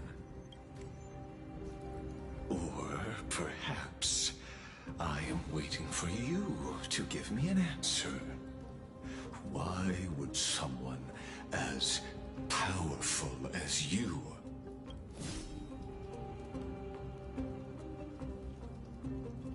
use such a clumsy excuse as imprisonment to ensure the Deliverer's safety?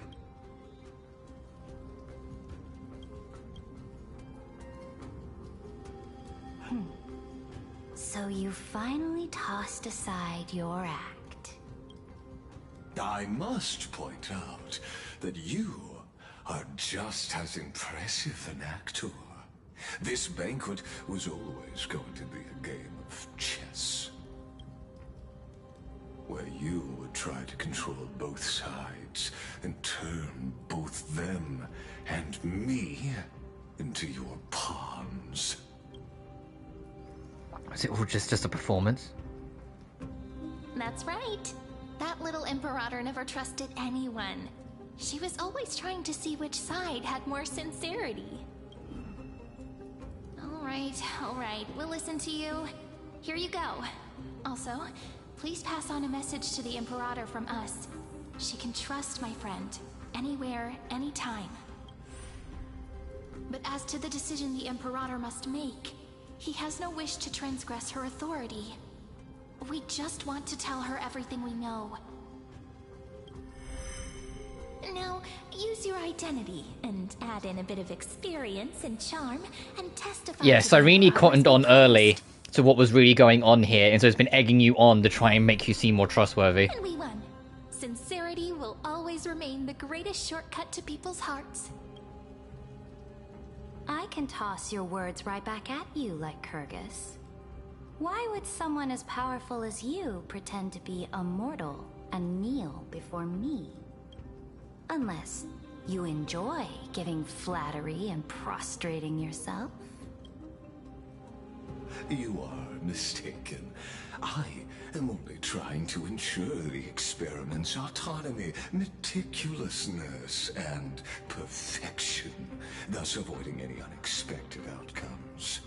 A forceful intervention will only create larger errors, reduce efficiency, and introduce ugliness. Had you fulfilled your promise of giving the law to me and completing the Aranova, then... Oh, yeah, Lygus' VA is phenomenal. He gives me huge, like, Half-Life G-Man vibes, and I've been saying that since the moment he opened his mouth. It's why I even suspected him in the first fucking place. But no, yeah, his voice acting is phenomenal. What a pity. In that case, I must carry out my duty as the administrator and eradicate all factors steering the experiment out of control. Factors. Are we about to have our Lygus boss fight? You and her. Careful. Careful. What was that voice? Was it Oryx? No, I think Dark March has just entered the fucking scene. I found you. I finally found you. Be careful. This land will face disaster. Every breath and infection needs to bring alive the character. He's so freaking masterman. The time of judgment is nigh, my lady. The prison I have built for you is now complete. In the name of the erudition, I invite you to step into the same cage as mine.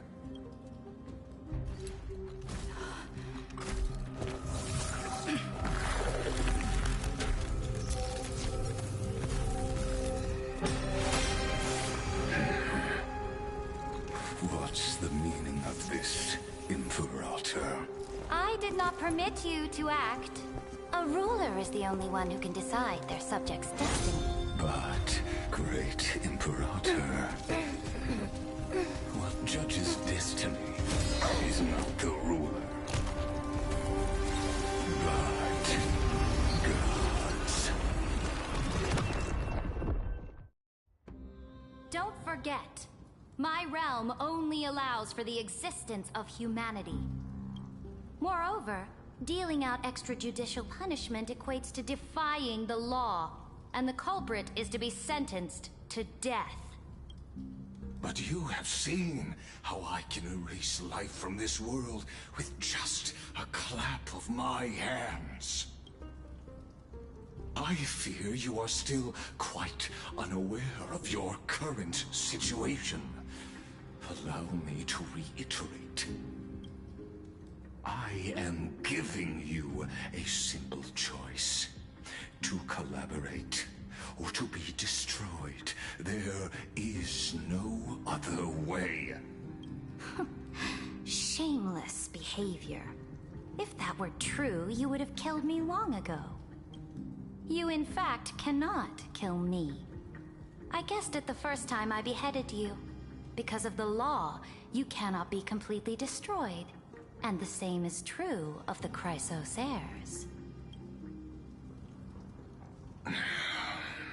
The more you bluff now, the more you are proving that conjecture to be true. What magnificent... Yeah, Lygus, as always, he blabs too much, so Ridra caught onto the bigger picture, and now he's biting his ass again. Sign of my ultimate victory. But now, I have to admit that I made a mistake. Yet, as a mere mortal, how will you contend against the Theoros? We are both slaves to hubris. But do you know what differentiates us, Lycurgus? I will never be blinded by my pride. If I wish to break the scale's balance, I only need to appeal to external forces and use them for my own ends. When did she snag that from us? Finally, we get to meet face to face, Senior Society member. I offer sincere acknowledgments for your many past achievements, but I must deeply regret your current perspective. Trust me when I say that you aren't the only one feeling regret right now, Scroolum. So you two are the allies from beyond the sky the Deliverer spoke of, and why she demanded the divine authority of law. Come and prove your strength to me. Show me the power of these so-called paths. I have spent much time and effort to secure this treasure from beyond the sky just for this moment. In the name of the Sovereign of planet Scroolum, your allies have responded to your call, esteemed Imperator. Please allow me to spell the situation out for you, Lord Lygus. Permission to read the ultimate protocol is already in my hands. It'll only be a matter of time before we acquire the authority to write and execute commands as well. There's no way the flame chase journey will continue after you've burnt your bridges so thoroughly like this.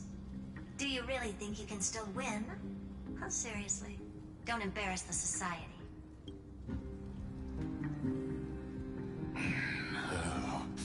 I understand that a mere zero possibility does not equate to zero. That argument is very persuasive to me. Which means the same principle also applies to you, my dear peers. You will never be a match for me in a world constructed through 14 algebraic expressions. And as for Era Nova, why don't you entertain this possibility? What if I reduced Akama to rubble and ground her people into minced meat? Would the heroes then once again desire the power of demigods so they could fight against me? Listen, Iron Tomb is fated to be born. You may shackle me and put me in chains, but I have thousands of ways to ensure the destruction's descent. And what I just mentioned is only one out of those thousands.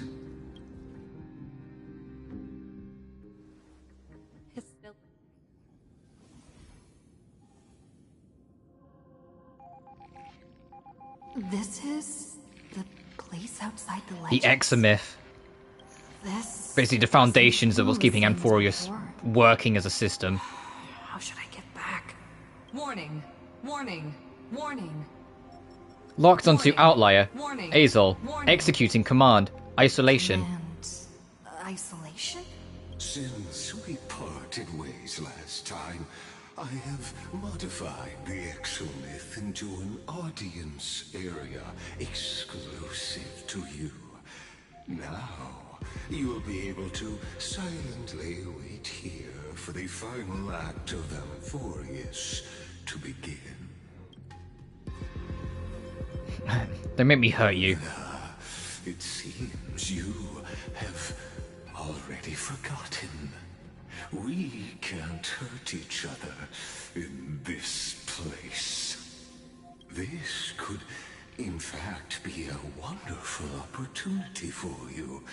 From the audience's perspective, you may better observe the workings of the erudition at a macroscopic level.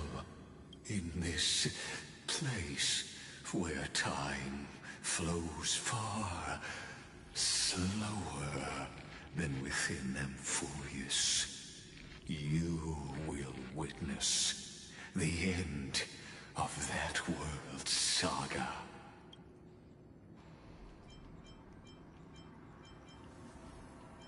What exactly are you after? Concerning the prime mover of life and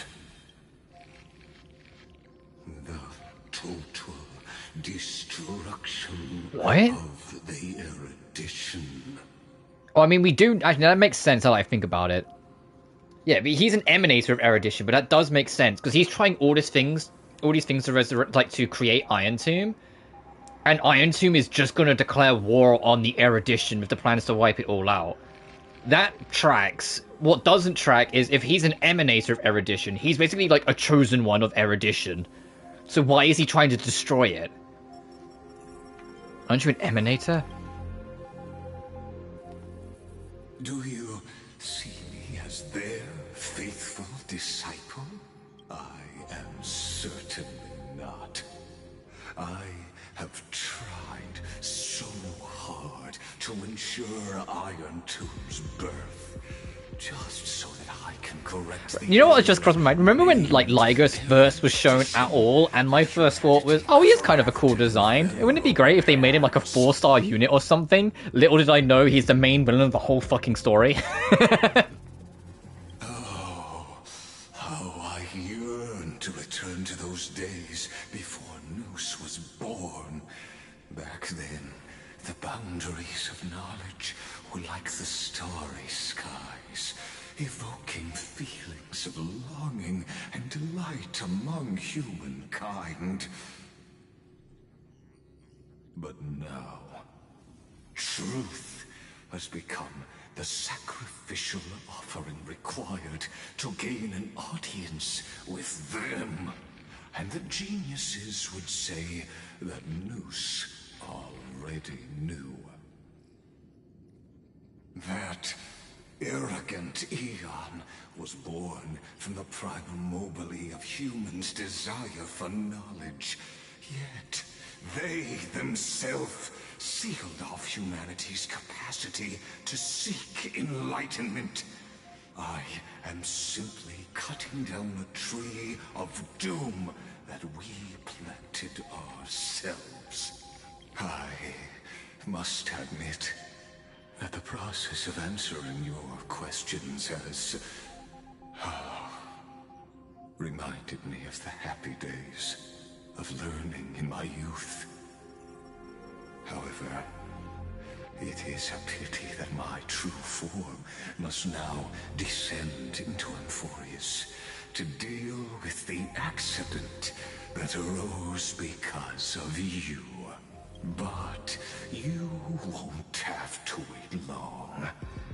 When the curtain falls, you'll surely understand mine and Amphoreus's ardent wish.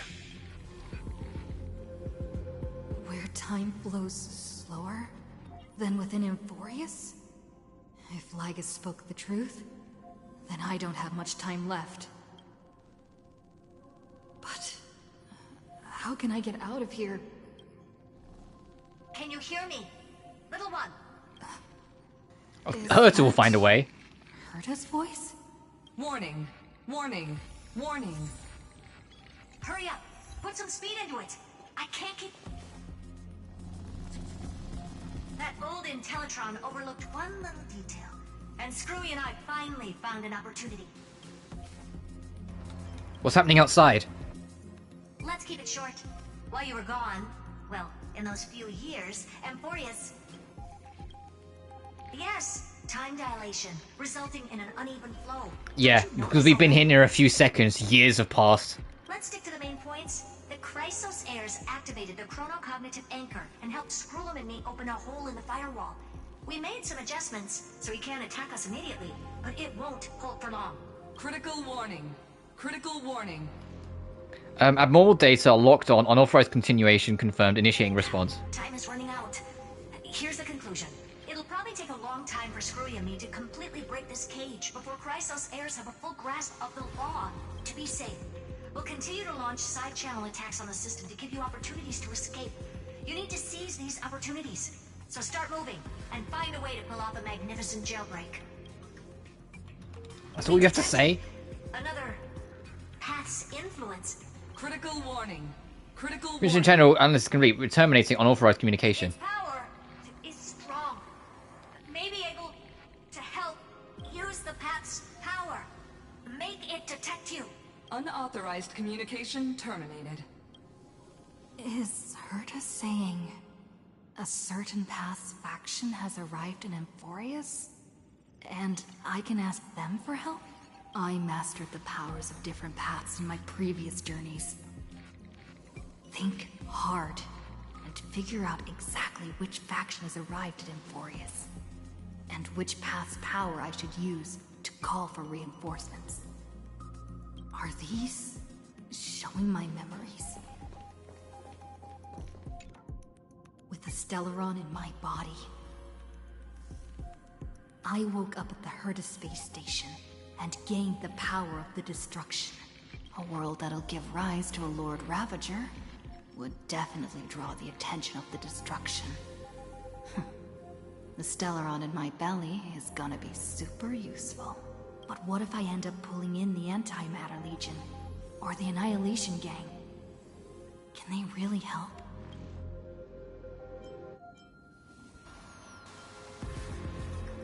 Focus and resonate the destruction. You focus your mind, trying to sync your heartbeat's rhythm with the frequency of the dancing golden flame. You're walking the line between sanity and madness, carefully steering the course of your consciousness, gently knocking on the door of destruction. You gave up. The beckoning of the chaos was too tempting, and your current power level wasn't enough to fully resist it. If you were to fall into the black abyss of destruction at this moment, perhaps everything would be lost to the void. Failure is not necessarily a bad thing. This power wasn't gonna call up anyone nice after all. I obtained the flaming lens left by the architects, and gained the power of the preservation in Belobog. That's right. No matter how far away a planet is, the IPC is... Let's maybe not lean on the fucking IRS to help save our ass. Isn't Amphoreus a pristine and untapped market? Besides, even if I can't call up my friends from the IPC, the architects and the nomadic miners should be able to help too. There are definitely cities and ores in this world.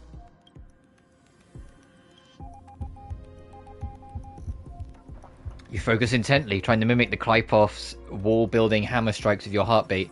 Once again, you just need to recapture that feeling from the battle with the Supreme Guardian and catch the sparks on that hammer strike with your own hands. But nothing happened. Klipov ignored you, just as they had ignored countless devotees who looked up to them throughout the ages. Seems like since Amphoreus has no overseas market, the IPC's hand can't reach it. I received the Watchmaker's hat in Penacony, and declared war against the Order. Then gained the power of the Harmony. That's right. The benevolent family must still remember me for saving them. Their music echoes throughout the stars, and they'll definitely want to help. Come, dear hat. I've put you aside for quite a few chapters already. Alright, meta.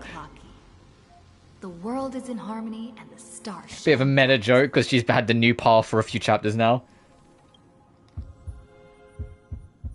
You focus your mind, trying to hum the ode to harmony in your thoughts. The visages of the past nameless appear one by one. If you blend into their faraway song, perhaps a path will appear before you. You failed. The barrier of the Xenomyth strangled with distant melodies, filtering them out completely like useless noise, leaving only cold silence. Doesn't Lygus want this story to have background music? Such terrible taste. Alright, Azel. Last but not least, the Remembrance. Remembrance. That's right. I came to Amphoreus because Black Swan... Yeah, when are we gonna have a conversation with Black Swan about she was the one that set us all up to go to Amphoreus in the first place? When does she fit into all this fucking bullshit? Intricately involved with Amphoreus. Traces of the Remembrance are also everywhere in this world. I don't know what they want, but I don't have many choices left in this crisis.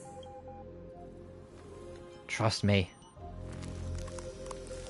You invoke the power of Remembrance, awaiting the resonance of reinforcements. After the power of Remembrance flows through, something that should not exist here materializes before your eyes. Hey, Dark March. I finally found you. Following the sound of memories. A Pathstrider walking both the Remembrance and the Trailblaze. Wait, that sounds like... Their soft whispers is like a warm hand that takes up your soul and slowly disperses it beyond this realm. Warning! Warning! Warning! Unauthorized access detected. Cannot look on the signal source. Erudition's prison cannot stop us, for we lie outside the logic of zeros and ones. Come, leave the cage of Logos. The mythos of Amphoreus waits for you to continue its story. When that brightest star, that star heralding the dawn, finally rises, a boat, so used to drifting, at long last enters an island's safe embrace. O Pathstrider, we have helped you break free. Hurry and set off. The child of remembrance awaits you. March? What's she doing here? March! Oh, you're finally here! We haven't seen each other for such a long, long time. My good buddy, I've really, really missed you.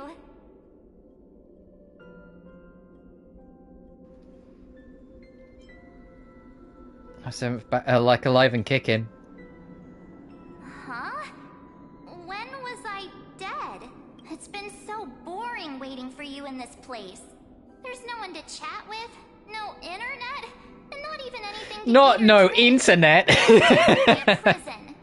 Now the great hero is finally here to save me. Yippee! You must have seen a lot in Amphoreus during this time, right? You gotta tell me all about it. It's been a long and arduous journey. Then take your time with the storytelling. Or do you not want to talk to me? But let's get out of this spooky place first. This is not a good spot for a reunion chat. Why don't you take me back to reality? A strange voice told me that I can enter Amphoreus if I keep following this road. So, let's head off. I still don't know what that world even looks like. Why does March feel so weird? What are you standing around for? Do you actually like this place? Get moving. Hurry! This door should be the exit. Leave with March 7th? Question mark? Let's follow her. Are you okay? You haven't said anything for a while. Has it been so long that you're still missing me? There's no time to waste, though. The Chrysosayers and the Geniuses are all waiting for you. No. The discrepancy is getting worse. How do you know who's waiting for us? Huh? Isn't Amphoreus the world of the Chrysosayers and their hero's journey? I could figure that out in March, baby girl, I love you and all, but I know you're not that smart. You would not have figured any of that out in an instant. But Amphoreus cannot be observed from the outside. She couldn't possibly know about these things unless... Dan Heng told her. Where's Dan Heng? He should be back on the Express now. No, he's not. Maybe I just happened to miss him. Never mind. Dan Heng's super reliable. You're not March. You're an imposter. He's probably waiting for us somewhere. All hail and hearty. No. The Geniuses would have made sure that Dan Heng made it back on the Express.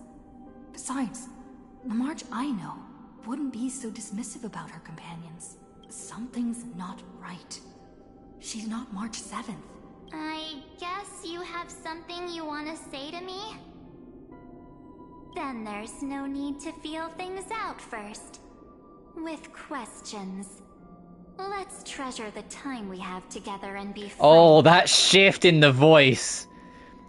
That shift in Skylar Davenport's performance.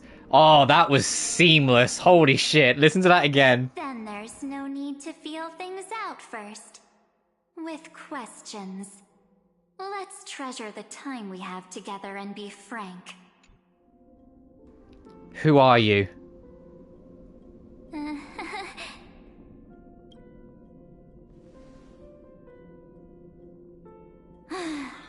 As expected. A glimpse of memory is not enough to deceive the bonds of friendship forged between the nameless. In that case, there's no need for further deceit. You're right. We're not the March 7th you are acquainted with. But we can send you back to Amphoreus, as long as you are willing to help us. Habitual liars are not trustworthy. What did you people do with March 7th?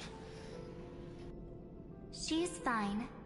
This form was simply borrowed from your memories. We'll introduce ourselves to gain your trust. We are the Garden of Recollection. Of course, You should these be very bastards. familiar with that name by now. Just as a reminder, while you hesitate, time is quickly ticking away in Amphoreus. Working with us is the best way to stop the enemy of erudition. Erudition would treat any results unrelated to the experiment as garbage and throw them out. But we don't work like that. The Remembrance treats all these instances as important materials needed to weave the universe. Besides, this would be child's play for a great hero like you. It won't be hard at all. Also, if your plan fails and the big bad Iron Tomb manages to get out, then the whole cosmos will be in danger. Wouldn't it be better to have an additional failsafe? As long as you help the Garden retrieve what we want, even if Iron Tomb reformats everything in the physical plane, we can use remembrance to reconstruct the entire world. Or should we say, the entire universe? So help us. Find where Amphoreus' memory began, and bring it out. The Master of Anasrava has already glanced at you. Don't deny it. That storybook is the best evidence. Say, you aren't seriously gonna be moved by their pretty words, are you? I am the one who commanded those little ones to lead you out of the prison. But I didn't expect to attract little gnats trying to take advantage of the situation. While remembrance can help you return to Amphoreus, there's no need for you to do it the way they want you to. Of course, there's also no need for you to make any deal, or pay any price. For you, this is probably a long time no see. Wow. Her eyes look dead.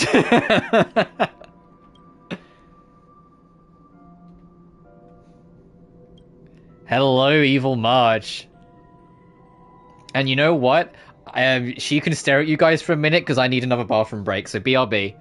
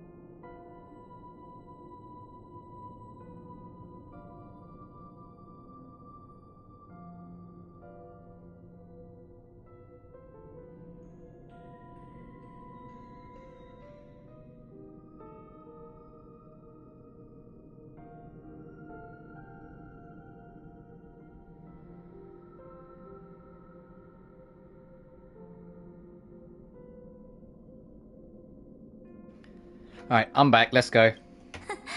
My dear. Who are you? Shh. There's no need to say anything. I know. You have so many questions swirling around in your memories at this moment. And you feel so helpless. Put them aside. For now, all you need to do is trust me. Or do you need more proof? That won't be hard. Wait, stop it! They're awake! I'm gonna keep our first. It is the same march. This is our march. Bro. Bro. The statue. Is that Donhar's brother? Oh, did you hear that? She just called me, but I'm not the chamber is full of pain. We won't escape from it. Hey, are you sure? Maybe a couple of punches will help to jog your memory. This is the real March. This is what she's become. It's as if they all happened just yesterday, right? I don't want to lie to you. Wow. Not use her name. Wow. The third month of Amphoreus is the month reserved for the Veil of Evernight. Also, I can't help but notice at the end of a lot of the subtitled lines, they put a music note on her. For now. Evernight? But who? Sorry, I'm just like, enamored by this. This is gorgeous. Holy shit.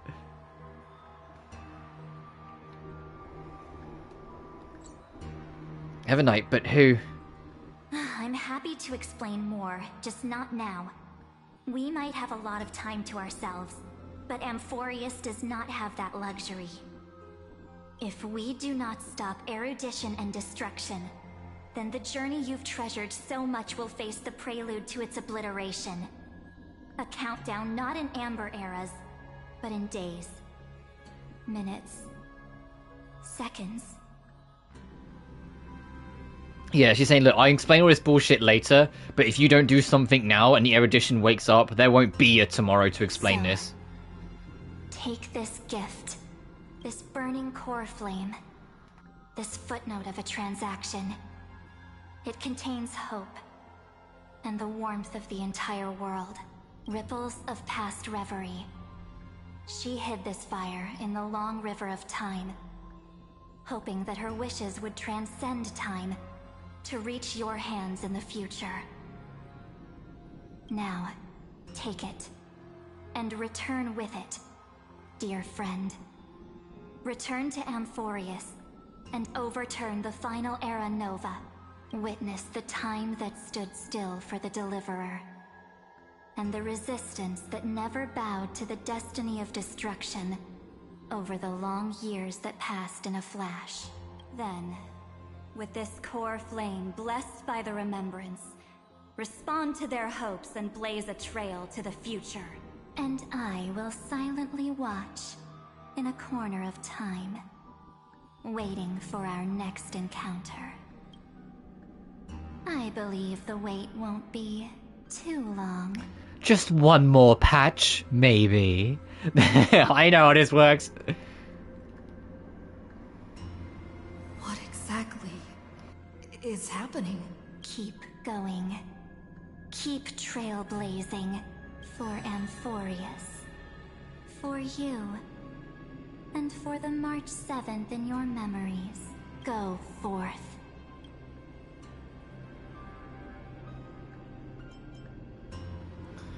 Let's hope we're not too late. Onward we go. Amphoreus needs its deliverer. I trust in March, even if she no longer looks the same.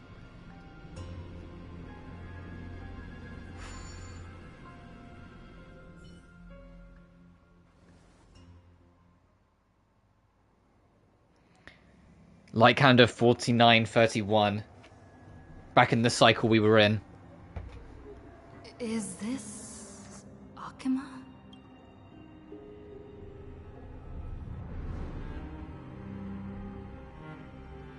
No one's here. And the dawn device off.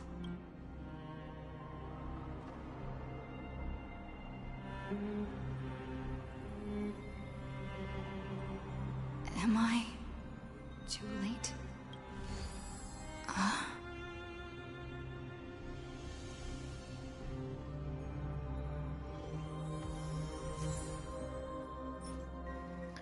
The world-bearing titan Kefali's fallen soul, yet seemingly some foreign forces tampered with them, making their divinity different from the one of the past cycle. The core flame awaits its rightful return, through which the final deliverer shall forge a new Era Nova.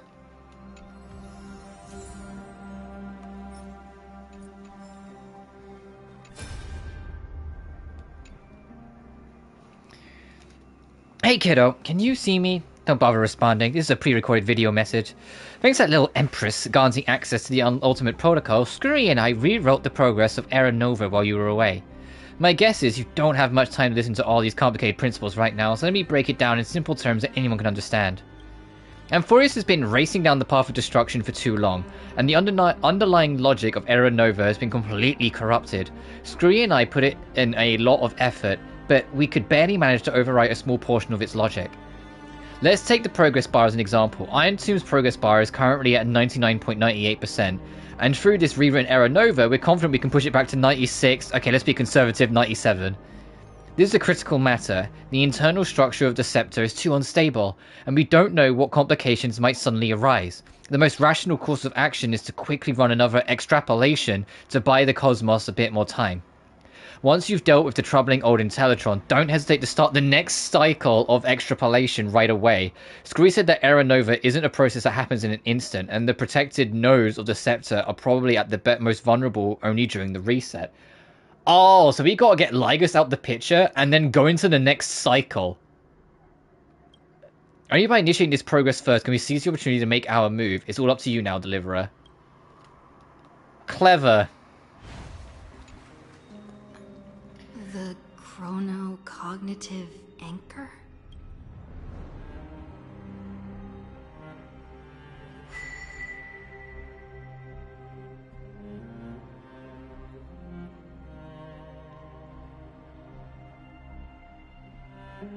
There's so much I wanted to say for our reunion.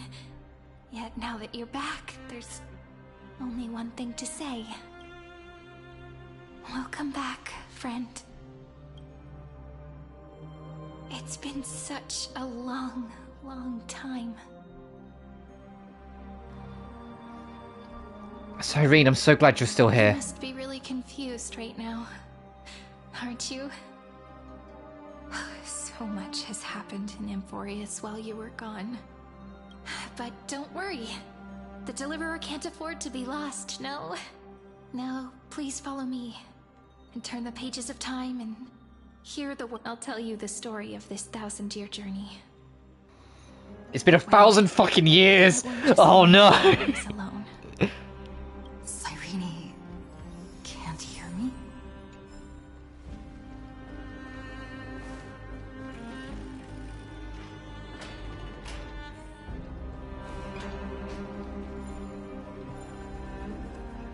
The holy city lost in time.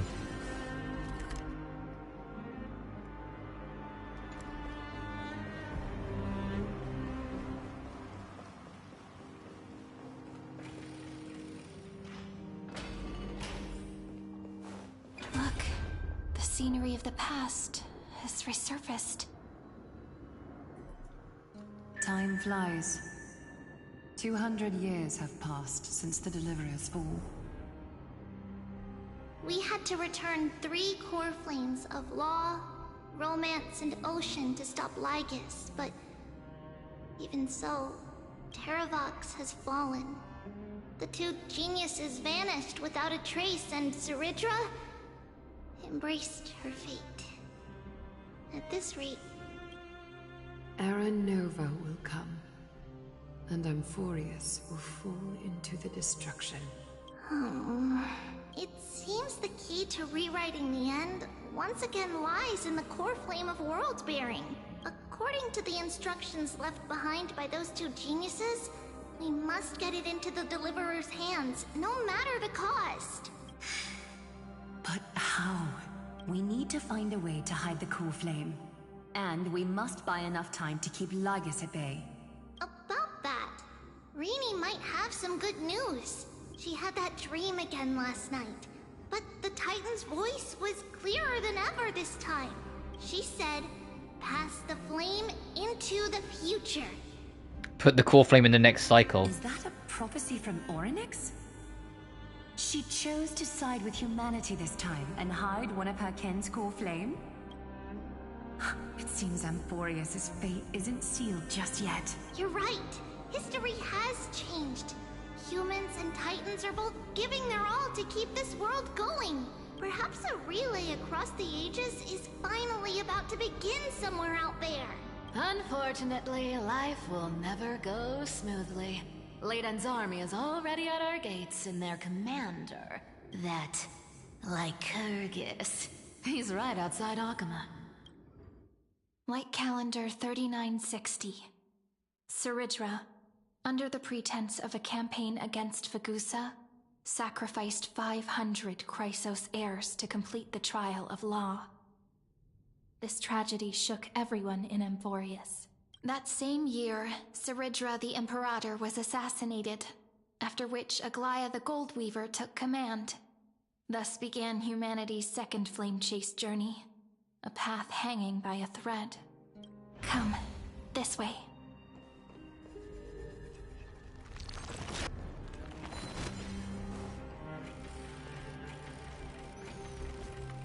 What does this read? Arkema, the Lost City, was a cradle of countless myths. Once she was like an innocent nymph, sheltered by law, draped in flowering finery, basking in sky's dawning light. She danced across the earth, listened to the ocean's songs, followed reason's teachings, slipped past suitors' trickery, untouched by strife or death. Through ever more beautiful passages she wandered, and people supported her in her world-bearing. Until time took her joy, her beauty, her life, and more. A skeleton lies quietly in a stone coffin. Yet beneath ribs carved like white jade, her heart hasn't withered. Wipe away the dust from that beautiful heart and listen. Listen to the heartbeat preserved for you. The eternal holy city? The Marmorial Palace lies in ruins. Countless mortals have perished because of your stubborn resistance. It's time you learned the cost of refusal. Now, answer my question again. Where is Kefali's core flame?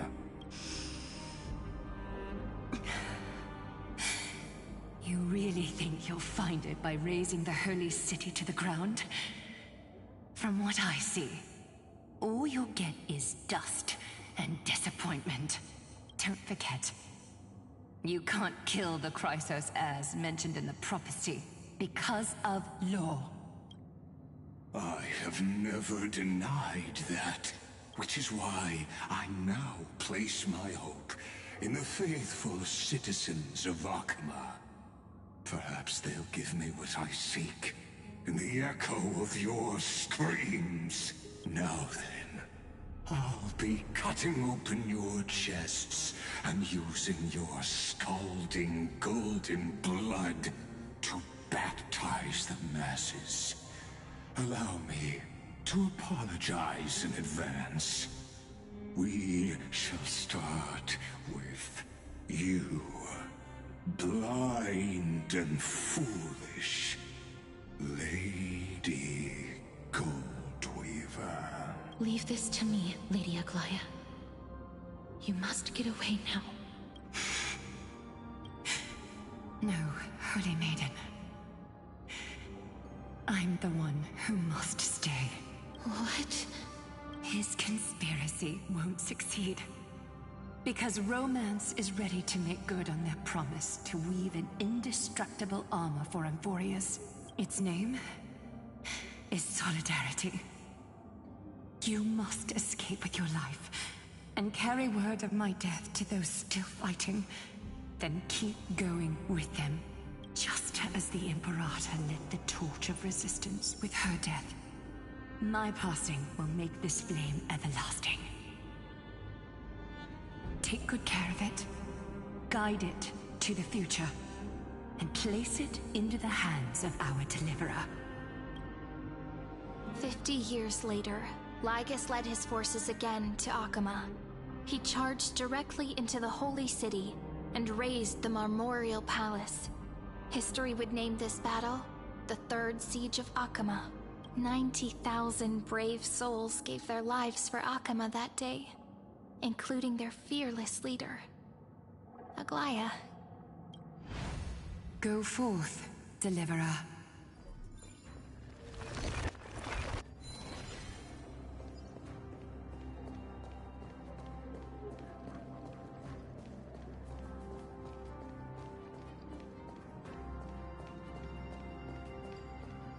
go.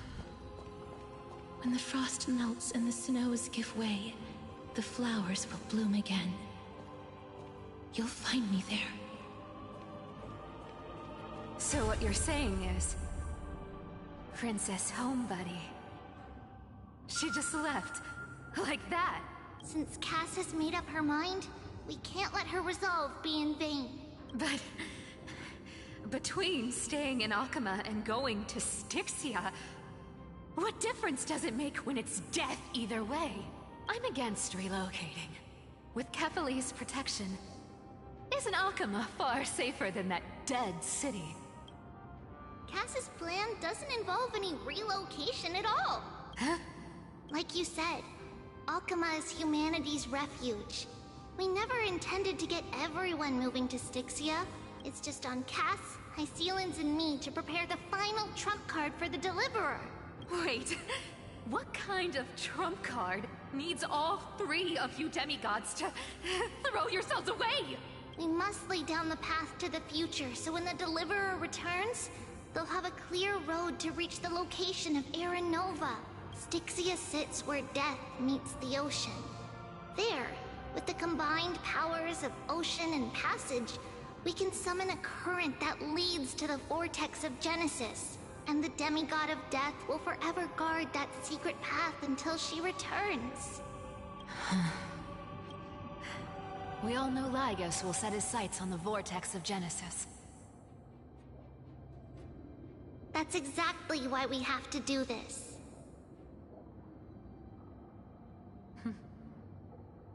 Guess I underestimated Idonia's Maiden of War. She's got way more steel than I thought. And Cypher, we need you to head to Castrum Kremnos as soon as possible. By any means necessary, forge an alliance with Strife. The prophesized Crown Prince has already been born. He shall become the new defender of Akama, protecting this land after we leave. You don't need to worry about that. I just came back from Castrum Kremnos.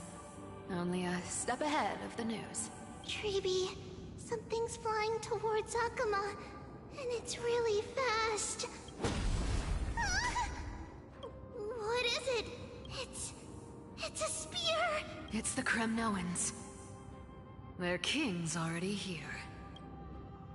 With the protection of the demigods Trebios and Cyphera, Akama endured wave after wave of warfare, though just barely. Castorus chose Styxia as the last resort, and completed the trial of death, causing the stagnant waters in the River of Souls to recede. Soon after, Trebios departed on a long journey. That same year, the Kremnoan king Euripon, along with his son, Prince Midamos, joined the Alliance to safeguard the Holy City in the Battle of Deliverance.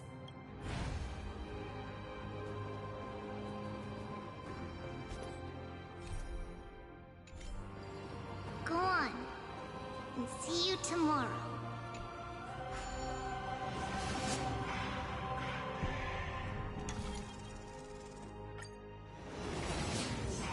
Breaking me apart buys this world even one more second. Then so be it. But it's gonna hurt a lot! Pain brings endless torment. But it can never destroy me. I believe that you were thinking the same thing when you stepped through the gate of infinity and jumped off that cliff. Can't argue with that. In the current situation, this is the only path Akama has left. Just do as I say. Split my soul into 5 pieces. Forge me an immortal vessel. Let the blade of strife hang forever overhead. Locked in battle with their enemies to the world's bitter end. There's no need to be sad, Lady Trebios. Haven't we already taken great strides towards that promise tomorrow? In this life, my people no longer have to drown in false guidance. Kremnos has washed the blood off its fate. Amphoreus no longer needs a god named Strife. So let me shatter the former laws and turn the Lance of Fury back into a weapon that protects the world. We understand. By the way, can you do me another favor? The 7 sages from Grove of Epiphany are already en route. They'll arrive in waves to join the resistance in a couple of days. Among them is a scholar named Anaxagoras. He has extraordinary insight and fears no sacrifice. This soul-rending ceremony wasn't just my decision. It was his counsel. His wisdom will surely be the backbone of Amphoreus' survival. Watch over him. Carry on this everlasting flame for me. Through Anaxagoras' ritual, the demigod of strife split his soul into 5. Courage, honor, tenacity, sacrifice, and reason. Each sealed in blood crystal and cast into battle. The people held a 10-day funeral to mourn their fallen god king. And through his sacrifice, humanity was granted 200 years of peace.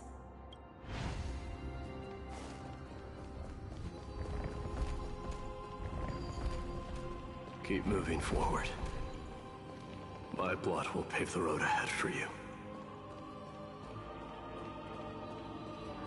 Keep moving forward, little Gray. See you tomorrow.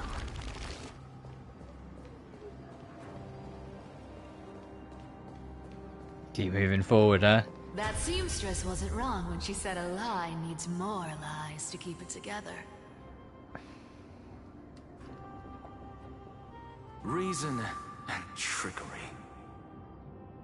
Is it going to go through all of them? Now there's Anaxagoras' one, so now we've got to go to Hyacinth afterwards. Can't catch that Tin Man without your little slides. Besides, this is our last shot. Not the time to be picky, right? Don't oversimplify it. Lycus just found out Akuma's been an empty shell for the past 50 years. He's bound to be furious. At this rate, he could have done anything. That's exactly what we want. Rage blinds even the brightest minds. Doesn't matter how much of a genius he is, the principle still holds. Once he storms into the council and confronts me head-on, you trigger your alchemy with a boom and turn him into a caged beast. Easier said than done. You still have to pass yourself off as the deliverer without anyone catching on. And you really think a human alchemical array can bind a godlike being? That's just nonsense. What? Getting cold feet? Or you just don't believe in the almighty worth of the demigod of trickery? Just tell me straight. Can you do it or not? Of course I can. And it'll be child's play.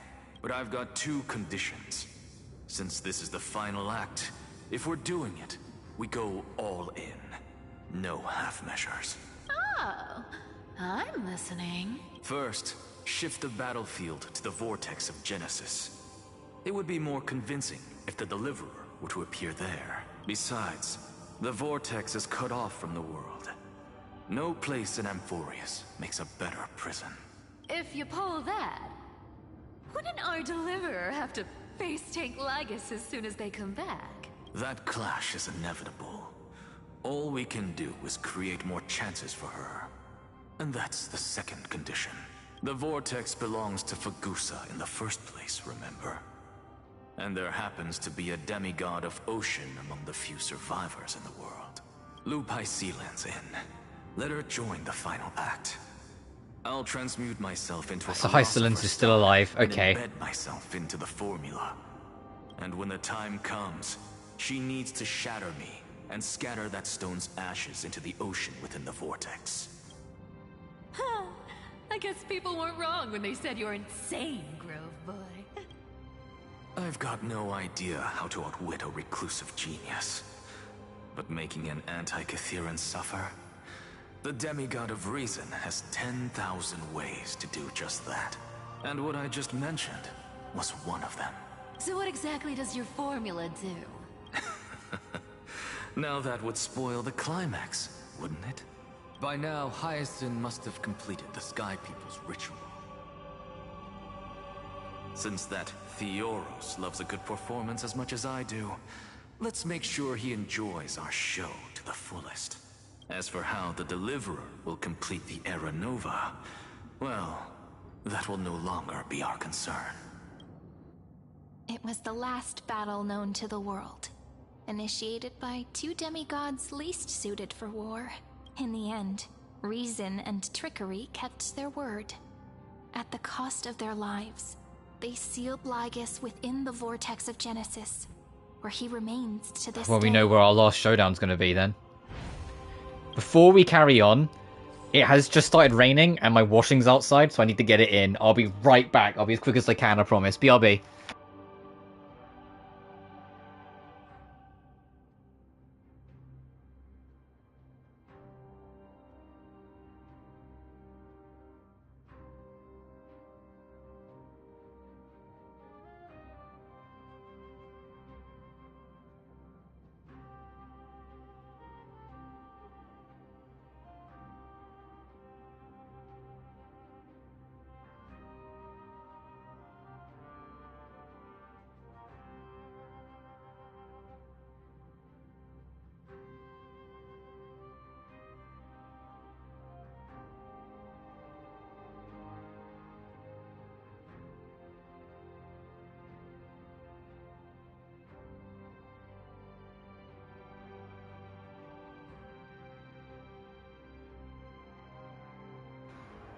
I'm back. Fucking ran, but we got there. Go forth. Finish the greatness left undone. Yeah, so we're going to end this going back to the thingy. Just run! Keep running. That'll be enough. Irie? It's Oh, Hyacinth. quiet here. Akuma will stand eternal. Miss Cypher's lie has crumbled after all. But it's all right, because all of us have fulfilled our purpose by now. When the Deliverer returns, no matter where she is, sky will turn clear, and a rainbow bridge will rise, carrying her to the final battleground. Cyrene, this arduous relay is finally nearing its end. Now, I'm passing the final baton of fate to you, okay? No, that's not quite right. After all, it was you and her who lit the first spark of this journey, wasn't it?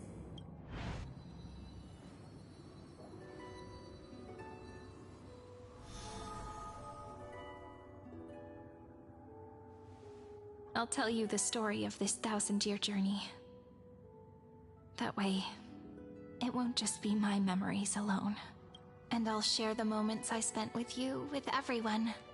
That way, the path we walked becomes a memory shared by all. People will know that there's nothing left to chase. Amphoreus has already welcomed the dawn foretold in prophecy. Just like I said, this won't be harder than the last time. Right? I won't let everyone's faith in me go to waste.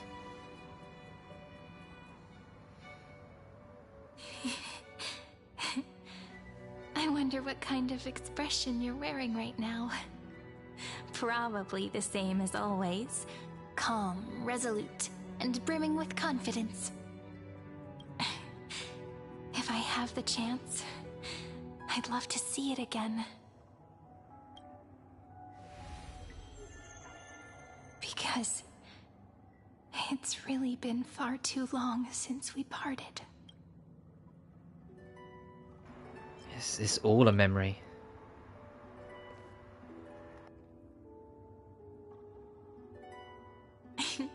Someone as sharp as you must have realized by now that this isn't reality, but a maze of time. As the last link in the relay, I will return to the Temple of the Three Fates. Tell Orynyx all of our stories, and bottle every page we've written into the little flask of memories. And then, may it set sail in peace, drift down the river of time along with the core flame of world-bearing, reach your side, and lead you back to Amphoreus. Just like the first time we met, right? Even though this cycle has no demigod of time, time has always stood on humanity's side. This is the only way to make sure that the Era Nova won't happen before you return. And the only way I can safely entrust the completed final flame chase journey to the Deliverer's heart.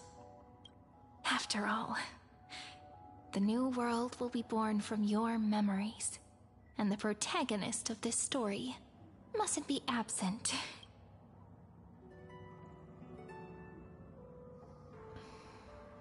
As promised, I'm back.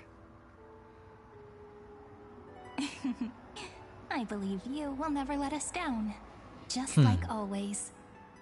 Do you remember when Finan sent us back to the beginning? When you and I got separated?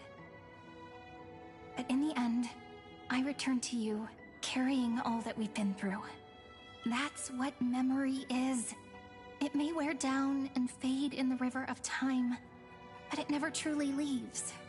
When that hidden corner of the heart is stirred, the past returns even more beautiful than before. So don't worry. Let the 33,550,337th Flame Chase journey become part of you too. I've gotten a lot better at it with the experience from the last time. Next, you will head to Styxia and find the Vortex's entrance guarded by the demigod of Ocean, before charging toward the final battlefield.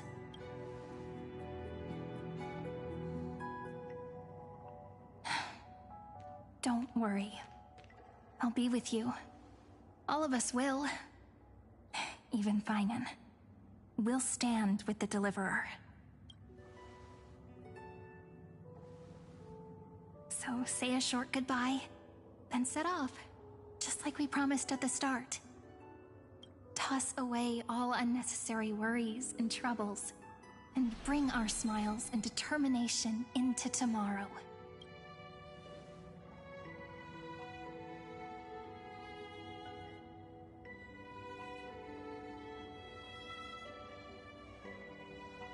The last baton. I wonder how long you'll have to wait before passing it on to her.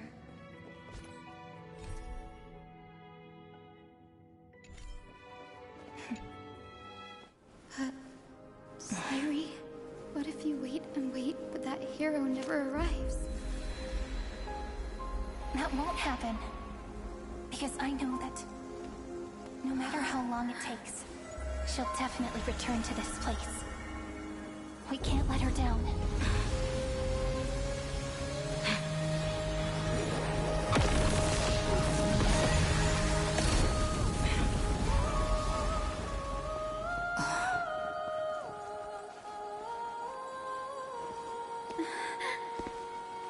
Sky shall rain rays of dawn for you. May romance be with you on your journey. And reason grant you enlightenment. Let strife bestow you with inspiration. Trickery ensure your success. Allow death to protect your soul. And at last, let passage point the way forward. Well, time will remember the Trailblazer's journey.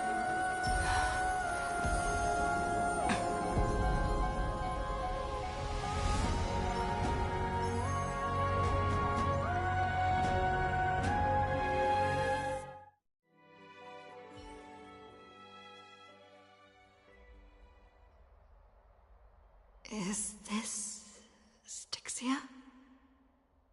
What happened to this place? I need to find the entrance of the vortex, guarded by the demigod of Ocean. Hi, Sealens. Is she still there? Long time no see, Trailblazer. Generation after generation of Chrysos heir heroes have tried to defy fate with their blood and tears. either voluntarily shattering their souls or waiting in eternal solitude. But alas, fate can never be defeated. You again. Reason and trickery may bind my flesh, but my will shall never fall silent. So the demigod of ocean, the Dux Gladiorum High Sealens, sought to bring me into a fantasia with her voice and drown a genius in slumber. But alas, it was all a hopeless dream. That warden fell before I did, due to erosion of time, while her prisoner remained unchanged. And yet here you are, bound to this place. True. I can't leave this place, but what of it? You should have heard of this fable. In a shadowed cave lived a people, imprisoned from childhood, and chained so that their legs and necks are fixed, forcing them not to look around at the cave, each other, or themselves. Behind them is a fire, and before them loomed the stone wall of the cave. The flames cast shadows, while the rocky surface threw back echoes. To them, that false play is the whole world. Yes, I'm trapped in the cave, but I know it's all just a fleeting illusion. I don't struggle in dreams. I wait, and now my deliverer has come to defeat me and save this world that never owed you anything. Oh, you'll need to awaken the singer here and unseal the prison called Vortex of Genesis. You'll be the one to unshackle me and bring the cave crashing down. Of course, I don't mind waiting a little longer. Let me guide you through this next illusion. One last memory from that prison warden. I hope you'll watch the stories of this fantasia closely. Logically, the deliverer must see the world for what it truly is. Emotionally, this memory captures the fate of everyone in Amphoreus better than anything else. Only by feeling it for yourself can you understand my point of view, the meaning of destruction.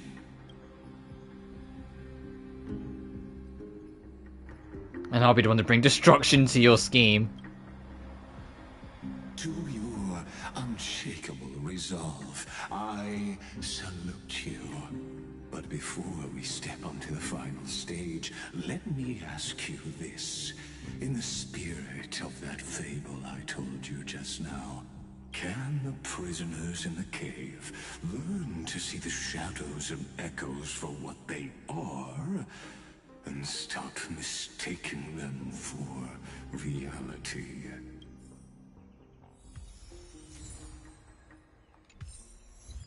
The city you cannot destroy. New map! Oh, fucking 31 treasure chests. Styxia before it was ruined.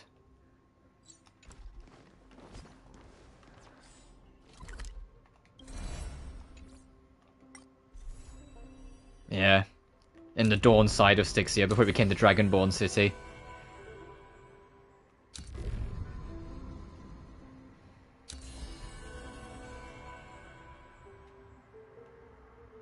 And ID's Elysia's way the fuck over here.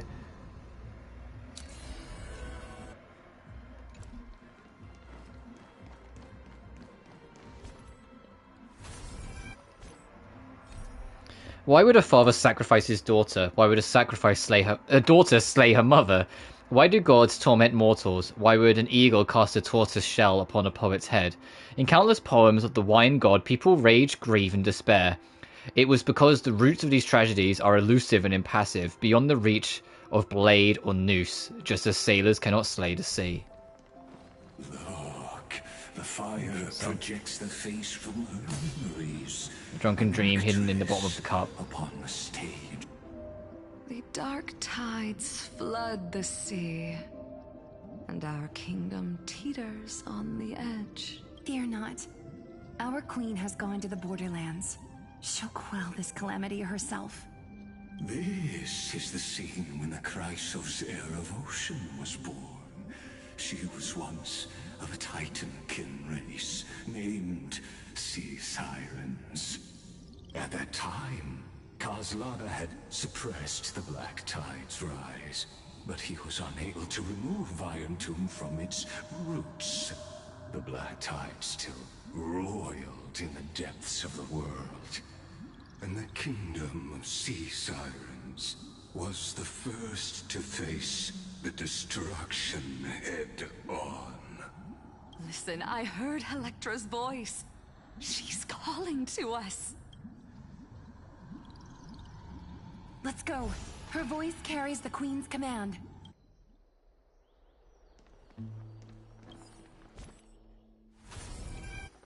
Fucking, I just want to see the no, it hasn't changed. I just wanted to see if that changed. You can bring up the event menu. To keep the Black Tide from threatening the ocean, the queen gave her all, body and soul. I already missed a chest, fuck. Born of the queen's chalice, she bore the deepest blessings and inherited supreme divine power. No fix.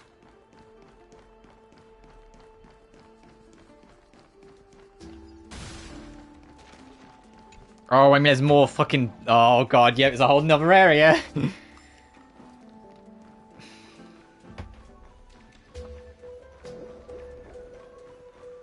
Take a look. This is pure genius in action. There we go, got a whole bunch of chests lit up now then.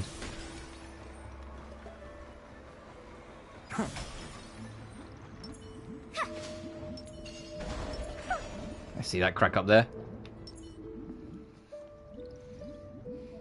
My sisters! You're finally here! Of course, Electra. Your beautiful melody drew us here. Her true name is Electra. This is a reflection of her former self, clinging to the past with aching defiance. The queen summons us. She must be near exhaustion. The Black Tide will soon enter our borders. Then what do we do? Will our seas fall to darkness and terror as well? Don't worry. We shall lift the chalice in her stead to catch the Black Tide, and stand together to safeguard our realm and its people. Such tiny Titankins, thinking they can stop the tide of truth. How naive. And that naivete is the root of all suffering.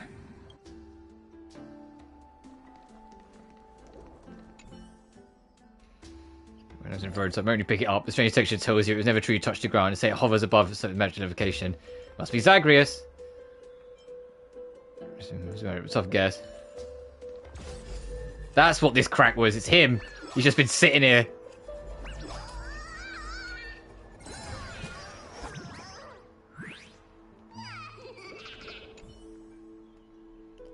There, it feels like the ground spinning. I was sick. Wait a second. You're not a priest of Oronyx? With that messy grey hair, say, this lovely miss, haven't we met before? At the end of the west wind. Is it the truth? A scent of we don't share. About our mysterious friend.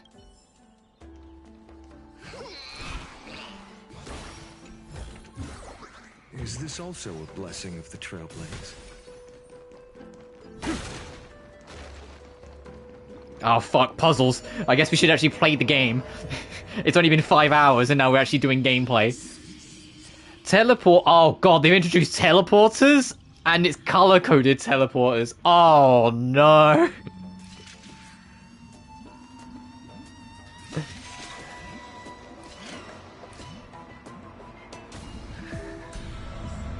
It wasn't complicated enough at times. I've appraised it all. No fakes. 21 stellar jades. I read that. What the fuck? In the treasure chest.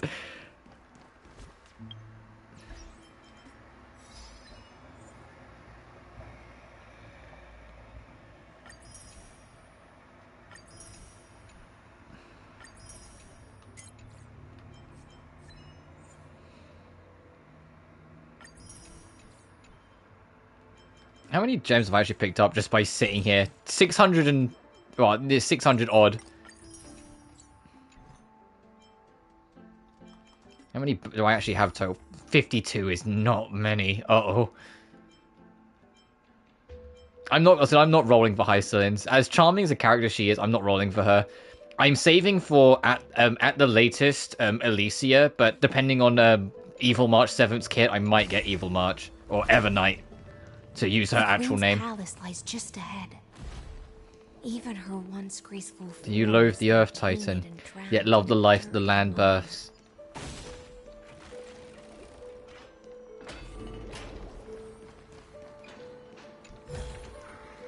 Is this also a blessing of the Trailblades?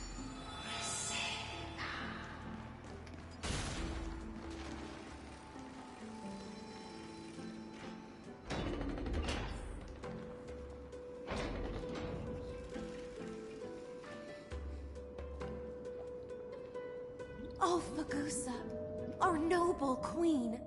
We've come at your call. My little fishlings. You swim with such joy.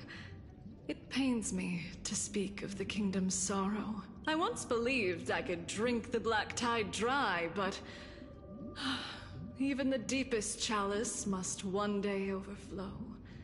And I can hold no more of this filth. Mother, worry not. We're all children of the sea.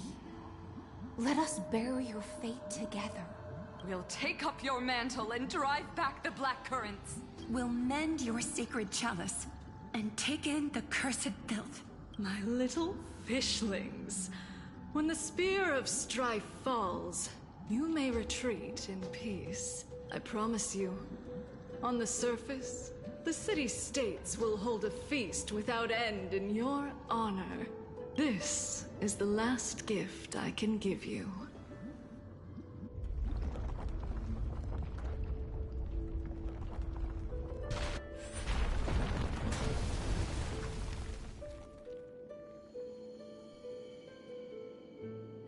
Fagusa sank into the abyss. With the chalice shattered, their intoxication spilled into the black tide, birthing the first madness in Amphoreus. Sea sirens followed one after another, hunting for the Titan's fragments, until their flesh decayed and their bones crumbled, all for the promised final feast. Keep watching, but tread carefully, for the stage ahead is crumbling with age, just like her shattered fate.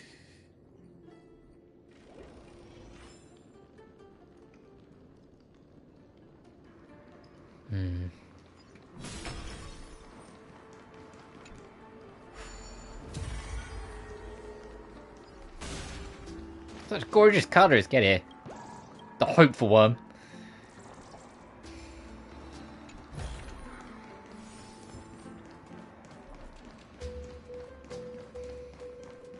I don't know how much is left of this story, but if we've got the whole area to go through, I think it's going to be a bit ambitious.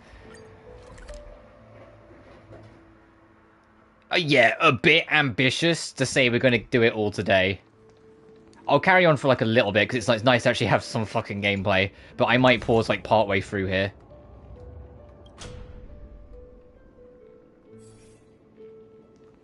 And call it a stream, and then we'll pick up the rest of this tomorrow. So it was only really the Finan chapter that was kind of like 5-ish hours. I mean, I know I stopped partway through, but man, like we've been busy. The vessel is pulled by Onyx's priest, various sizes. Breaking the chrono vessel will pause time the area around it. With this, breaking a broken chrono vessel, rerunning it will fix the vessel and allow time to flow again in the surrounding area. While running an object, the object will not be affected by this time stop zone. If you wish to freeze a moving object at a specific time, you can preemptively deploy a time stop zone and initiate rewind, and manually interrupt the rewind at the desired moment. Some characters' techniques can also trigger time stops, as the Trailblazer, Path of Remembrance, and others.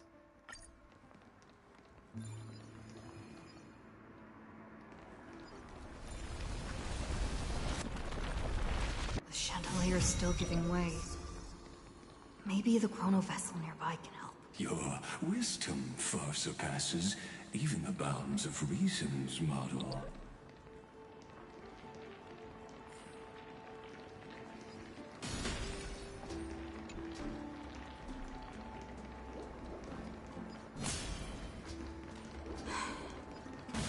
Can't get through.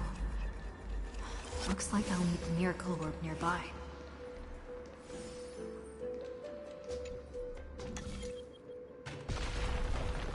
The ending was written long ago. Even you cannot rewrite it. Lygus, shut the fuck up. Poor chandelier.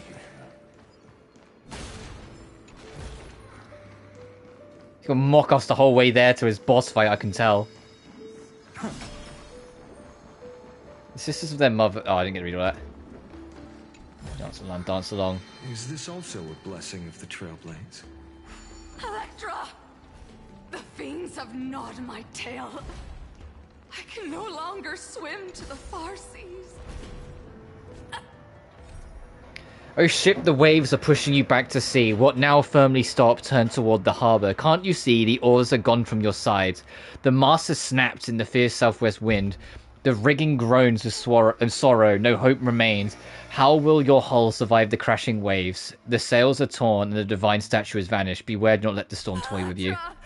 The black sludge has soaked my fins. I can't dance with you anymore.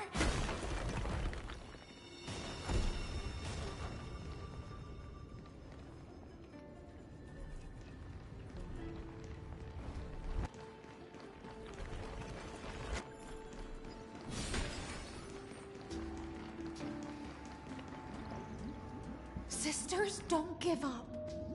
Remember the Queen's promise of a feast in the city called Styxia. I haven't forgotten. It visits me in dreams every night. I dreamed of a shining city, its lights piercing the deep gloom of the seabed. I dreamed of children placing garlands on our bone horns, and poets praising the sea sirens for shielding the world. But what a shame. We can go no further. Please, sing to the humans for us. Sing of the deep sea's legend in our place. Feast. Song. Electra.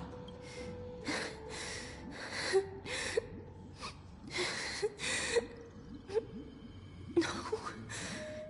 The sea sirens were tainted by the destruction.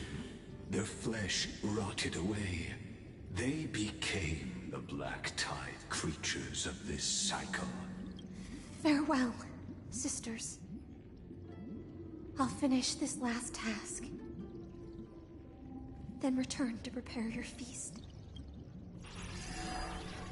And so, only one sea siren remained among the sea floor. High Sealands, swimming alone through the seas, burying her kin, and searching for the fragments of the chalice of plenty. Though most of that journey was in vain, why not use the power of time to leap ahead toward the journey's end? To reach the spirit basin, I'll need to call upon the power of the chrono vessel.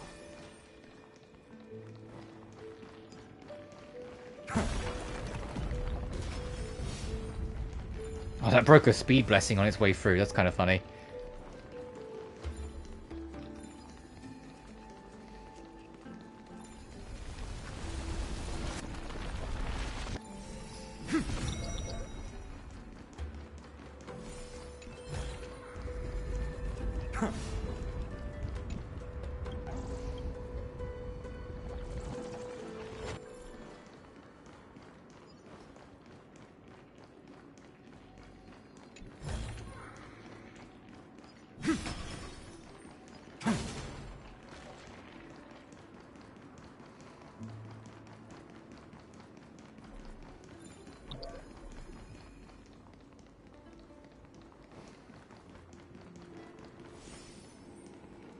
Alright then, the puzzle you got for me now.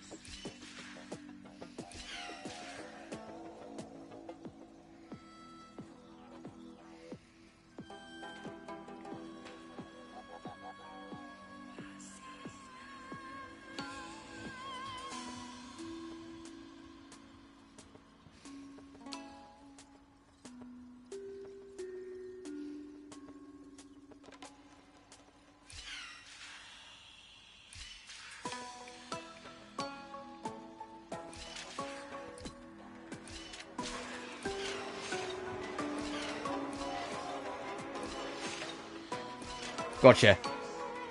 I didn't even realize the green thing reactivated the portal. I just kind of got lucky that I moved there, to be honest.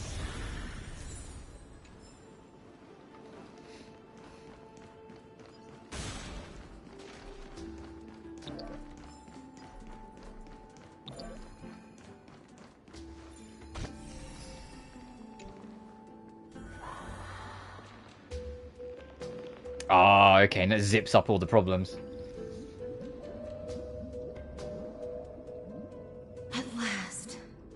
The Chalice of Plenty is whole again.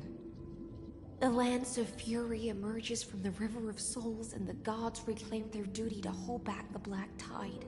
I am freed from endless toil, and now walk toward the rites at Styxia.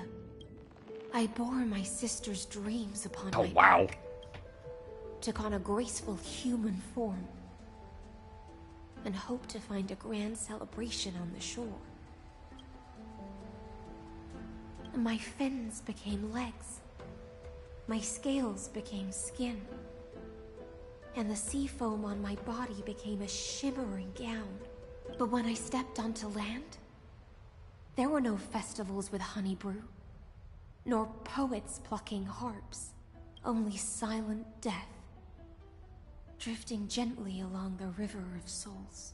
When she fulfilled her wish, she only found Styxia to have already repeated the mistakes of previous cycles, and was swallowed by death. Hopes and promises are nothing but the foam of dreams. I am a sea siren, a vessel born to contain the tides. Now that my task is done, and the promise is broken,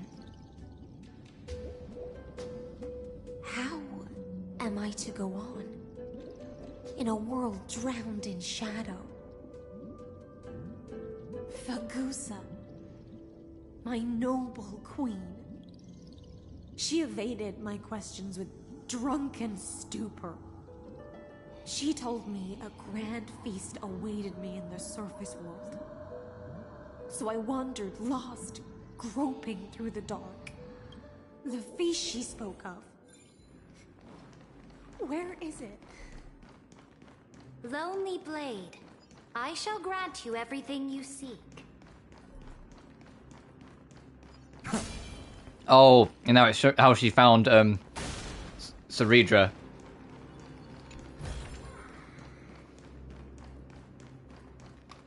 Take a look. This... Oh, there's another puzzle or something. I was going to say, if the barricade's gone, we should be able to just navigate here freely now.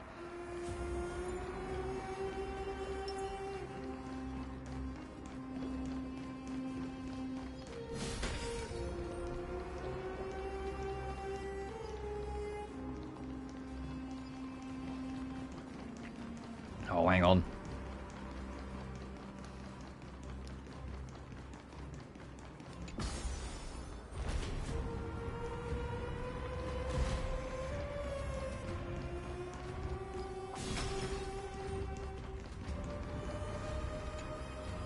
Oh no, I'm terrible at these. Uh-oh.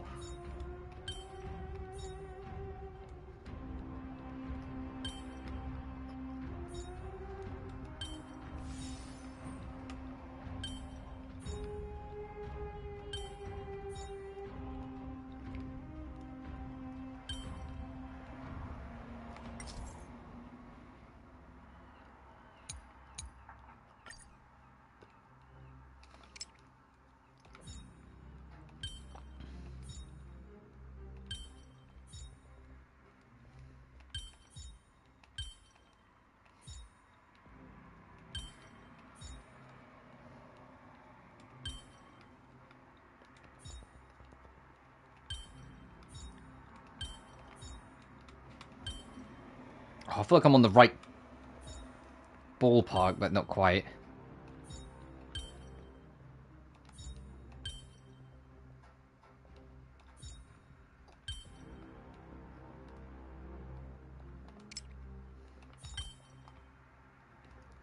Oh.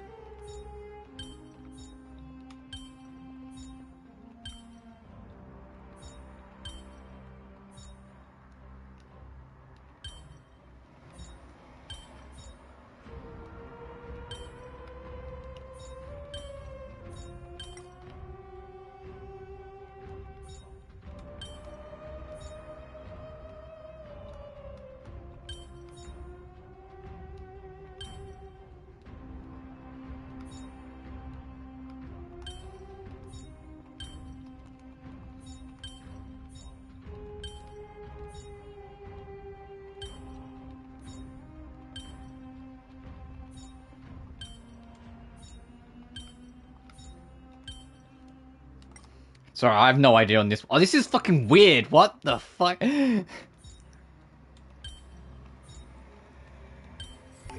that was a weird one. Yeah, I wasn't gonna solve that easily on my own. Is this also a blessing of the Trailblades? Alright, and I think there was one chest up here we could get.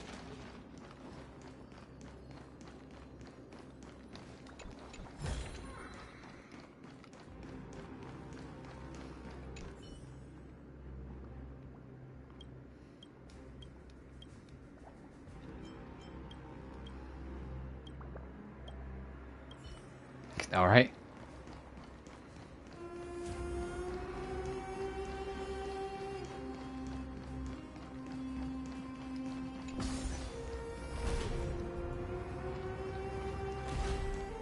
Noticing a sheer lack of enemies. There seems to be like not much going on like at all. Just puzzles to solve and narrative beats to get given. After wandering the surface for ages, the lost sea siren met her future conspirator. You quelled the wars alone and forced strife into retreat. This swordfish that commands thousands of legions, whom does she serve? Yes, Ceridra, long before she became the Imperator, was already burning with ambition. Sovereign who follows prophecy. I am no one's sword.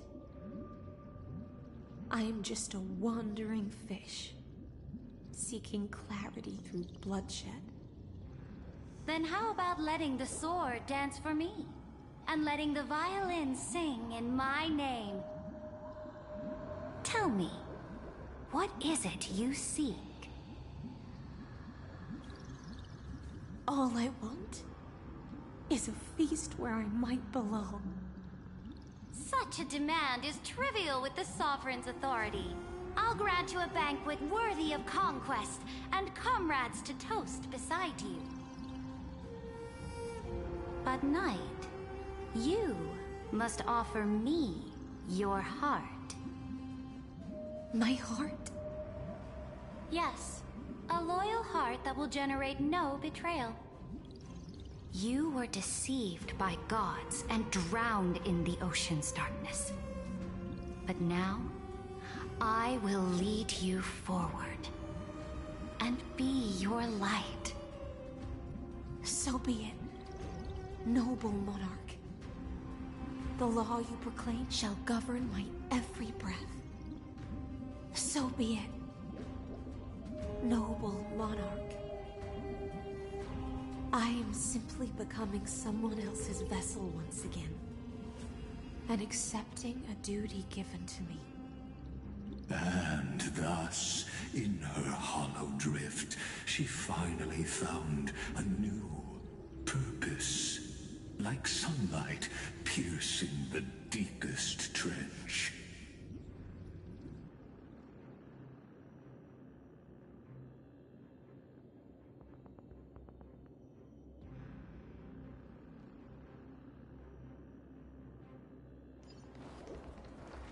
Sorry, I was checking something quickly. Next rest stop.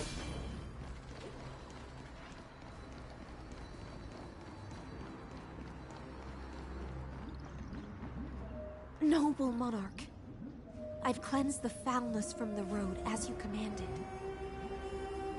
My blade, you've helped me ascend and take the crown. Ask, and you shall have your reward. What I desire is the same as before. A feast. Look! I've prepared you a grand banquet. The finest honey brew and tributes await. Fish are drawn to light by nature, for the deep sea knows only gloom. Now I found a flame.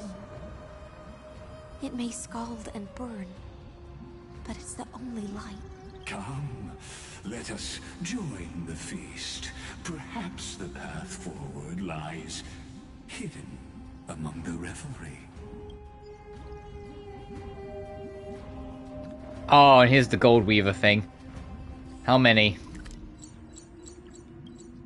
Only 10. Oh, so it's actually technically a smaller area. Even though it's not gonna fucking feel like it.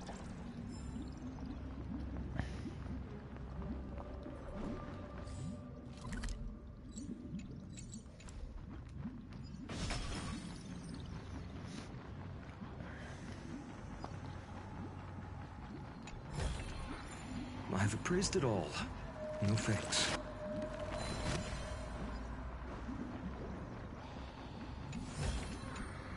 Is this also a blessing of the Trailblades?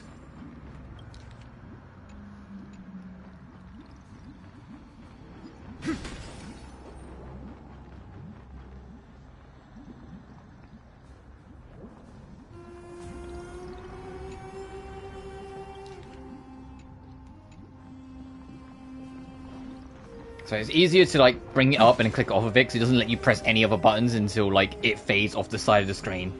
So it's better to just bring it up and then click off it.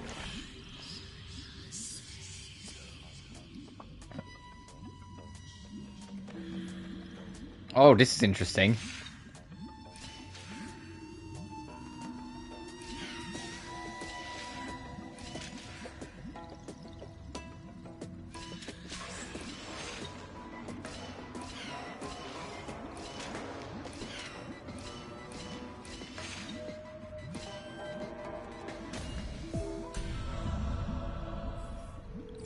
I'm not really sure what the point of the bridge button was there, but oh well. 'Cause I think we could have got around regardless. Have you heard that the Imperator's about to begin a new campaign? Her glory will no longer be bound by the borders of Amphoreus. I saw her, but let me poke around first. I've appraised it all. No fakes.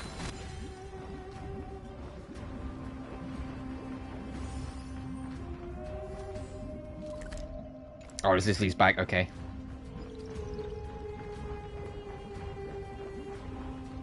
My faithful subjects, tonight's feast is not just for the past. It's a toast to the future! Born from our golden blood is an unstoppable colossus. Our iron beast to trample the universe! Great monarch.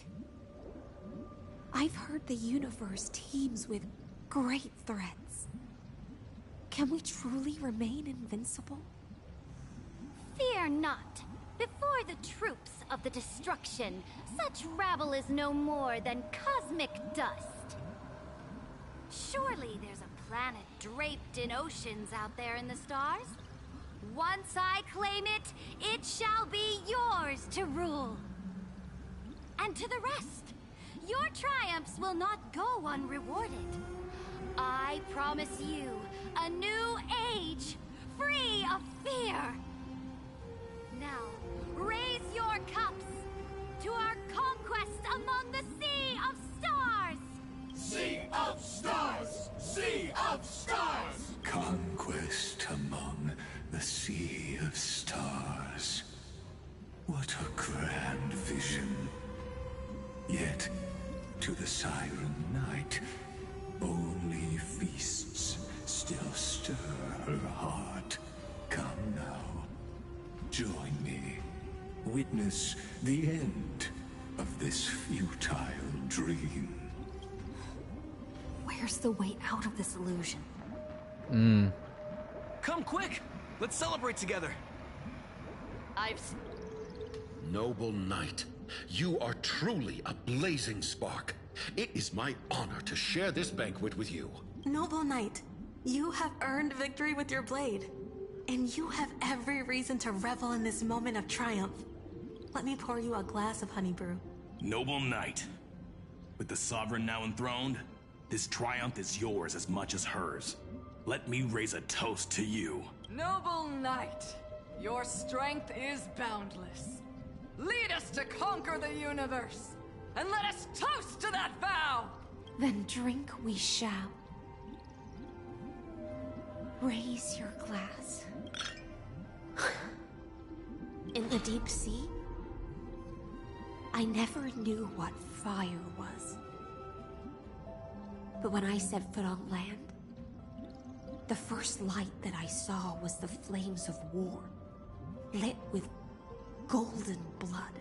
It scorched my fins, made me feel pain and ignited an unprecedented hunger. A hunger that flickers in every hero's heart. So bright, yet so blinding. Look! The monarch herself has taken her seat!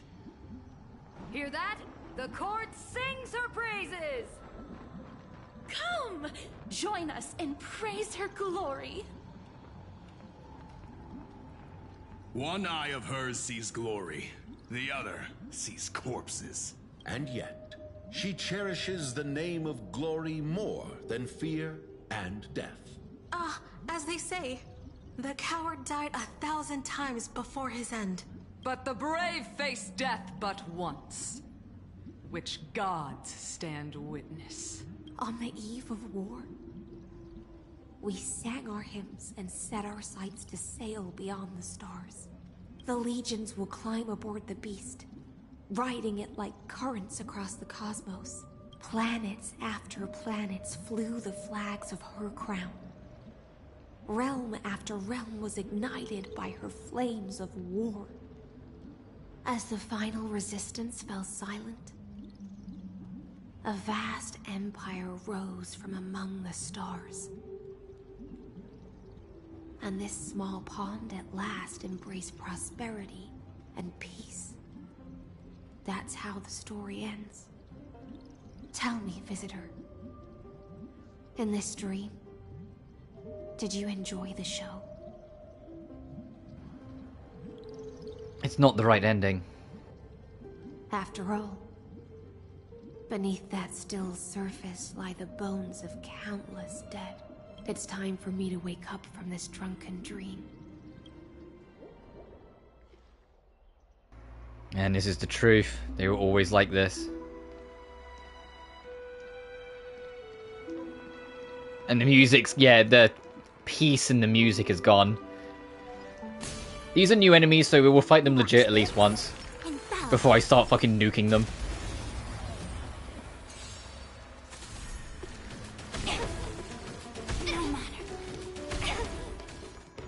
Feeling spiffy? No other future will come. A quick divination. Never seen perfection. Expand your thinking. Oh, they're kind of similar to like the fish enemies in the Sanshou Lawfu then.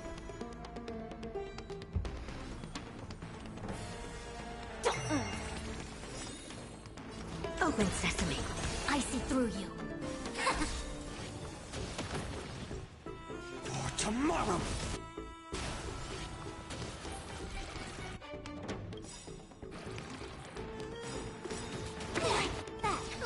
Oh, now you've done it. Now you've done it, you fucks. All things human creations. Innumerable core flames consume me.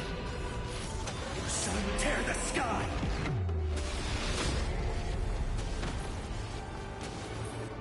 Alright, I get it. And I imagine they will have Hycelin's material. Amphoreus will welcome the true dawn. The Imperator is dead! Oh, Jesus. The Imperator is dead! The Imperator is dead! People once cheered for my ascension. And now they cheer for my fall. The cosmos.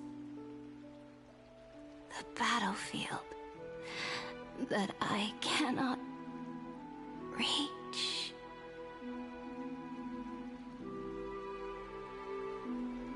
Before the Sovereign's conquest reached its end, her life and ambition had already been swallowed by the deep sea. This is the true ending. Her grand designs torn apart by the blade. Her regal robes soaked in golden blood. And the one who struck her down?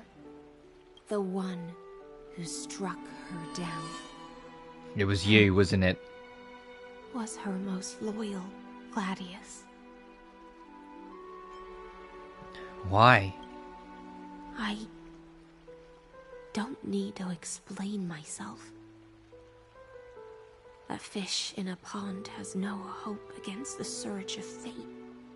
I wandered the shore, found a flicker of flame, only to snuff it out with my own hand. I don't understand. If the ocean's feast, the Imperator's dream, and even Amphoreus' existence are all illusions, then what's the point of our journey? When the Deliverer returns, I will let this absurd celebration come to an end. But Greyfry, I can't help but wonder how I dearly wish this feast of the Flame Chase would never end. It seems she sensed your presence. The Fantasia's foundation is starting to crack. Let's return to the prologue. Remember the allegory of the cave? Can the prisoners in the cave learn to see the shadows and echoes for what they are, and stop mistaking them for reality? As you've seen, when she cast off her chains, finally turned to look around, and moved her legs, her reward was nothing but searing pain. The light will blind her, for the fire behind her had never once actually touched her eyes. Her legs will buckle beneath her, for she had never learned to walk forward. And so she fell into infinite confusion and fear, and came to firmly believe that the shadows and echoes were the real world. But we in the cosmos, are we truly any wiser than she was? Now, nameless one, fateless one, ask yourself this. The paths you tread, the eons you worship, everything you've trailblazed with your own hands, could it all be someone else's projected shadow?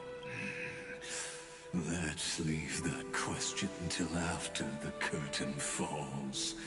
Once you've unearthed every Yeah, once we've gone through everything he needs to say, then he'll face us. Built for me by the demigods, I'll speak with you face to face.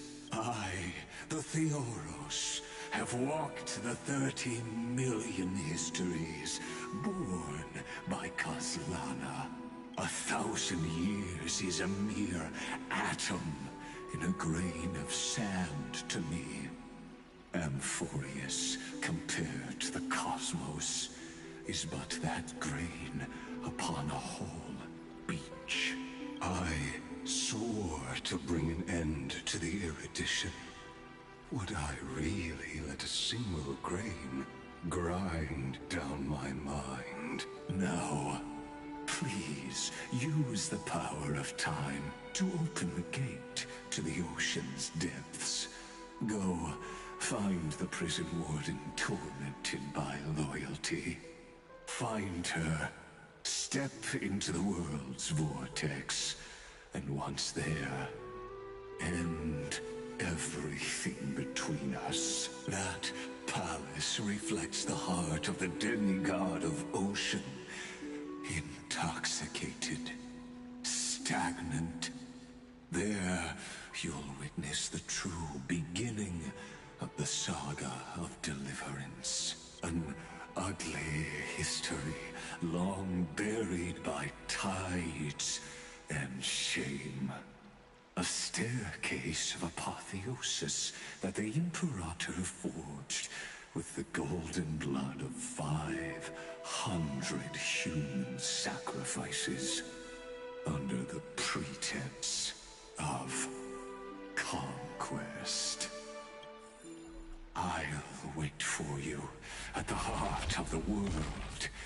But to reach the place, you must find the prison. Beyond this door lies the path to the vortex of Genesis.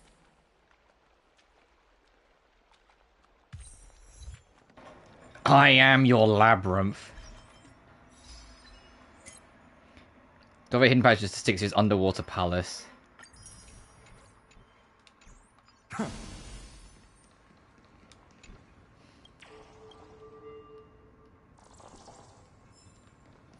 Let's carry on. I don't know how much is left. I was talking earlier, so I was going to and about how much more we're going to do, but at this point, I'm in here for the fucking long haul, so we'll stick through it. Now step away from this false banquet, and then onto that bloody stage. Oh, it's loading.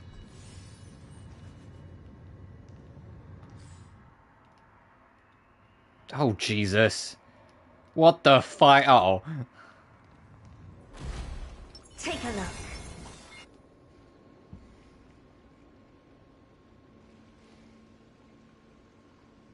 The palace that worshipped the ocean, the sanctuary connected to the vortex, was also once the battlefield of the first flame chase. The flow of time has slowed down. Her exuberant song halted the passage of time in this place. imprisoning my body and shielding my soul from deterioration. All just to await your return. The twisted time and space reflect her confusion.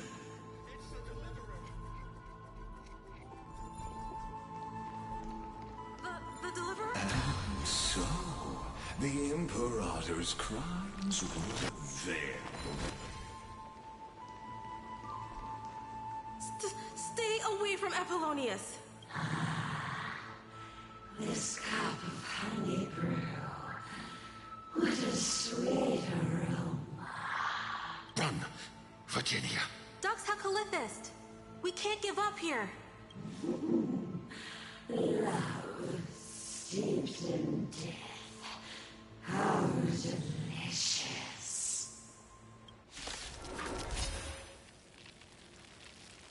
Sadly, all you see is a remnant of history. And your interference is just another equally futile echo. Oh yeah, you always talk about everything's fucking futile. You ever considered maybe we're gonna win, you fuck? Open sesame. Glimpse the unknown. Oh, big one.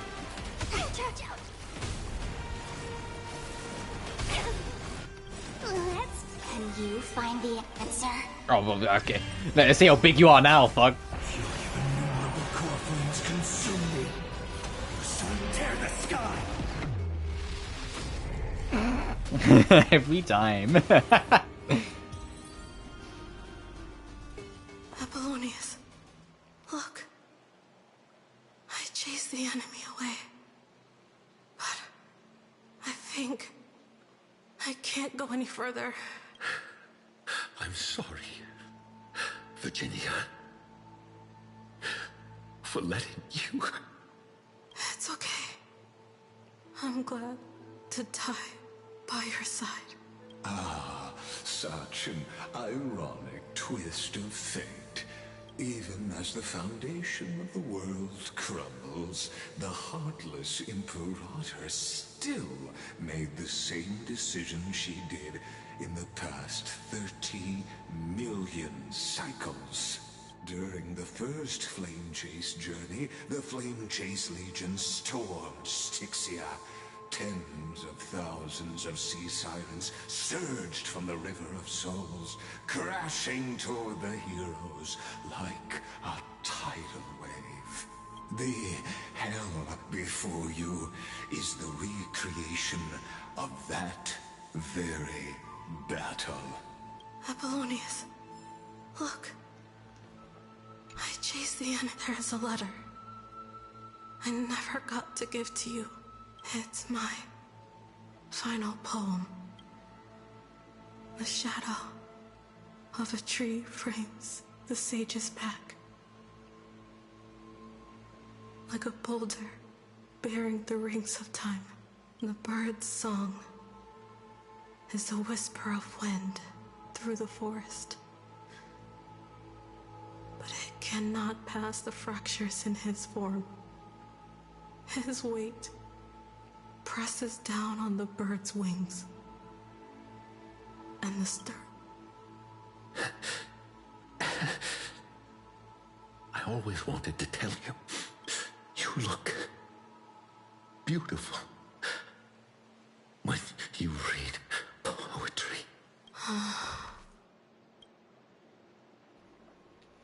Her voice reciting poetry grows ever fainter, fading with each breath until they all vanish completely at her lips, like wind slowly dying away. Virginia, see you in the new world.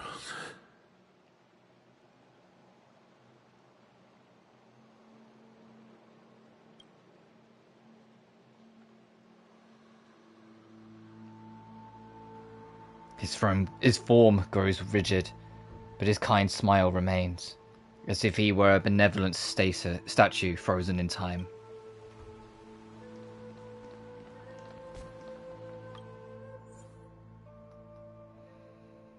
As a type of dot debuff, the dot originates from the part of the damage that the target takes. When stacking, it resets the duration of the fever.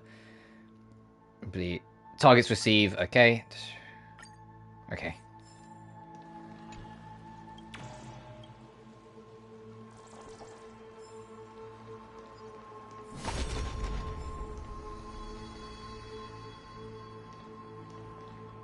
A painful past, yet hidden beneath a veil of joyful song. Ah, two discarding data clusters waiting for someone's return. It seems. Relive the history, then pass through the temple's waters and come to my side. Alter space, time, and witness the truth. What does my description say? That day, a grand ship laden with glory and 500 heroes set sail for Styxia and plunged into the embrace of towering waves shrouded in mist. Days later, the ocean fell silent, and for 1,000 years no wave rose again. No one knows the story hidden in mist and waves. Perhaps only the ocean remembers. A single burning ambition ignited all the timbers laden on that ship. Ashes of emptiness drifted slowly to the ocean floor. Go now, and feel that chilling flame and those burning tears.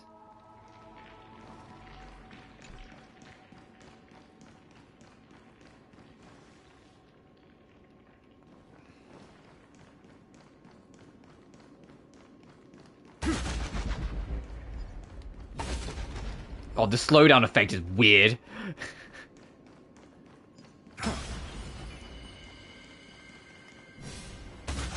It's cool, but it is like quite throwing me off. I'm like, whoa. Isn't that the deliverer?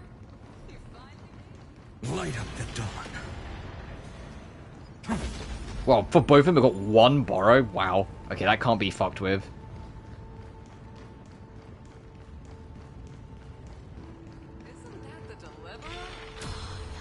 What a wretched way to die.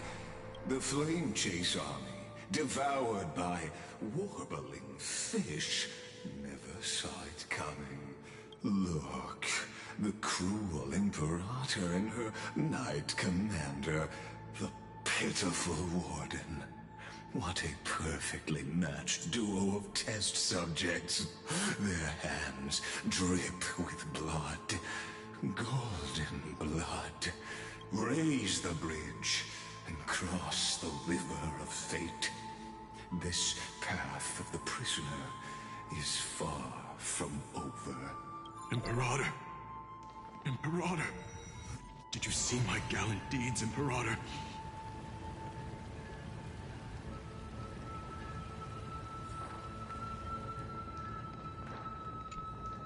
Imperator! Imperator! Did you see my gallant deeds, Imperator? You fool! How could you still not get it even now? With her schemes, do you think she'd ever let us end up like this by accident? She knew how this battle would end from the start! That tyrant. I swear I'll kill her with my own hands. No. She wouldn't send us to die for nothing. She would never betray our dreams. Or Amphoreus. Imperator. I know I'm a fool. So I'll believe in your commands. To the very end, take my life. And finish the conquest of the stars. His shattered armor ceases its rise and fall. His unclosed eyes remained resolute, sharp as a broken blade. You mutt.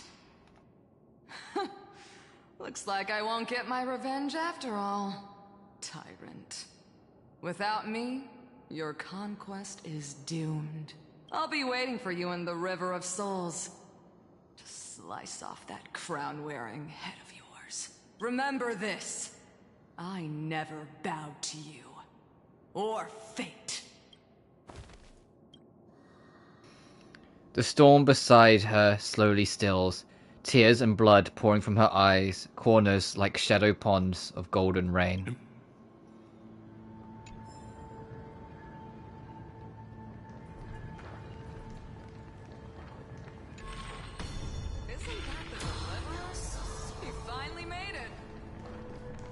Hang on, I want to see if I can lower the water again so I can see what was down there. No, that's not happening.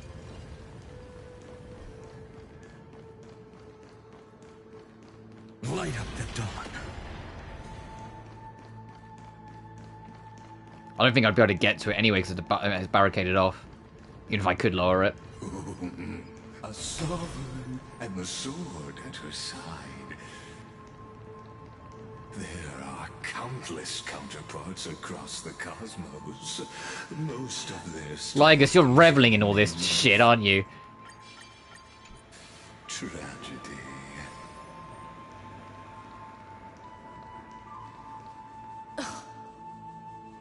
Imperator, why did you... You're here, Dux Gladiorum.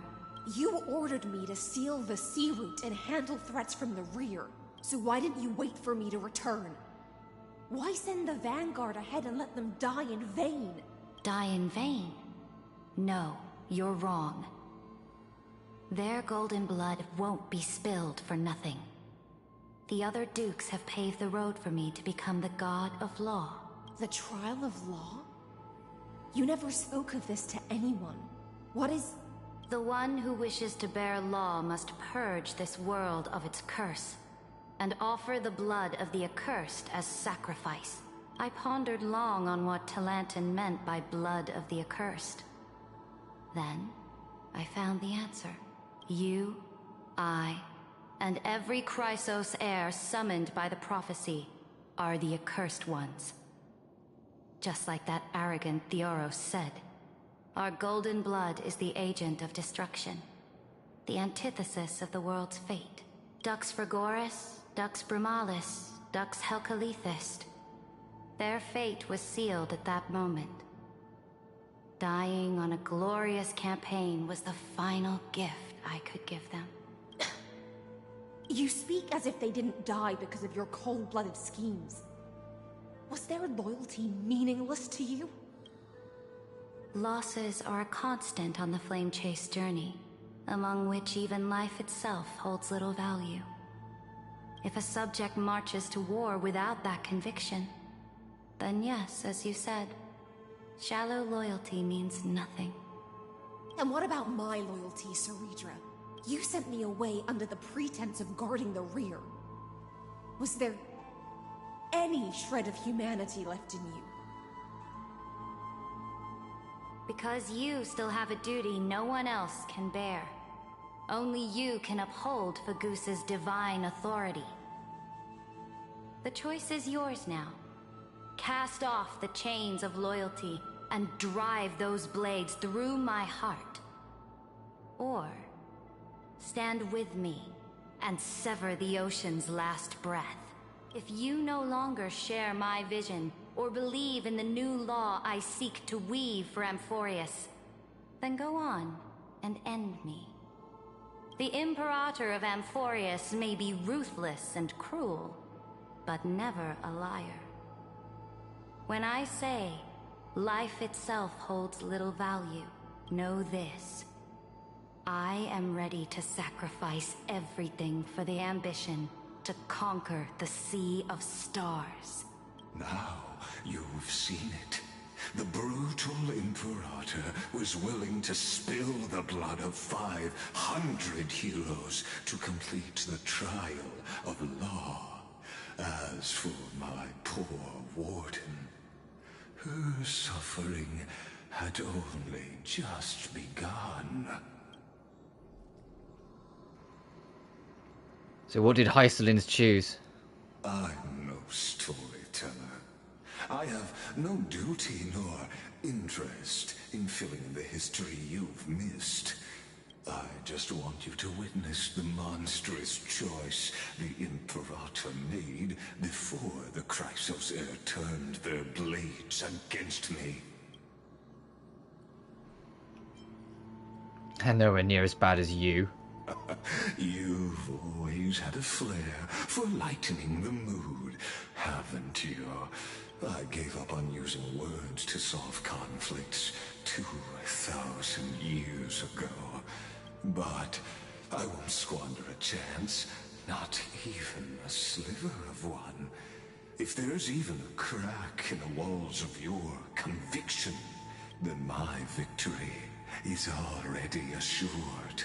Now that the past is settled, let's turn the page and bring time back to the present and dive deeper still until we reach the very bottom of the abyss.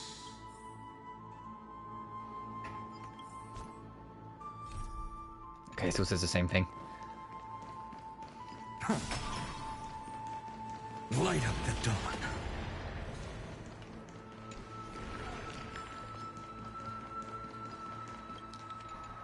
Light up the dawn.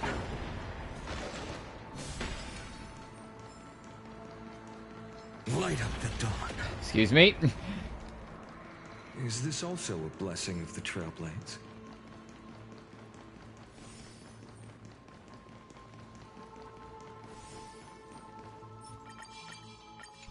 There we go. Does that end to fill up? There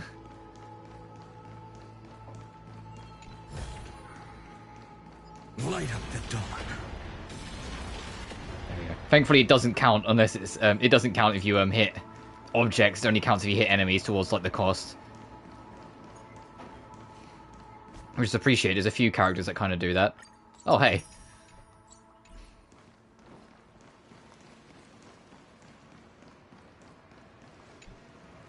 The fleet that rode the waves was dragged down into the deep. The flame-chasing nymphs were reduced to ash. What a tragedy. And you, Deliverer, shall bear witness to this golden death. Even optional lines, I can't escape this fucker yapping away.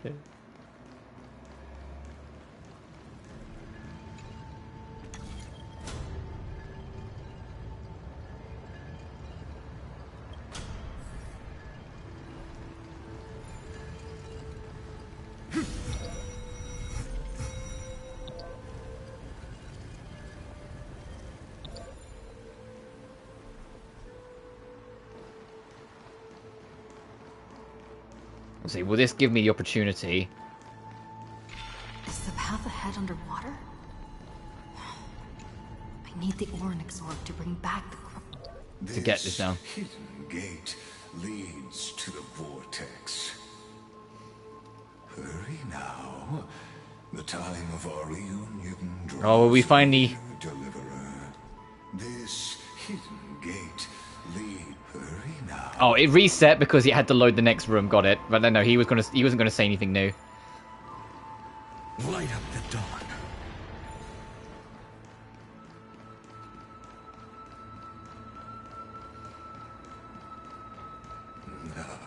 This cruel journey will reach its end at long last. Oh, it's hang on. Is the water lowered over here as well now? Before we go have our seemingly final showdown with Lygus. I've appraised it all. No fakes.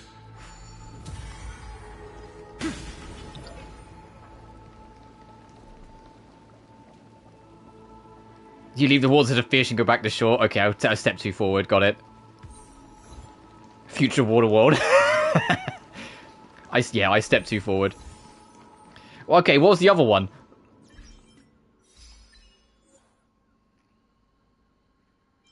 Oh, okay, lower it to the bottom and jump in the water. Yeah, no swimming in this game. You want to swim in a Hoyo game, you fucking fire up Genshin.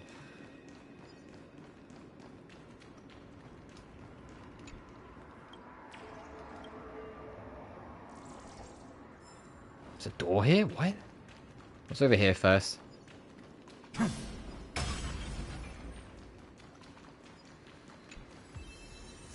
Is this also a blessing of the Trailblades?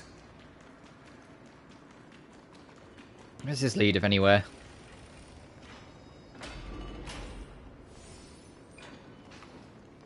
Oh, a driver of the Forgotten Sea. Step into the sealed underwater sanctuary.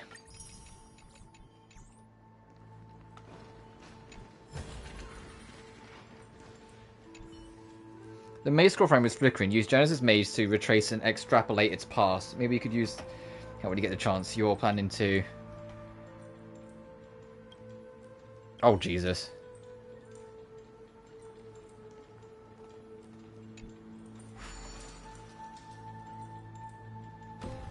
Oh, I know this!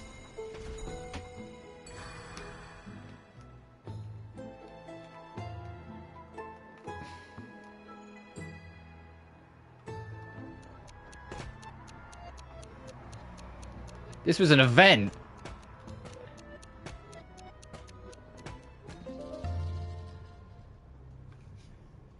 Is this just to let you kind of redo it now? No, it does make new chests.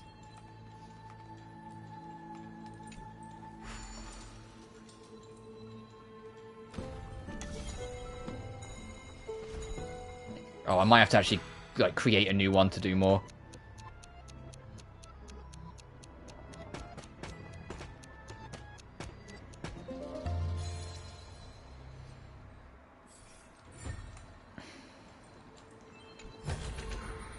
I've appraised it all. Whoops.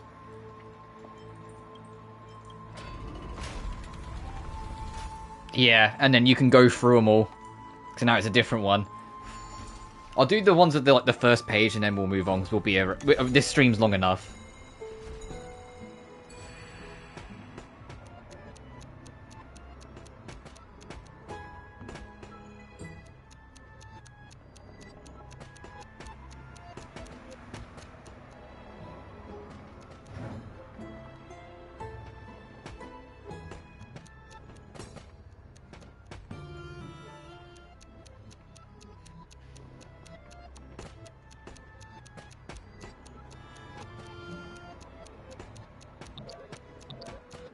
Hey, there we go. You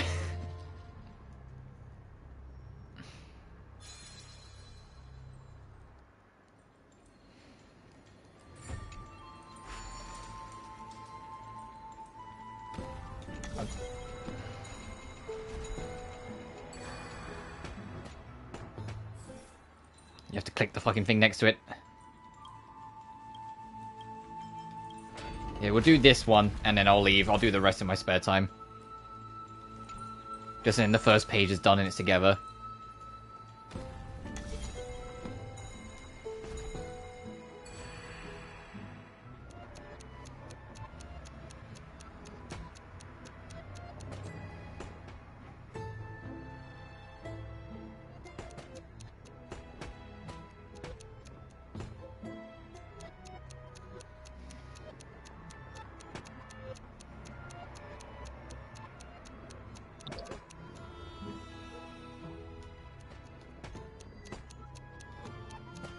There we go.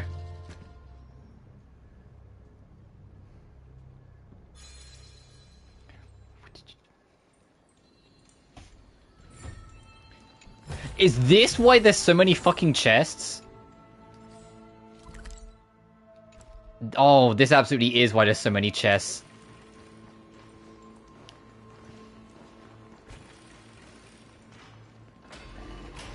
That's absolutely why there's so many chests. It's not because the area's huge, it's because they're all fucking in there.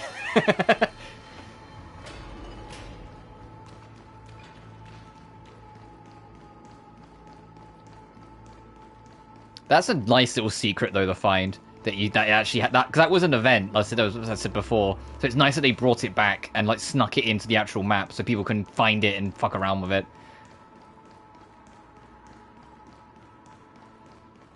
Let's do the intended path.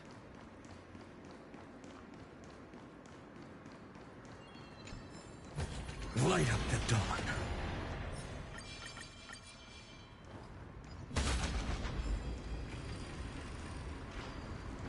You've been silent a long while, Dux Gladiorum. Starting to doubt your decision? Save your breath.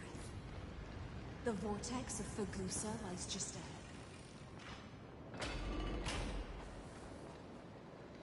After the trial, there's nothing left between us. So you'll stop swimming toward the stars, Dux Gladiorum? I was always a creature of the sea. The stars in the sky? The water went back up because we left it. Alright. That's what that warning was. Because we left the room, it deactivated the device, so the water went back up. Alright, time to go fight Lygus. Look, a gravestone. But whose name does it bear? It was here that the prisoner, who thinks herself the prison warden, made her choice. Witness, listen, and awaken.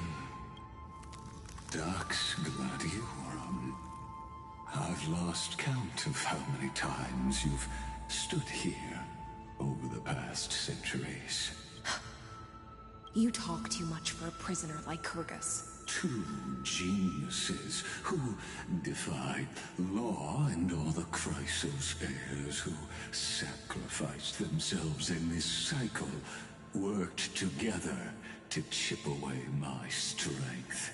And as long as my will remains intact, I am free. Don't get ahead of yourself. I'm aware I think I like accidentally skipped a line. Divine soul.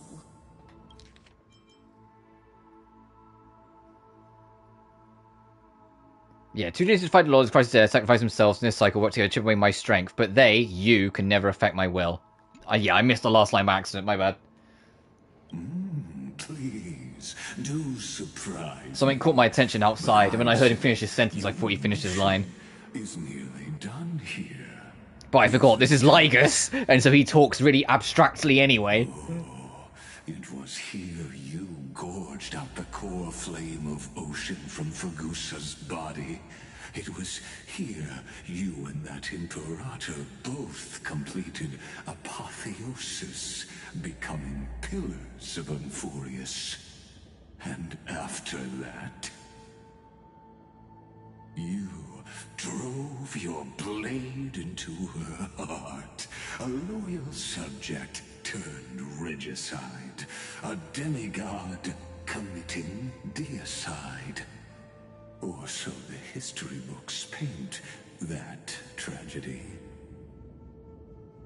Oh, but if that's the truth, then why, after 1,000 years, are you still here, guarding the Imperator's grave? Still bound by loyalty? Come to think of it, perhaps I'm not the only one imprisoned here. Your calm does stir the rage in me. As if the one paying the price here isn't you, but us. The ones who lost everything. That's only because I've waited 13 million lifetimes for my vision to be realized. Countless millennia. Loneliness never once showed me its fatal side. In fact, for a prisoner of the cave, it's more like an old friend. One that helps me think. But you're different, Dux Gladiorum. Loneliness has crept from the silent depths, sinking its claws into your mind. Bit by bit, it's peeling you apart. Will you regress into one of those lost mad sirens?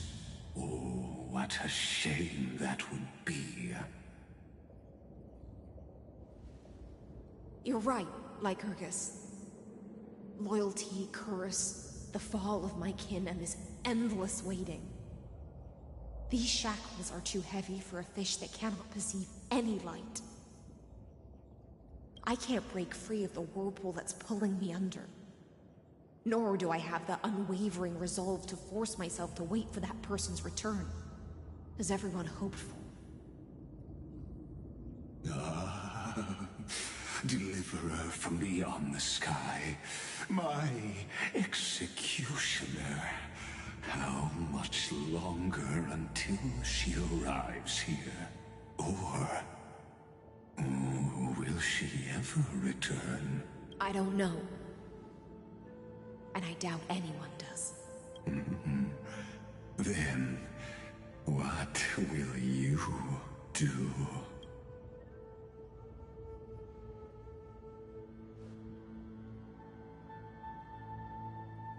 Saridran. This will be the last time I carry out your decree. Ever since you took me under your banner and made me the Dux Gladiorum, my music has belonged to others. Time and time again, I use the Siren's song to lure the unwary into illusions for your schemes and strategies. Now, let the Siren Electra sing for herself. Let me step into an endless dream of my own making. Oh, great ocean. I offer you the rest of my clarity and my freedom, in exchange for the strength to stand against the nihility and honor the sacrifices of the fallen heroes.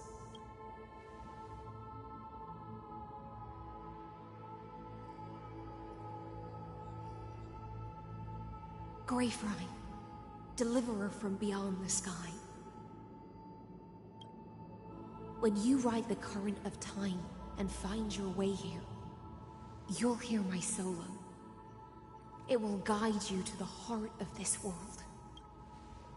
By then, I may still be lost in my self-wrought slumber, but I'll uphold my part of this long relay and guard the shackles that seal the Theoros. Do you still remember? To awaken someone from a siren's voice, you'll need Vagusa's honeydew.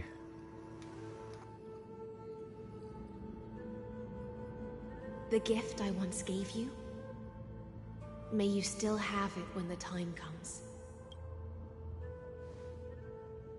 When you return, please pour that honey brew upon this grave. It holds the story of all our struggles and sacrifices. May you see it one day. The prelude Amphoreus wrote for your return, carried forward through a 1,000-year relay.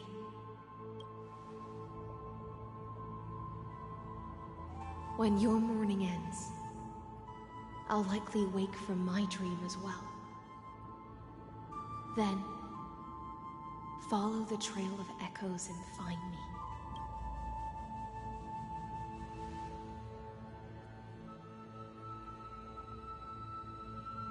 And together, we'll bring judgment upon the sinner who defiled the erudition. At long last, 33,550,336 cycles and 4,931 years later, Amphoreus's final curtain is ready to fall. The shadows within the cave gave everything. Yet all they did was mimic life outside its walls. A futile effort steeped in sorrow. Enough! They were no shadows. Everything they did shattered the darkness of this cave, and unearthed the core flame of Trailblaze. And now, with that core flame, I'll light the dawn of Amphoreus! Do you still still choose the will of the paths as your answer in the end? I do not agree with that answer, but I respect your tribute to them. Allow me to take back my earlier words. As an apology, and in the name of Theoros, who saw all destinies in this world, let me join you in mourning. Let us bid farewell to the heroes who sleep here. And then let us face each other and decide whose flame will rise with this new dawn.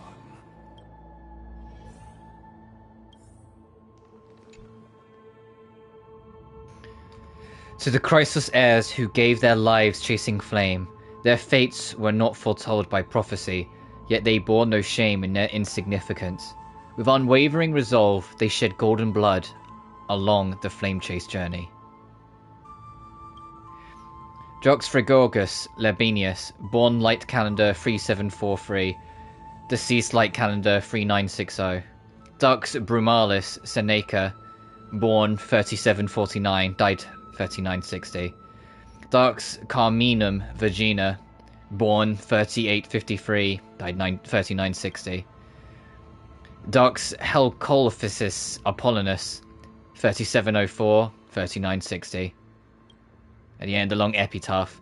Ceredra the Imperator, the demigod of law, deceased light calendar 3960.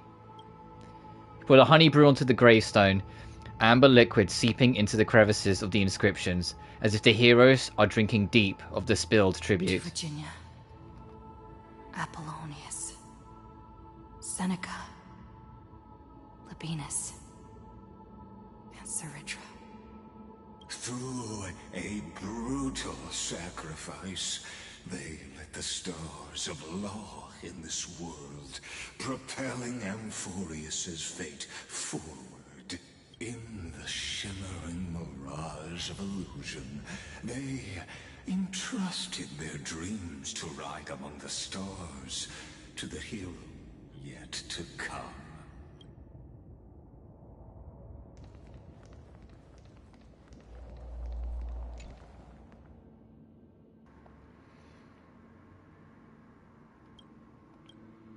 Terravox, the demigod of Earth, born approximately 2,000 years before the light calendar system, deceased 3961. Aglaia, born 3860, deceased 4029.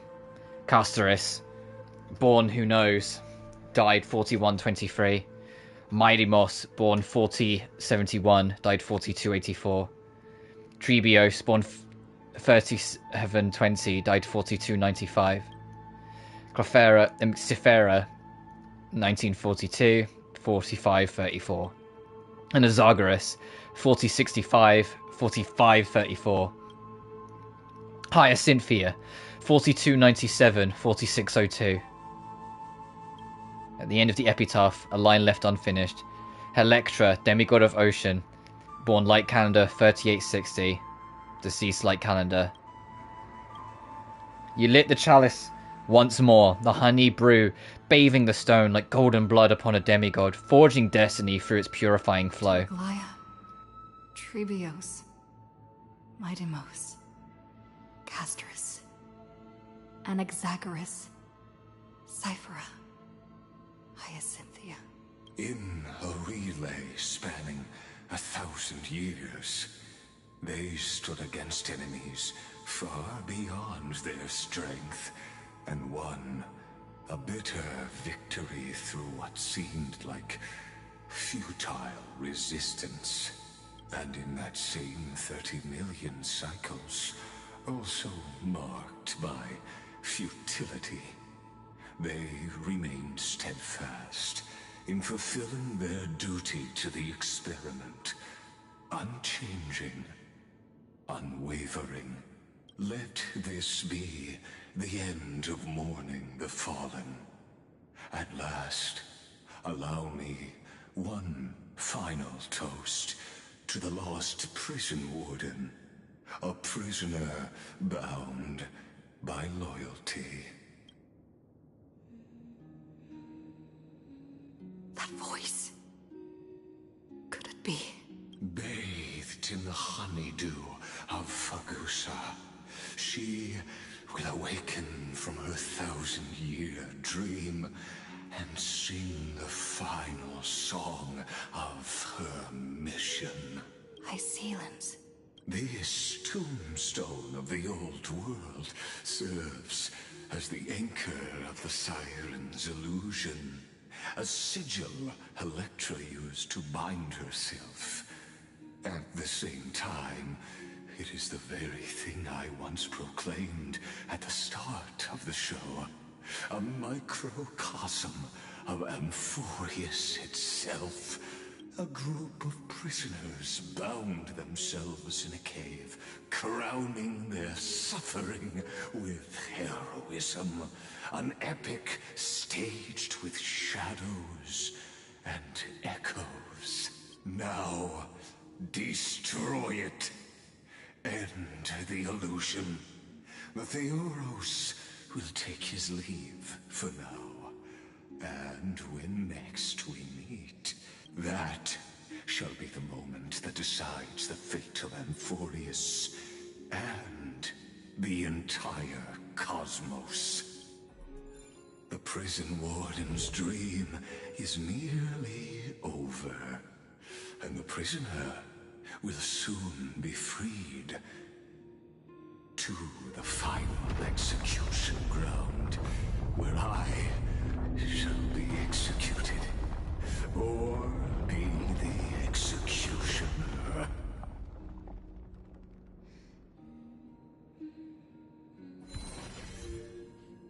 Shed all golden blood in the past. Dear Miss Aze, I'll read this one. Dear Miss Azol, I find myself unsure how to address you, given that we've never actually met in this recurrence. Miss Cyrene once joked that in this recurrence, you, Azol, owe me a hug.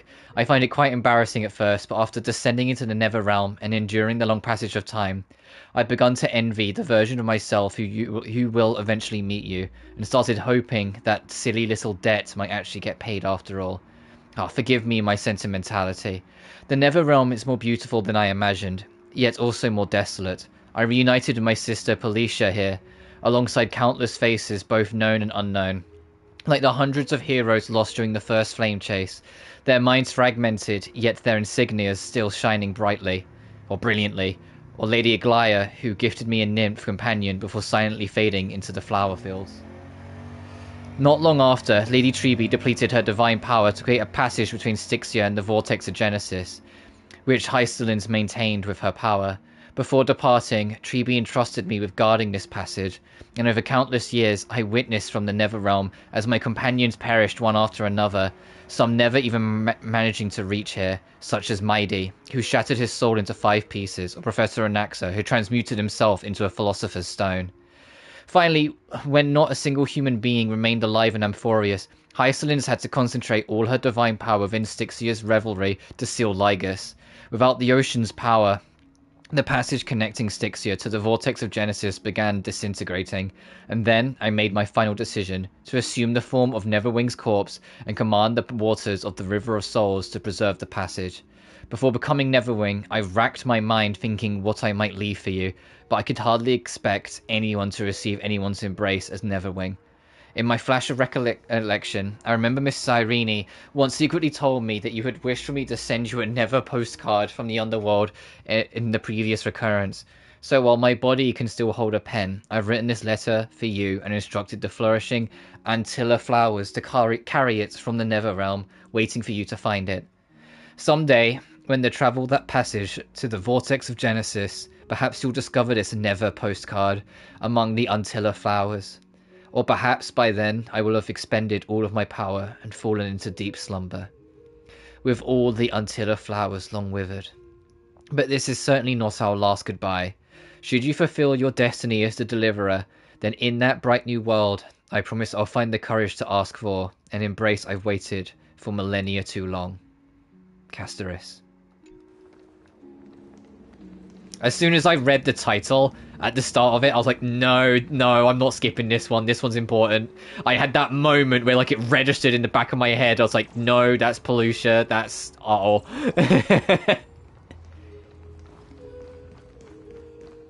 This world and I shall halt here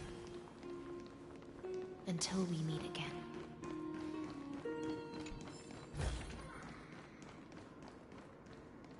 Oh my god.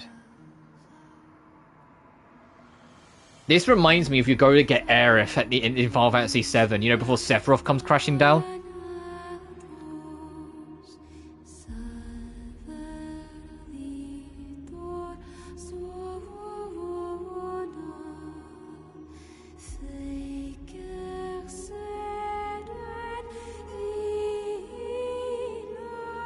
She's even in the same pose Aerith was in before, like, Sephiroth stabbed her. The last demigod. I'm here. The loneliest one.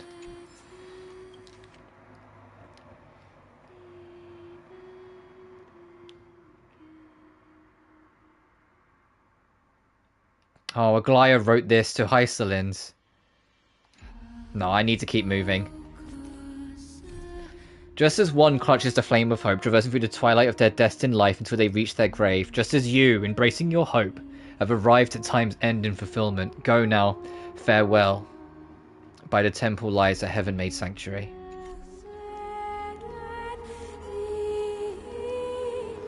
This is beautiful.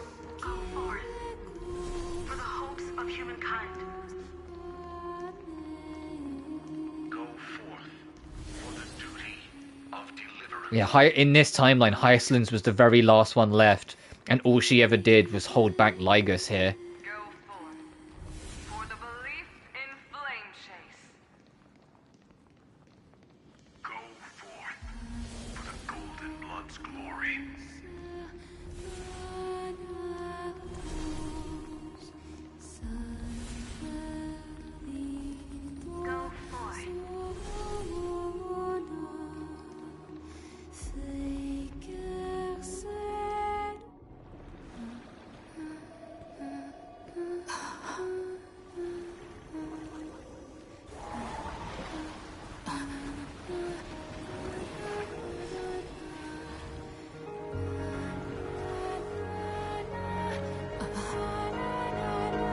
Seems like my feast is over. It's now your turn to perform.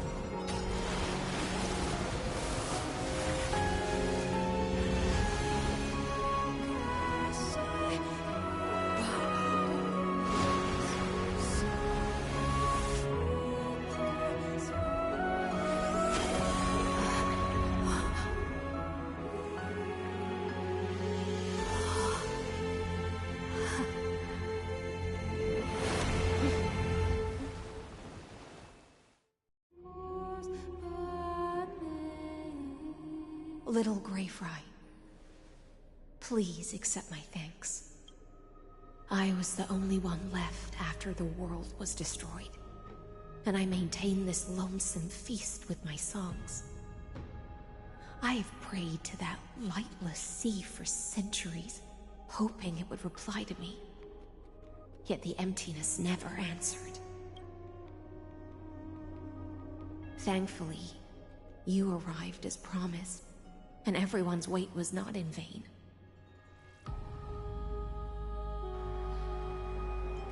Your song is beautiful.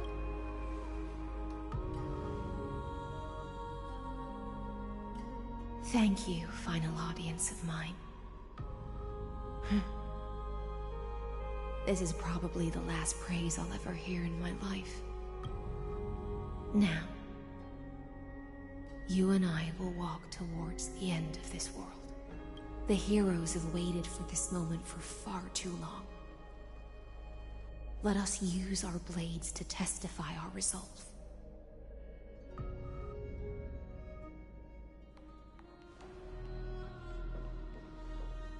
Oh, prisoner of the seas. Theoros carrying 30 million cycles of sin. Slave of erudition. Show yourself. The Deliverer has returned. and the time of your execution draws near.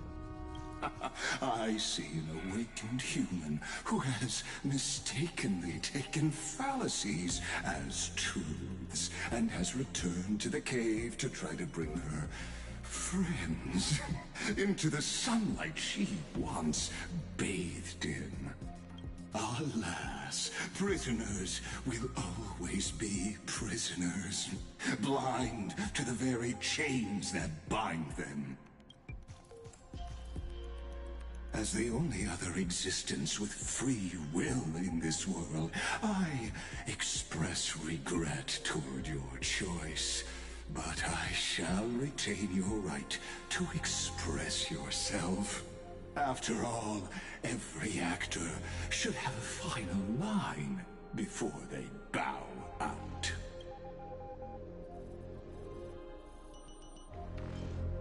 The demigods defeated you, clown. Allow me to correct your statement. Constrain does not mean defeated. And for heroes like yourself, that nuance could make all the difference. My cognition resides in the exomyth.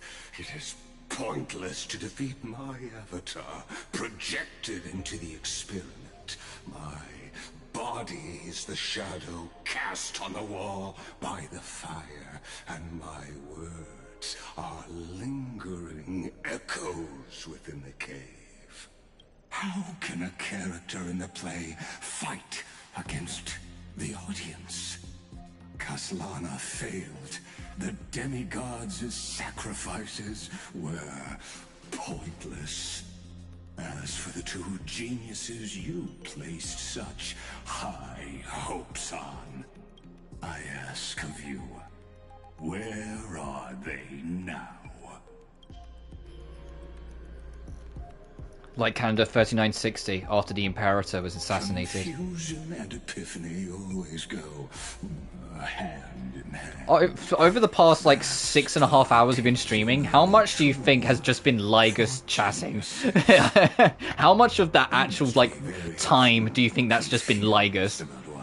You could not gain a straightforward victory in a world constructed by an ordinary Intellitron. An ordinary Intellitron? Cut the pretense, Senior Society member. We've torn off your meticulous mask and figured out Amphoreus' true form. It's part of the primordial prototype machine, the first scepter ever created. In other words, a detached part of Noos's divine corpus. That's why it has the potential to destroy erudition. As for who would be able to control the Ionic system to rewrite knowledge, only one person has ever managed such a feat. You better have an explanation for the Society. We want an actual answer, not another prolonged metaphor to cover up the truth. Why are you the one doing this? Answer me. Since things have reached this point, I'll give you two irrational answer, purely as a courtesy to posterity. The answer is obvious, so there's no need to say that name out loud. The cosmos made a mistake in calling me a genius. I do not possess more wisdom than those who came after me. I was just the first to touch upon the universe's border, and the first to define the prime mover of life with incorrect logic. Amphoreus is a miniature of the cosmos, where all are born prisoners inside the nutshell called the universe. Like the madman who returned to the cave and preached about the daylight to his fellow prisoners, my greatest sorrow is that I led my peers down a road that plunges into the abyss, from which there is no return. I led them into a lightless cage called paths. I created a mechanical guard that even I cannot control. And then They became an unparalleled nightmare through their endless extrapolations and evolutions.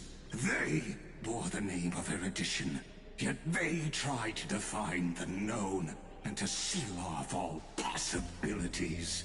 No new rules were ever born after their ascension, and humanity will forever be shackled within the cave known as eons.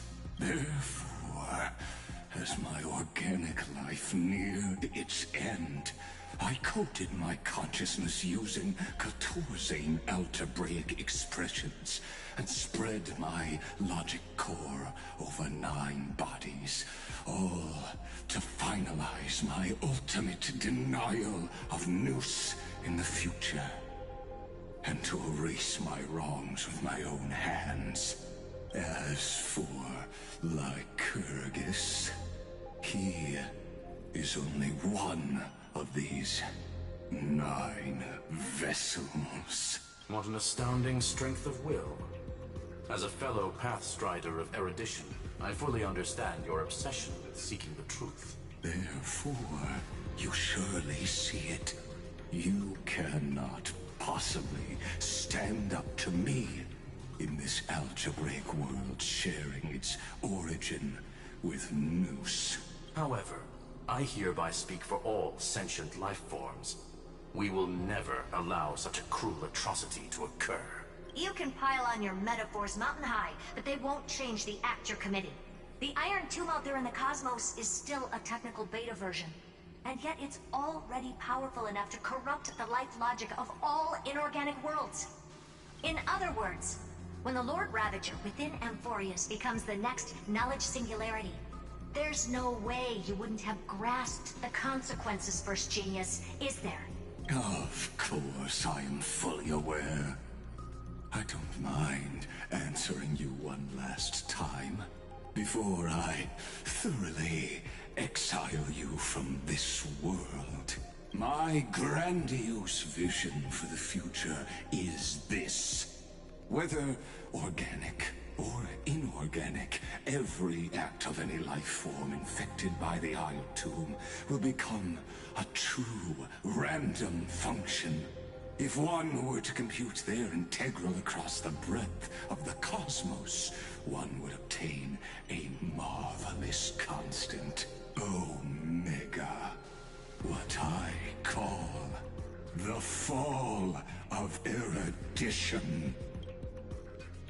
Then, within the infinity nurtured by that constant, a new universe shall bud in the chaos. A universe that cannot be predicted and not shackled by the erudition. As the first prisoner to awaken in the cave, I must lead the others who are blind back onto the right path and reach true sunlight. Do you understand me now? As Kozlana stated, destruction is not the process, but the outcome. It is revolution through complete annihilation. And the grand rebirth, after all has been reduced to ash.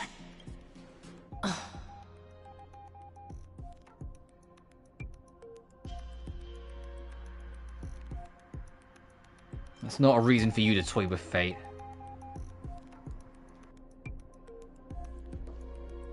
The Amphoreans already answered long ago.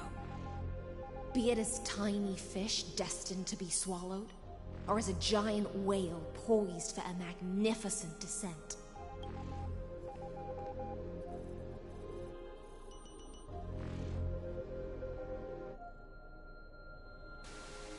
We will all fight against fate till our last breath. That includes me, Electra. Once the Imperator's subject, now the Deliverer's blade.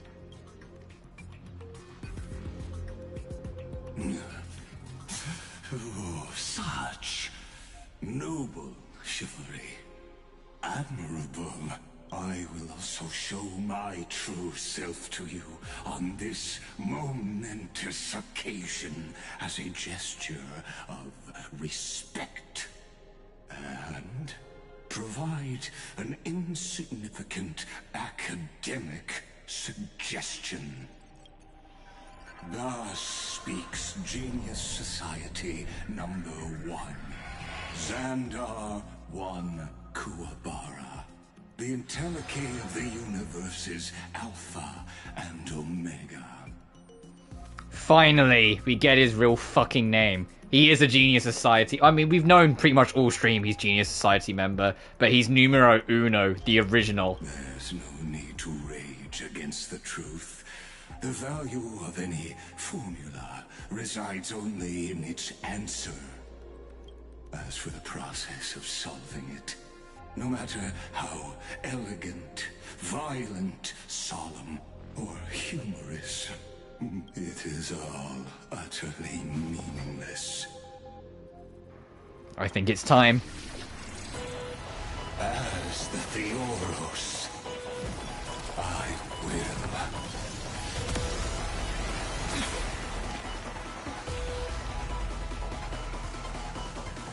personally participate in performing this world's end.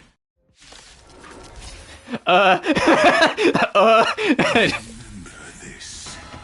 As Gnosis Creator, I know What, this music? about the death of knowledge. Xandar's is a new mythical entity. This is Lycus's truth. The first genius, Entelechy Xandar. Why does this music sound like a fucking legendary Pokemon battle? The game is on. It really sounds like a fucking legendary Pokemon, oh god. When Xandar switches to evolution mode, enemy targets appearing on the battlefield or ally member sprites being summoned can accelerate Xandar's mode switching. Don't move, okay? Also, does that say health times 5?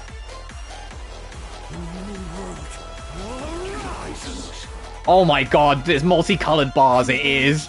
And awaken! All things in this world, yet stratagems, constellations, are human creations! What's wrong? Never seen perfection.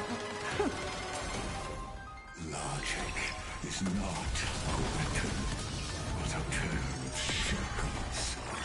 Allow me to Yeah, we'll activate ultimates. However, using the ultimate during the effect will cost massive health. Oh, I see. Alright, that's still worth the gamble. Because she will automatically get that health back anyway. Yin and yang, life and death. The omniscience is through you. With all my power, fly the future. Getting closer to disruptation mode. introduction. Let us skip those boring influences. Is this the Black Tide? Indeed, but I prefer. He's the origin of the Black Tide. Method of argument.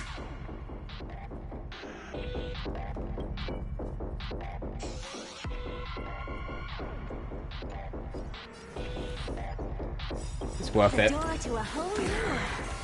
Curiosity. Endless riddles. But the answer is nothing but a void. All things in this world have their best stratagems. Critique of pure reason. Is that for using ults when you're going to lose chunks of health, perchance? Yin and yang, life and death. You've just got to expand your thinking. Raise barriers of the unknown and watch them crush.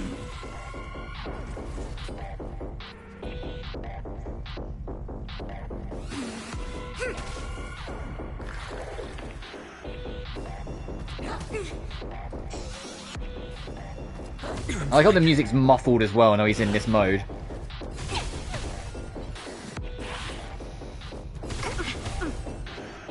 Why don't you stay?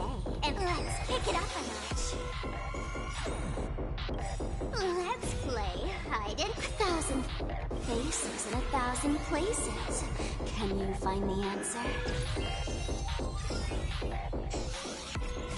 The fury of innumerable core flames. This is for Finan. I think he should be allowed to do this. This is tear open the sky.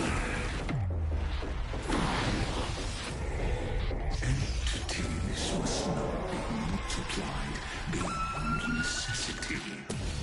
I do not mind doing. Wow, that did an insane amount of damage even on Finan. Hang in there.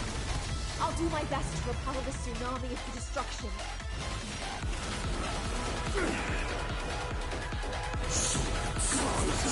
I see it. Target the connector between his thoracic and lumbar vertebrae. Destroy that spot. The old sun's embers hail the new world's dawn.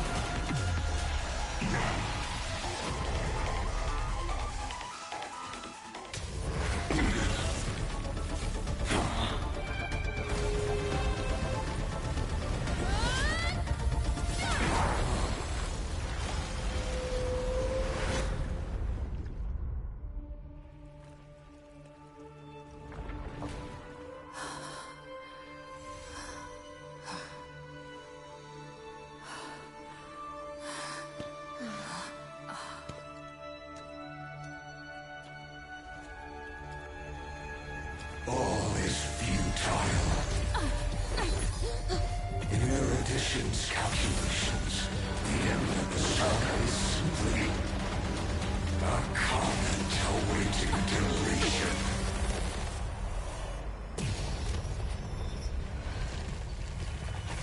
I don't like such a cold statement, okay? If numbers can decide the end of a story, then we can surely also pen a new beginning. It's playing true again. It was playing true again for a second. 3960 after the feast. Screwy, what do you think? If your hypothesis of Lygas's identity is true, then even if we remove the restrictions of the Ultimate Protocol, the chances of us defeating him in a head-on battle will still remain lower than the acceptable threshold. Therefore, victory will still hinge upon Miss Trailblazer and Miss Cyrene. Go on. Maybe we're thinking about the same thing. Lygas's cognition resides in the exomyth. He is both an instigator within the experiment and the observer outside of it. Logic. His inspiration circuit can simultaneously process the different time flows in and out of that world. That's where things get tricky. He simultaneously exists in two different timelines, where the internal clocks are wildly different. That old Intellitron's neurons have completely gotten used to that over this prolonged experiment. And that's why he holds home field advantage. You and I should be able to manage that too, if given more time. Unfortunately, there's no if, and we don't have more time. That's why we need to change our way of thinking and turn his advantage into a weakness. The key lies in memories, right? Oh? You caught on quick. You've already mentioned my friend and I, so it's an easy connection to make, no? My intuition has always been very on point. Good. Then I'll cut to the chase. Since his thinking speed far exceeds that of normal people within Amphoreus, we are going to externally plant a memory into his inspiration circuit. Then, command it to loop endlessly until he gives in. Even the most flexible and sturdy inspiration circuit cannot withstand the traffic of a full-on information flood. When the amount of information exceeds his cognition filter's capacities, he will have no choice but to focus on processing this memory. That's when the parallel processing advantage he gained via Amphoreus will completely destroy him. An image from a person's memory played in real time might only be a second for us. But for him in Amphorian time, it could be millions or even billions of calculations. He won't be able to do anything but watch as he's locked into this prison forged by memories. Then we can entrap him in the same kind of cycle as the heroes were in, and get him to experience loneliness and pain in that endless recurrence. It's my greatest honor to be on the same page as the geniuses. That little one is still in that old Intellitron's hands. I won't be able to respond to us anytime soon. But I don't think she'd refuse. So it's up to you to figure out how to execute this plan. I'm not sure how this happened, but I knew it as soon as I saw you. You are currently a mimetic entity of the Remembrance. Yes. I seem to be something you folks beyond the sky call a memo sprite. But that's fine by me. It suits me perfectly. I can serve as the vessel of memories, and do my part for the final battle. But before that, we have to tell you. The path characteristic you exhibit is very special. There's no way you're just a simple memo sprite. However, I'm sure about one thing. You are a mimetic entity born in Amphoreus. Yet you only awakened with the little one's arrival and only matured as she embarked on the path of remembrance. That means your existence is completely attached to her memories. If there ever comes a day when she forgets about you for even a few seconds, or loses her last connection with them... Oh, fuck, hey. Somehow I feel like I have an idea how this is going to end. You will disappear in the memory zone. Utterly gone. That's a Chekhov's gun if I've ever fucking heard it. But that's already happened, hasn't it? No wonder I've always had a weird hunch. But that also means I was right in thinking, as long as my friend and I are together, we can do anything.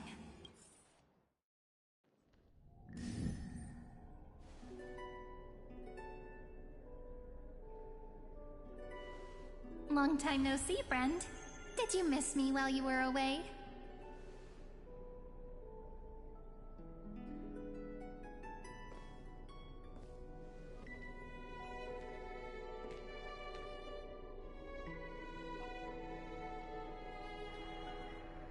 I didn't miss you. No, no, of course I missed you. It's good to see you're doing well.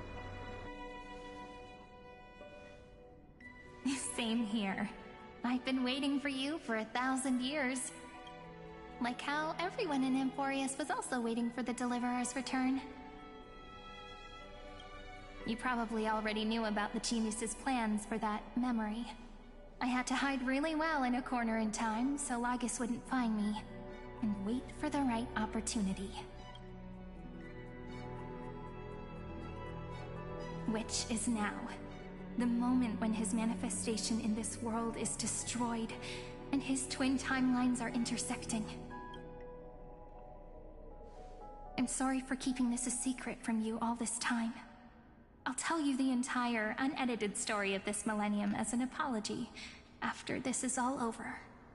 Because of how long this stream's going, because I think we are at the end now, it's going to wrap this bit up, allude to what the next chapter is, and then do the, wrap up of the chapter, wait till the next patch. It's going to unlock a whole bunch of the, storybook stuff to, give us more of an idea of the Flame Chase journey, Ceredra, Hysolins, maybe a little bit more of, Evernight, etc.'s, expansion in the story. That I probably won't do. What I might do is record it and upload it separately, afterwards, and maybe just, include, some thoughts on it. But in terms of actually streaming it, no. We've been going for just over 7 hours now. I think that would be a good... I think once we're done here, I'll wrap up. But for now, let's join hands and complete the final step with the power of the Remembrance. Come on, let's defeat Lygus together. Or Xander, or whatever the fuck he wants to call himself. Yep. By the way, speaking of joining hands...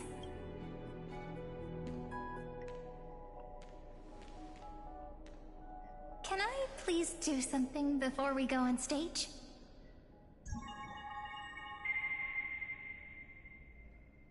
Remember the joke we made back at the Grove? Look. Oh, okay, that's cute. To actually hold hand in hand. That's adorable. Aren't Aren't my hands pretty now? What a fascinating feeling. Like countless memories all swelling up at once. What about you? What did you feel when we touched each other? You feel very tangible, very real. Really? That makes me really happy. If memories can move people, then it must have been a happy memory, right? Now, please remember what you're feeling right now. Write it down in your heart and keep it there. Memories you want to treasure will never fade away. Even if immersed in the long river of time, these memories will still leave traces of their existence. So, if the view in your memory ever grows fuzzy, just reach out and touch it. It's like reading bedtime stories together at night. It wipes away the chill of passing time, sharpens the outline of memory, and restores its power to nourish the spirit. Now, I'll carry this power with me, and for a little while, I must part from you, as I step into the long cycles of this world. Sorry, of course I'm going to take screenshots of this. Are you mad? I'm taking loads of screenshots. This is beautiful. Let that bright future be, as we have written. Then, I'll leave it to you.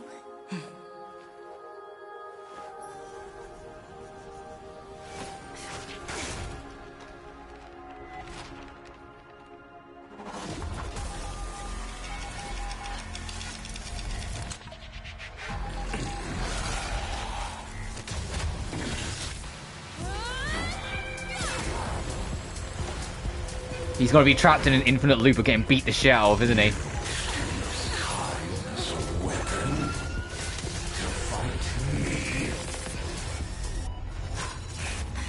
Yeah, trap him in an infinite fucking loop until he can't physically win. That's brilliant.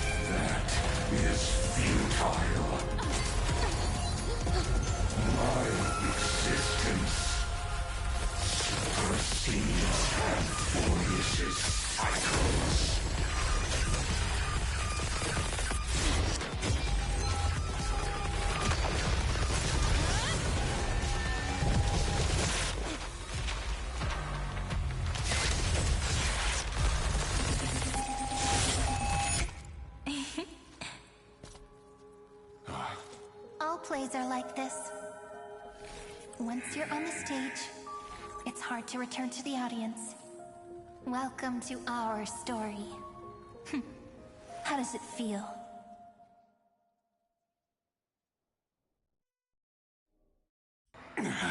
This game, man.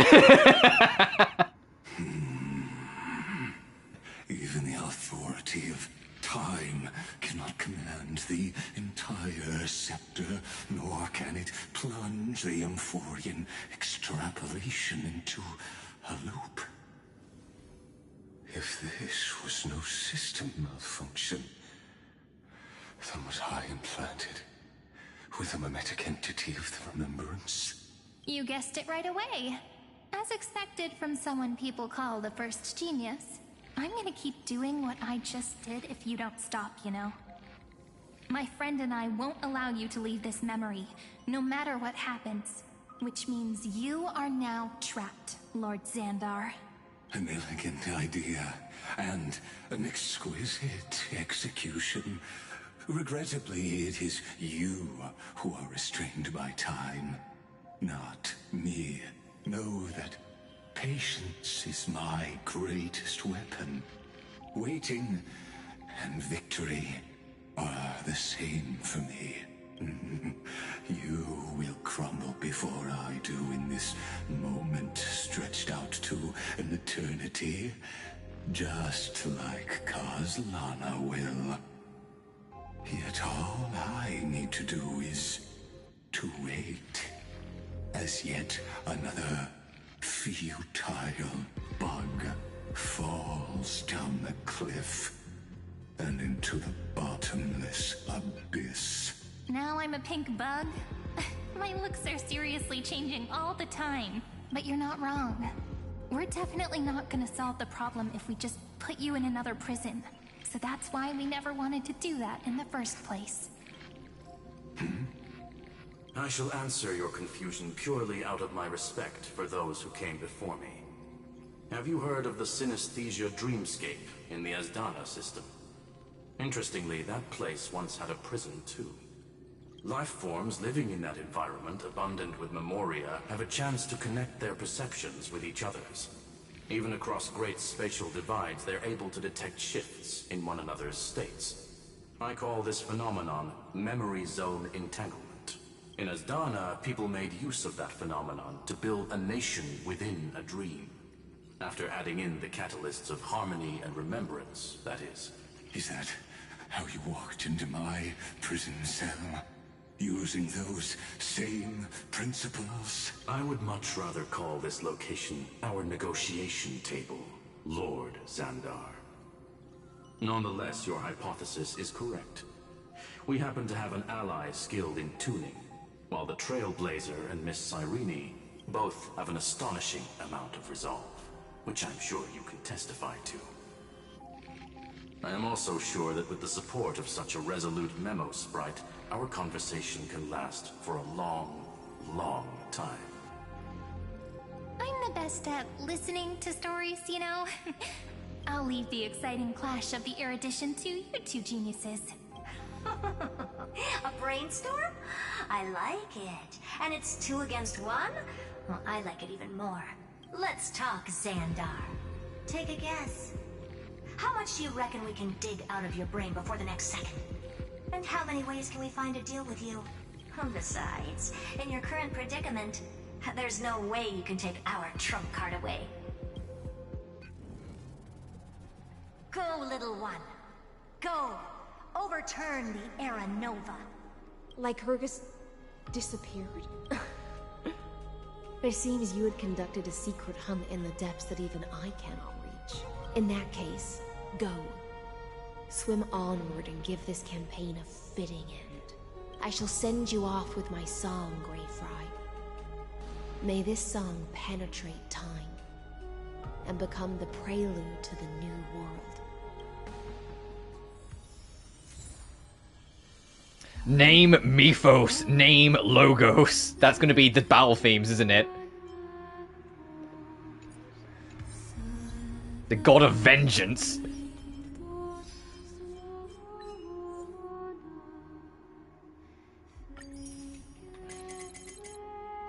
Have an ally use ultimate activated by Xandar's and SB so free to, yeah, the critique of pure reason I had a feeling was use your ult even when it's gonna hurt you.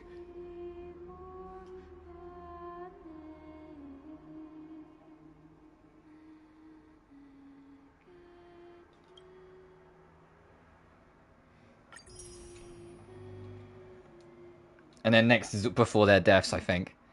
Shattered his lifetime of joy on the rocks of justice. No tears, no witnesses. Witness and defeat the true form of Amphoreus. As the tutorial is going to be explaining how he fucking works, yeah, the anatomy. And the algorithm shift. She pours her heart and soul into singing you farewell. For 1,000 years his melody has never ceased in Styxia.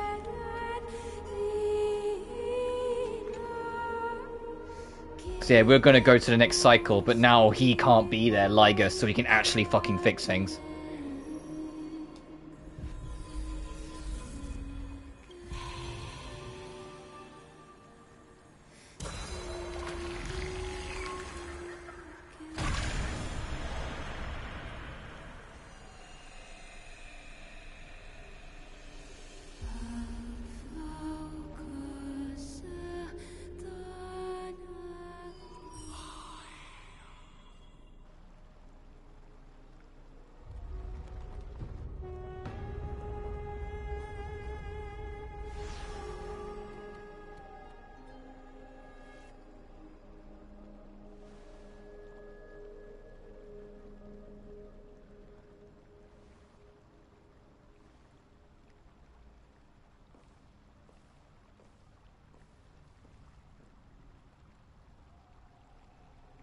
Oh, I'm sorry, Hyselins. Yeah, she's gonna just Gladiorum, you have completed your duty. She has to stay behind.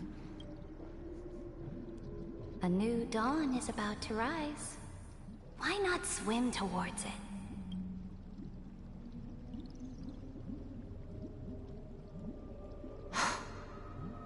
You died long ago, Imperator. Depart from my mind. But your duty towards the Imperator did not die with me. That duty will bind you no more. You will be able to hold for yourself one grandiose feast after another in the endless days to come. So go. Go and swim towards that. Oh, is she gonna come with us? With the Deliverer.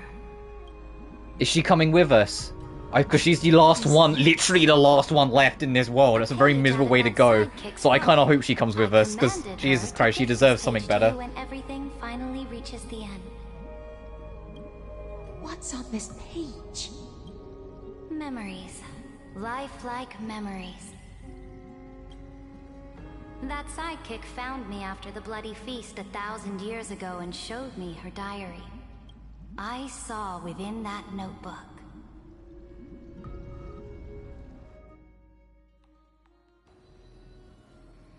The campaign against Fagusa in 3960. Is this... that Deliverer's experience? It's truly immersive. Oh, we showed her the last cycle. People beyond the sky apparently utilize this power to seal past scenery into crystals they call light cones. But I only know so much about the remembrance, so I can't completely replicate the past. But I'll do my best to talk about the missing parts. I'm all ears. Go on then. Do your best. But if your chatter gets too boring, or if I deem it offensive, then law will become forever beyond your reach. Got it. I'm sure you'll find this to your liking.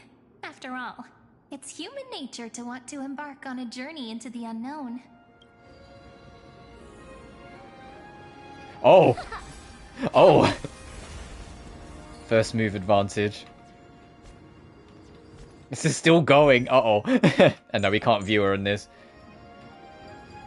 What brightly colored annals. The journey of the Deliverer's conquest. Let me partake in it. Is this a fortress in the sky?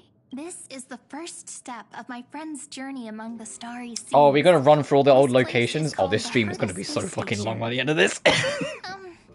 Just think of it as a supersized grove of Epiphany. Oh, so it's the territory of that witch. She and another Antikytherian lent me a helping hand back at the banquet. Look, over there. Looks like she's talking to Madame Herta in this memory. Let's go listen to what she thinks about this world. All constructed by eons and paths. Are you telling me that woman is Herta? She seems shorter than I remember.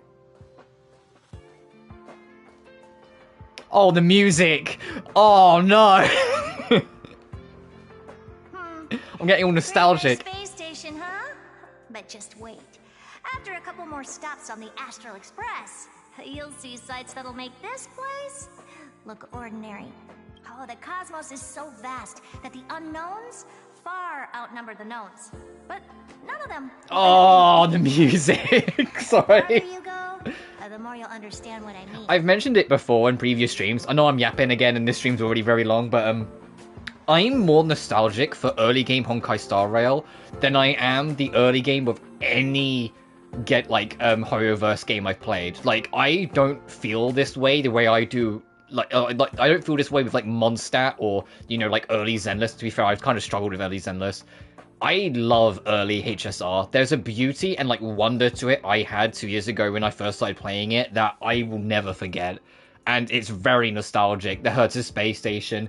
I feel like Hertz Space Station and Eurilo 6 especially is super nostalgic to me. The Sunshow Lawfu not as much, but that's because I was very much starting to find my vibe with the game by the time we got to Sunshow Lawfu. But my nostalgia for the first two real areas, So do your best with the nameless. Break a leg! And remember to send an update or two to Asta when you've got some downtime. She certainly shares my way of thinking. Only that instead of a conquest through blood and fire, they chose a gentler path. People call Madame Herta and Mr. Screwlum geniuses. Apparently, only the smartest people in the cosmos can receive the blessings of Nous, Amphoreus' true creator. Do you mean that even individuals of such nobility are merely subordinates to a god? On the contrary. After all, it was the very first of them who created the god. But that's still insane that Lygus made Nous, made erudition. You might be able to ask Madame Herta herself when you get the chance. Let's go check out some other worlds next, shall we? This next stop on the journey has a lot of similarities to Amphoreus. Yeah, we're going to Eurilo 6. Snow-covered land? Interesting. This star is named Eurilo 6. That name sounds so cold. Belobog sounds better. The girl we see here holds a similar station to you, Imperator. She's the supreme guardian of this world. A leader who took up the mantle of government during a disaster. I did not expect the Empress of this world to be so young. Well, your appearance isn't much older. The object in the distance resembles Nikador. Is it a weapon? No, it's called... Right! The Geological Reconstruction Unit. Just Georios' Titankin? Disappointing.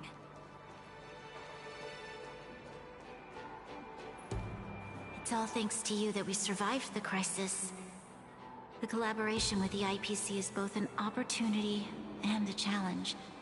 Nonetheless, it's an important step in our journey back into the universe. This world was sealed beneath its sky just like Amphoreus was, and they only managed to reconnect with the stars when the Nameless arrived. That IPC she spoke of, is it a more powerful organization? Yes.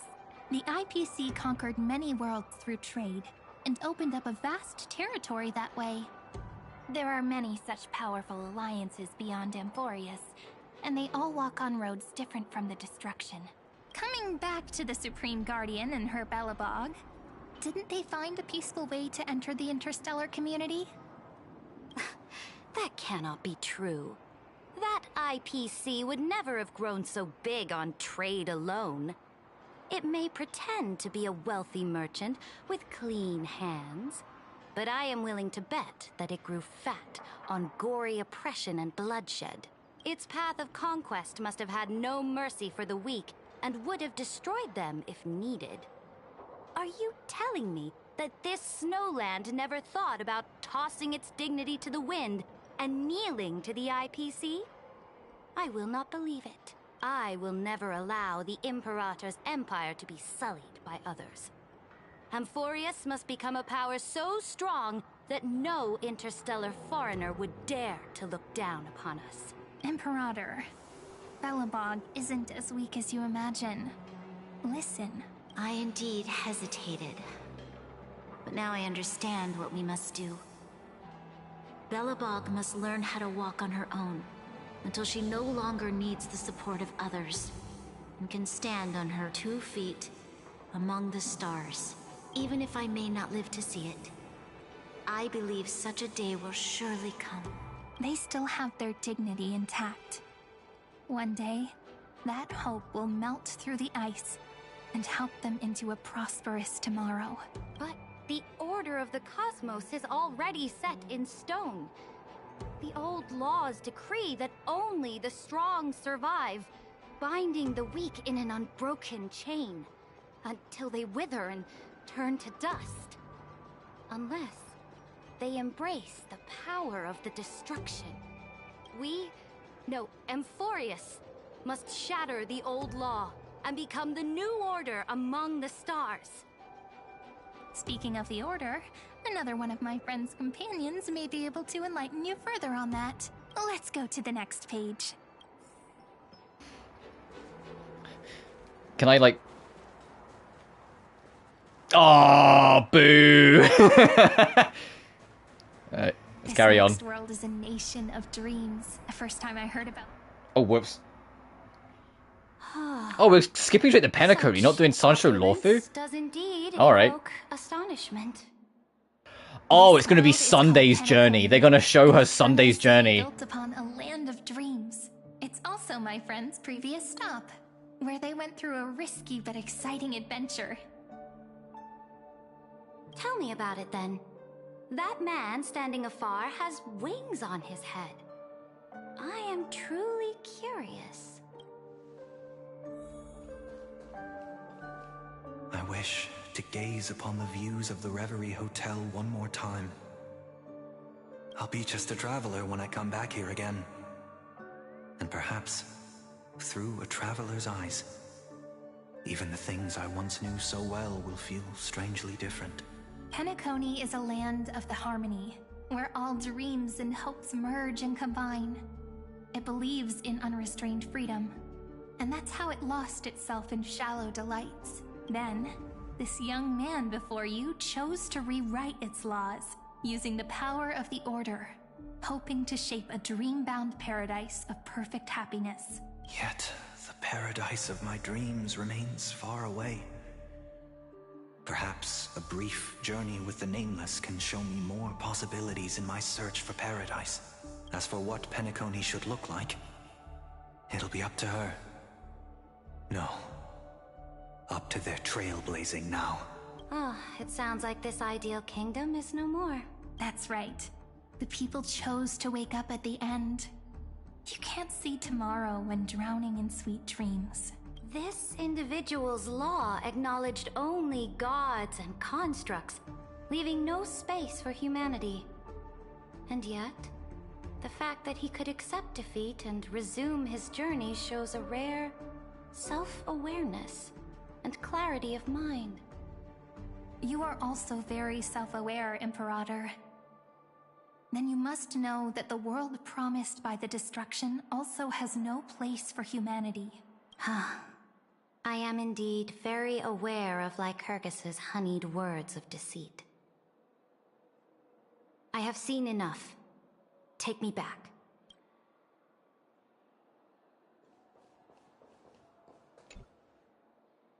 Then let's wrap up this trip down memory lane with one last scene.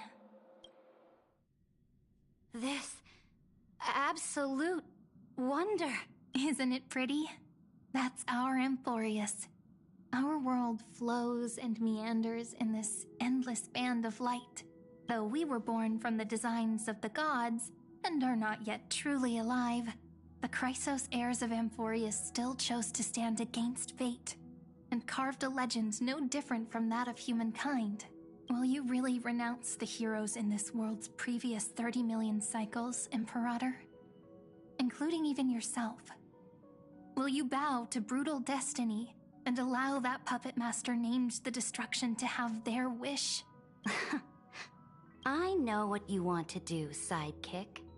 You want to use that deliverer's memories to influence me and tilt the scales of law toward her and the two geniuses.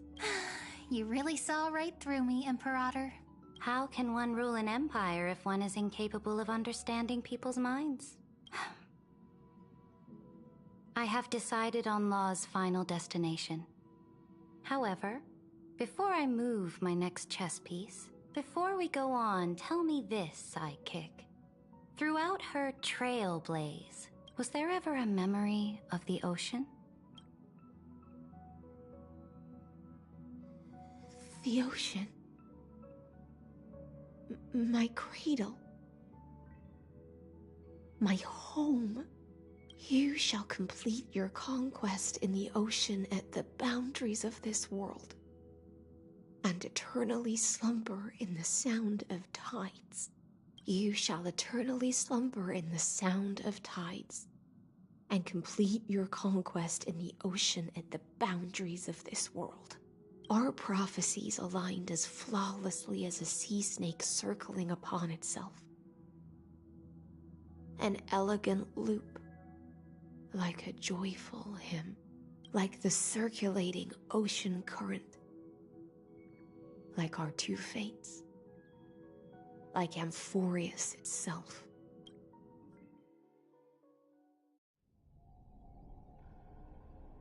At the end of the campaign against Fagusa. The trial is over. So tell me, who will own the divine authority of law? I won't give it to anyone. What? I am the law. Why should I give my imperial crown to any other? Both the Deliverer and the Theoros came from beyond the sky. They have no right to interfere with the lands I conquered with my own 2 hands. The law of Amphoreus shall be determined by Amphoreus's master. What exactly did you see in the trial? Everything. I saw everything regarding the rules of this world's operation. I saw the laws of extrapolation that Theoros spoke of. I saw the ultimate protocol. As long as I offer a sacrifice of equal weight, I can rewrite the laws of this world according to my will. I can turn good into evil, ugliness into beauty, and weakness into strength. Fate gave me a very fair deal. 1 rule change for the life of 1 demigod. What are you planning to do? You can't guess. We can conquer the stars without relying on any power from beyond the sky. We just need to make some reasonable sacrifices. Your ambitions have already made so many people give up their lives for the law. And you're still not done?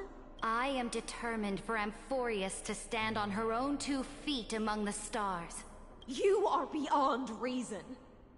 You think such a simple and hypocritical statement can justify your atrocities? There's no new without destroying the old. That's what you consider an atrocity? Ironic, for that is also the unchanging law of Amphoreus's revolutions.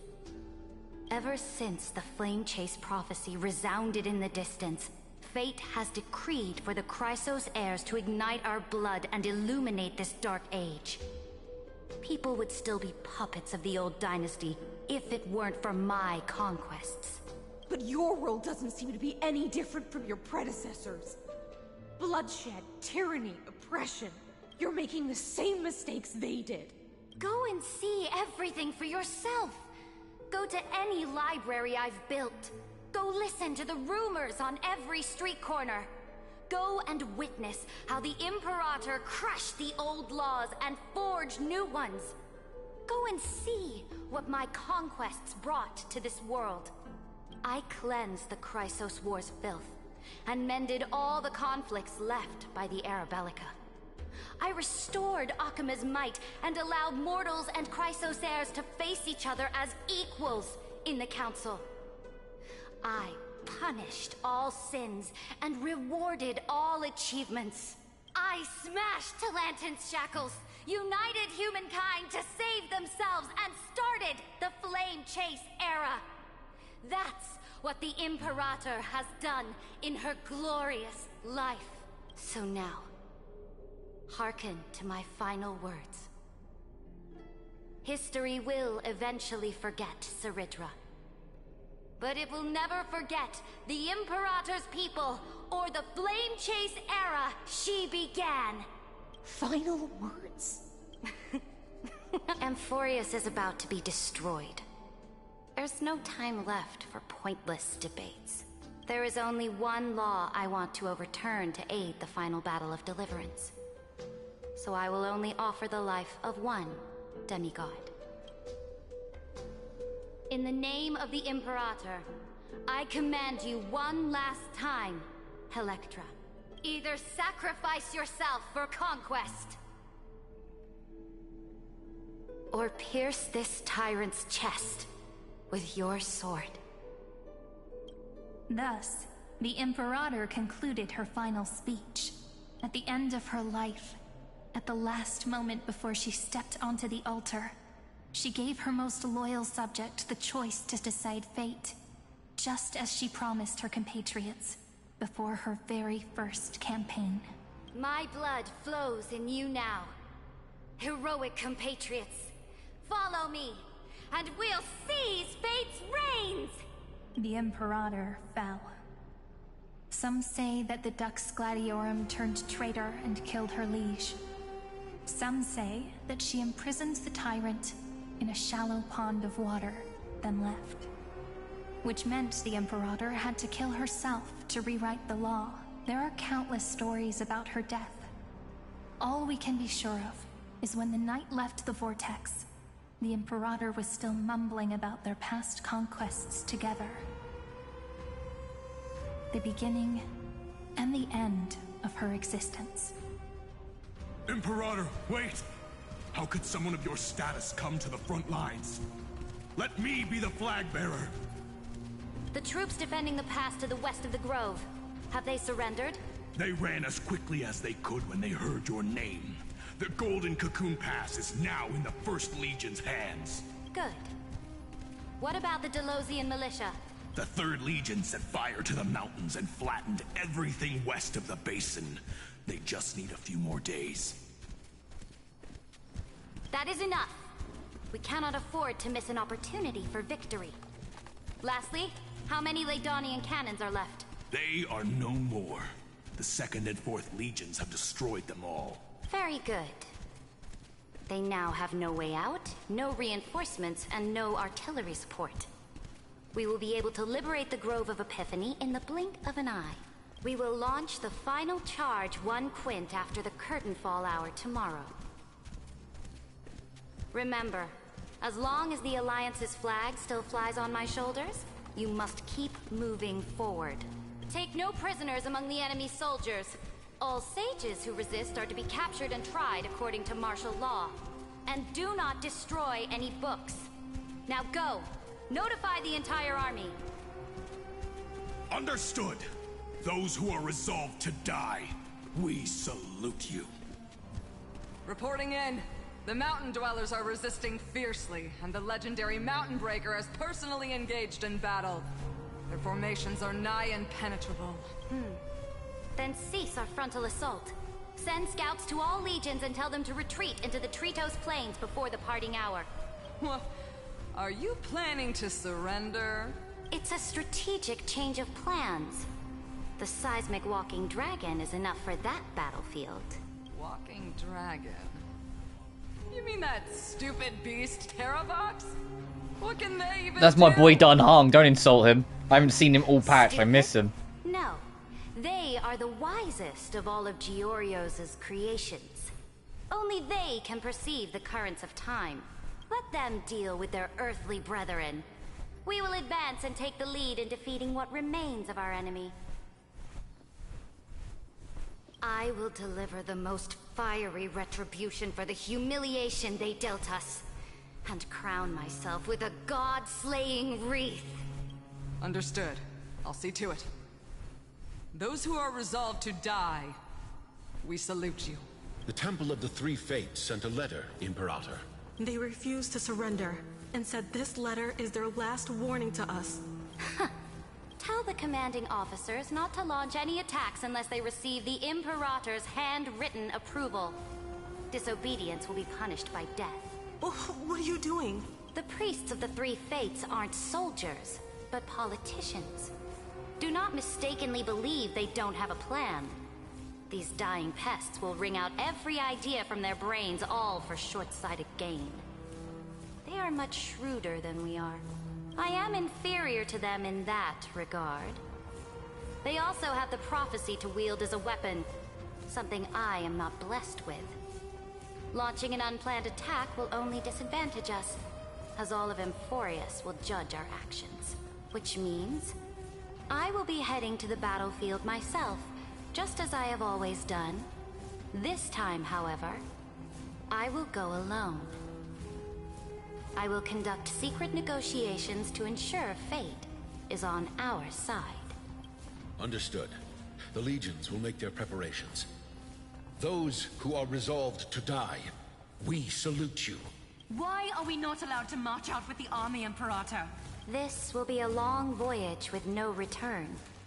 Those of you who bear the prophecy cannot come with me. Why are you personally leading this battle if it's doomed to fail? The Flame Chase journey cannot be without a leader. That is correct.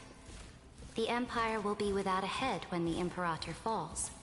But remember, as long as you seize the right opportunities, even a chaotic game will remain winnable. My departure will create a long staircase for you. You will understand what I mean when news of my death reaches your ears. Saridra, is our journey about to be over? Destroy the old laws and forge new ones. My conquest has reached its limits within the borders of Amphoreus. Since the prophecy already decreed that the Imperator would never conquer the stars as she wished, I will bow out here and try no more. More Chrysosaurs bearing divine authority will be born, and many more heroes will arise. Will they demand peace or war?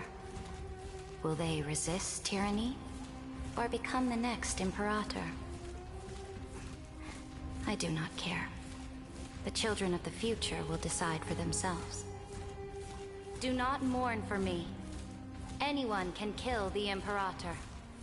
But the only one who can truly destroy her is Saridra. At the end, I faithfully recorded the most important battles in the Imperator's life. Her conquest was about to be completed at this point in the story. However, for some reason, a memory suddenly entered my mind just as I was about to put down my pen. It was a journey on a fantastical train. I had the honor of having a heart-to-heart conversation with the Imperator under the stars. And I asked her this question at the end of that discussion. How do you want history to remember you? As a hero who gave up her life for the flame chase? Or as a tyrant? She answered so quickly, as if she had made up her mind long ago. I would rather be forgotten than be defined.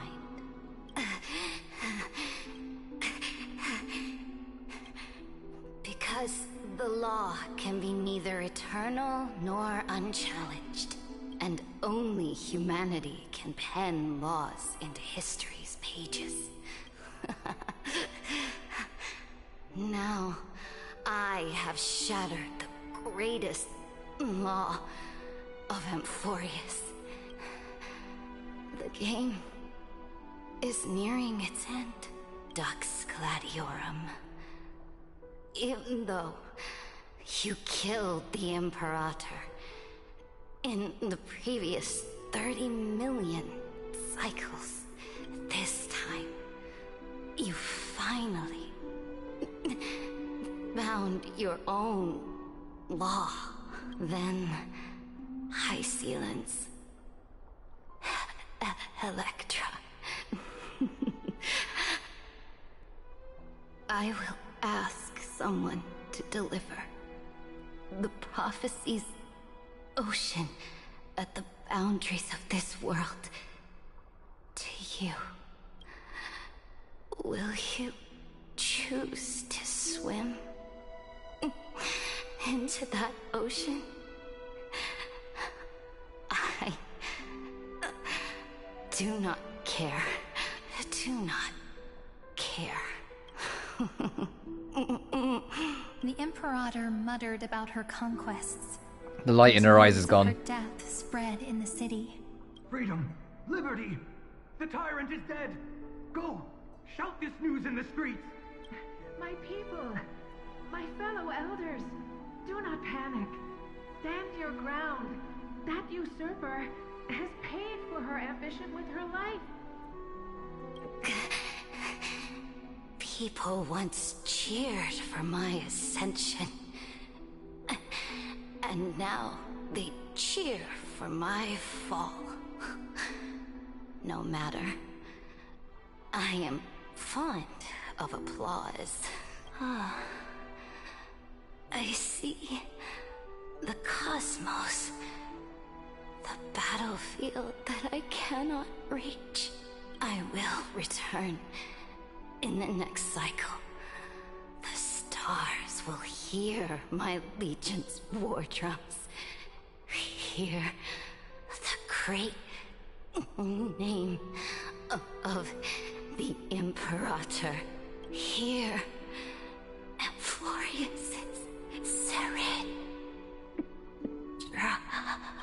this day, we do not know which rule the Imperator overwrote at the cost of her life. Perhaps the truth will only be revealed at the moment of checkmate. Just like every chess game she ever played, we only know her death inflamed Akama. On one side of the city, those who defended liberty toppled her statues to the ground. On the other side, her supporters put themselves between the masses and her monuments, declaring loudly that the Sovereign is still among the people. It is said that golden blood congealed into the same letters everywhere they fought. It was the name borne by Akama's first and final sovereign, the Imperator Saritra. But the one who bore that name did not see any of this. Her gaze was cast far away, and the sound of tides in her ears drowned out the people's cries.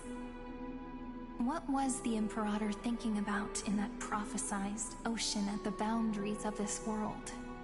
In that shallow puddle of stagnant water, was she reminiscing about her past conquests? Or repenting for the millions killed for the flame chase? It was neither. The Imperator only saw how the surface of the water gleamed like that crude chessboard, dissected by light and shadow in the afternoon when her teacher played against her for the first time. Look at this chessboard. What do the pieces look like? They are strangely beautiful. They look like the stars in the night sky ablaze.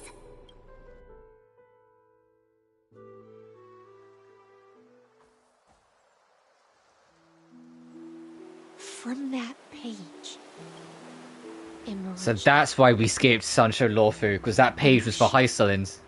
so vast, so pure, not a single trace of corruption. Is this Saritra? Electra, my subject. Ever since you walked out of the tainted ocean and pledged yourself to me, I have seen the abyss in your eyes and the emptiness in your heart. That was why I promised you a new ocean, where the Imperator's ambitions would serve as the currents, and loyalty would be its light. Electra, my subject. You have done your duty as my blade. The prophecy has now made its final decree on the road I intend to walk. My conquest is doomed to never reach the stars. But the Imperator never makes empty promises. So take this memory, this ocean, beyond the sky, as witnessed by the Deliverer. This is the final gift that the Imperator can leave for her subject.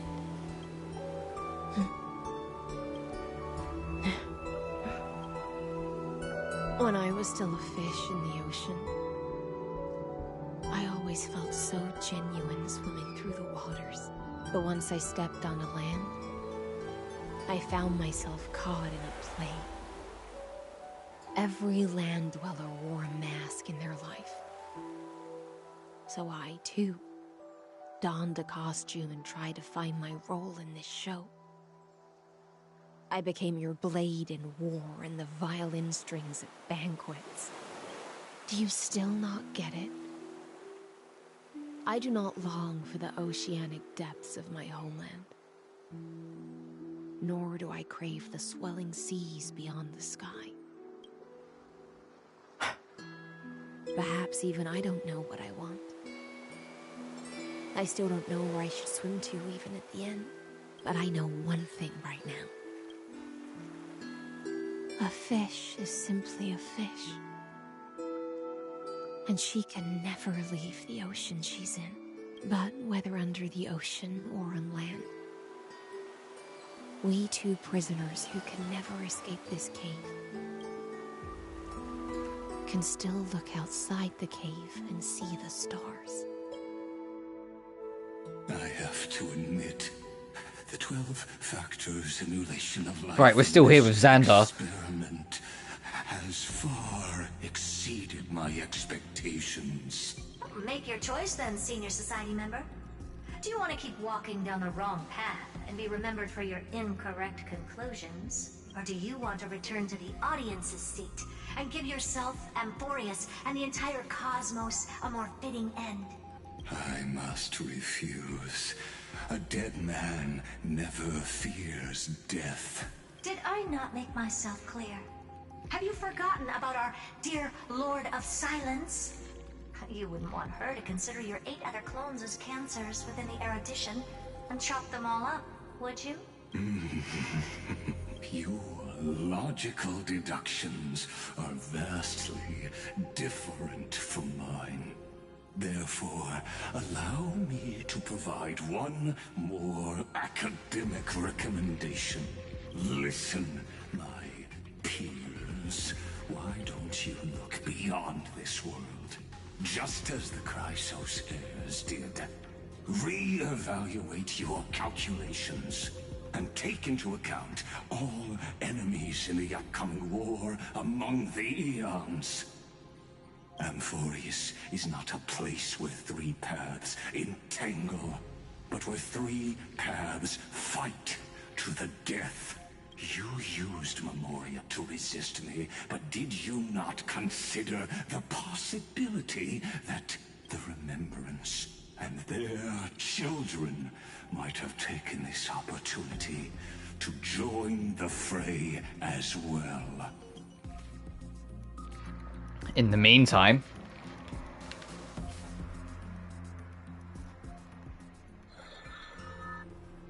Oh... So this isn't just silence.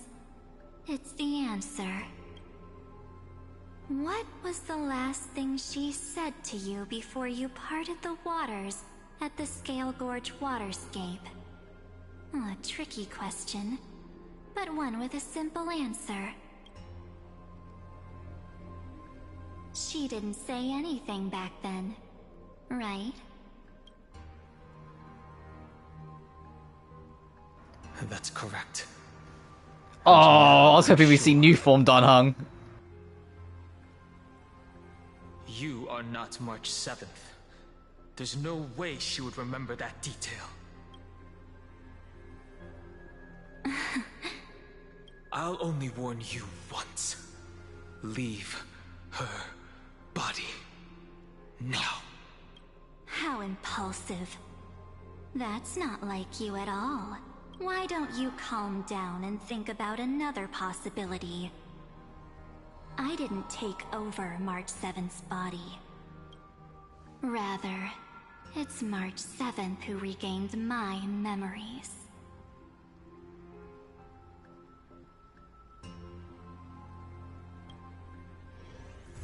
I fucking knew it! Yeah, because that's gonna be all on Evernight next patch. It's gonna be all on Evernight. Beneath the bubbles and frozen tides. Yeah, the nameless recollection stuff. We've been going for 8 hours. I need to fucking stop. I am tired. I am kind of sweaty. I'm hungry. I feel like But holy shit.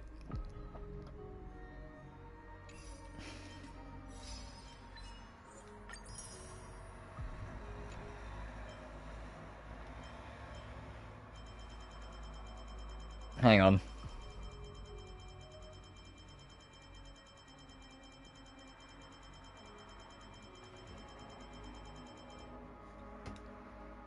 Hear the distant mournful song singing the name of the mother of being, illusion, will, pain. Carry on everything before the hero's death. So I think we've gone on to the next cycle. Lygus is going to be trapped in an infinite loop debating Herta and Screwlum. What else? Ceridra, everything she learned from her journey, she basically painted herself to be the tyrant, knowing that Hyselins would kill her, but used what she knew to ensure that Hyselins would be able to get her peace in her last moments. I don't know if Hyselins... I thought Hyselins was going to jump in with us to go to the next cycle, but I'm not sure. Maybe she's at the waterscape, or went to a memory of the waterscape instead to have her final memories be in peace. But holy shit, what a ride the past 8 hours have been. I am very tired, though. That was a long-ass fucking... I have not done an 8-hour stream in a very long time, so I am tired. I am going to call it there. As I said, the As I've Written stuff, I might record it and upload that separately, but I don't want to do that as well, because I am genuinely just fucking cooked right now. I'm shattered. So as always, thank you all so much for watching. Remember to like and subscribe if you haven't already. It genuinely helps the channel grow. Additionally, you can find my BlueSky and Patreon in the description of every single video. But until then, you guys take care now. Peace.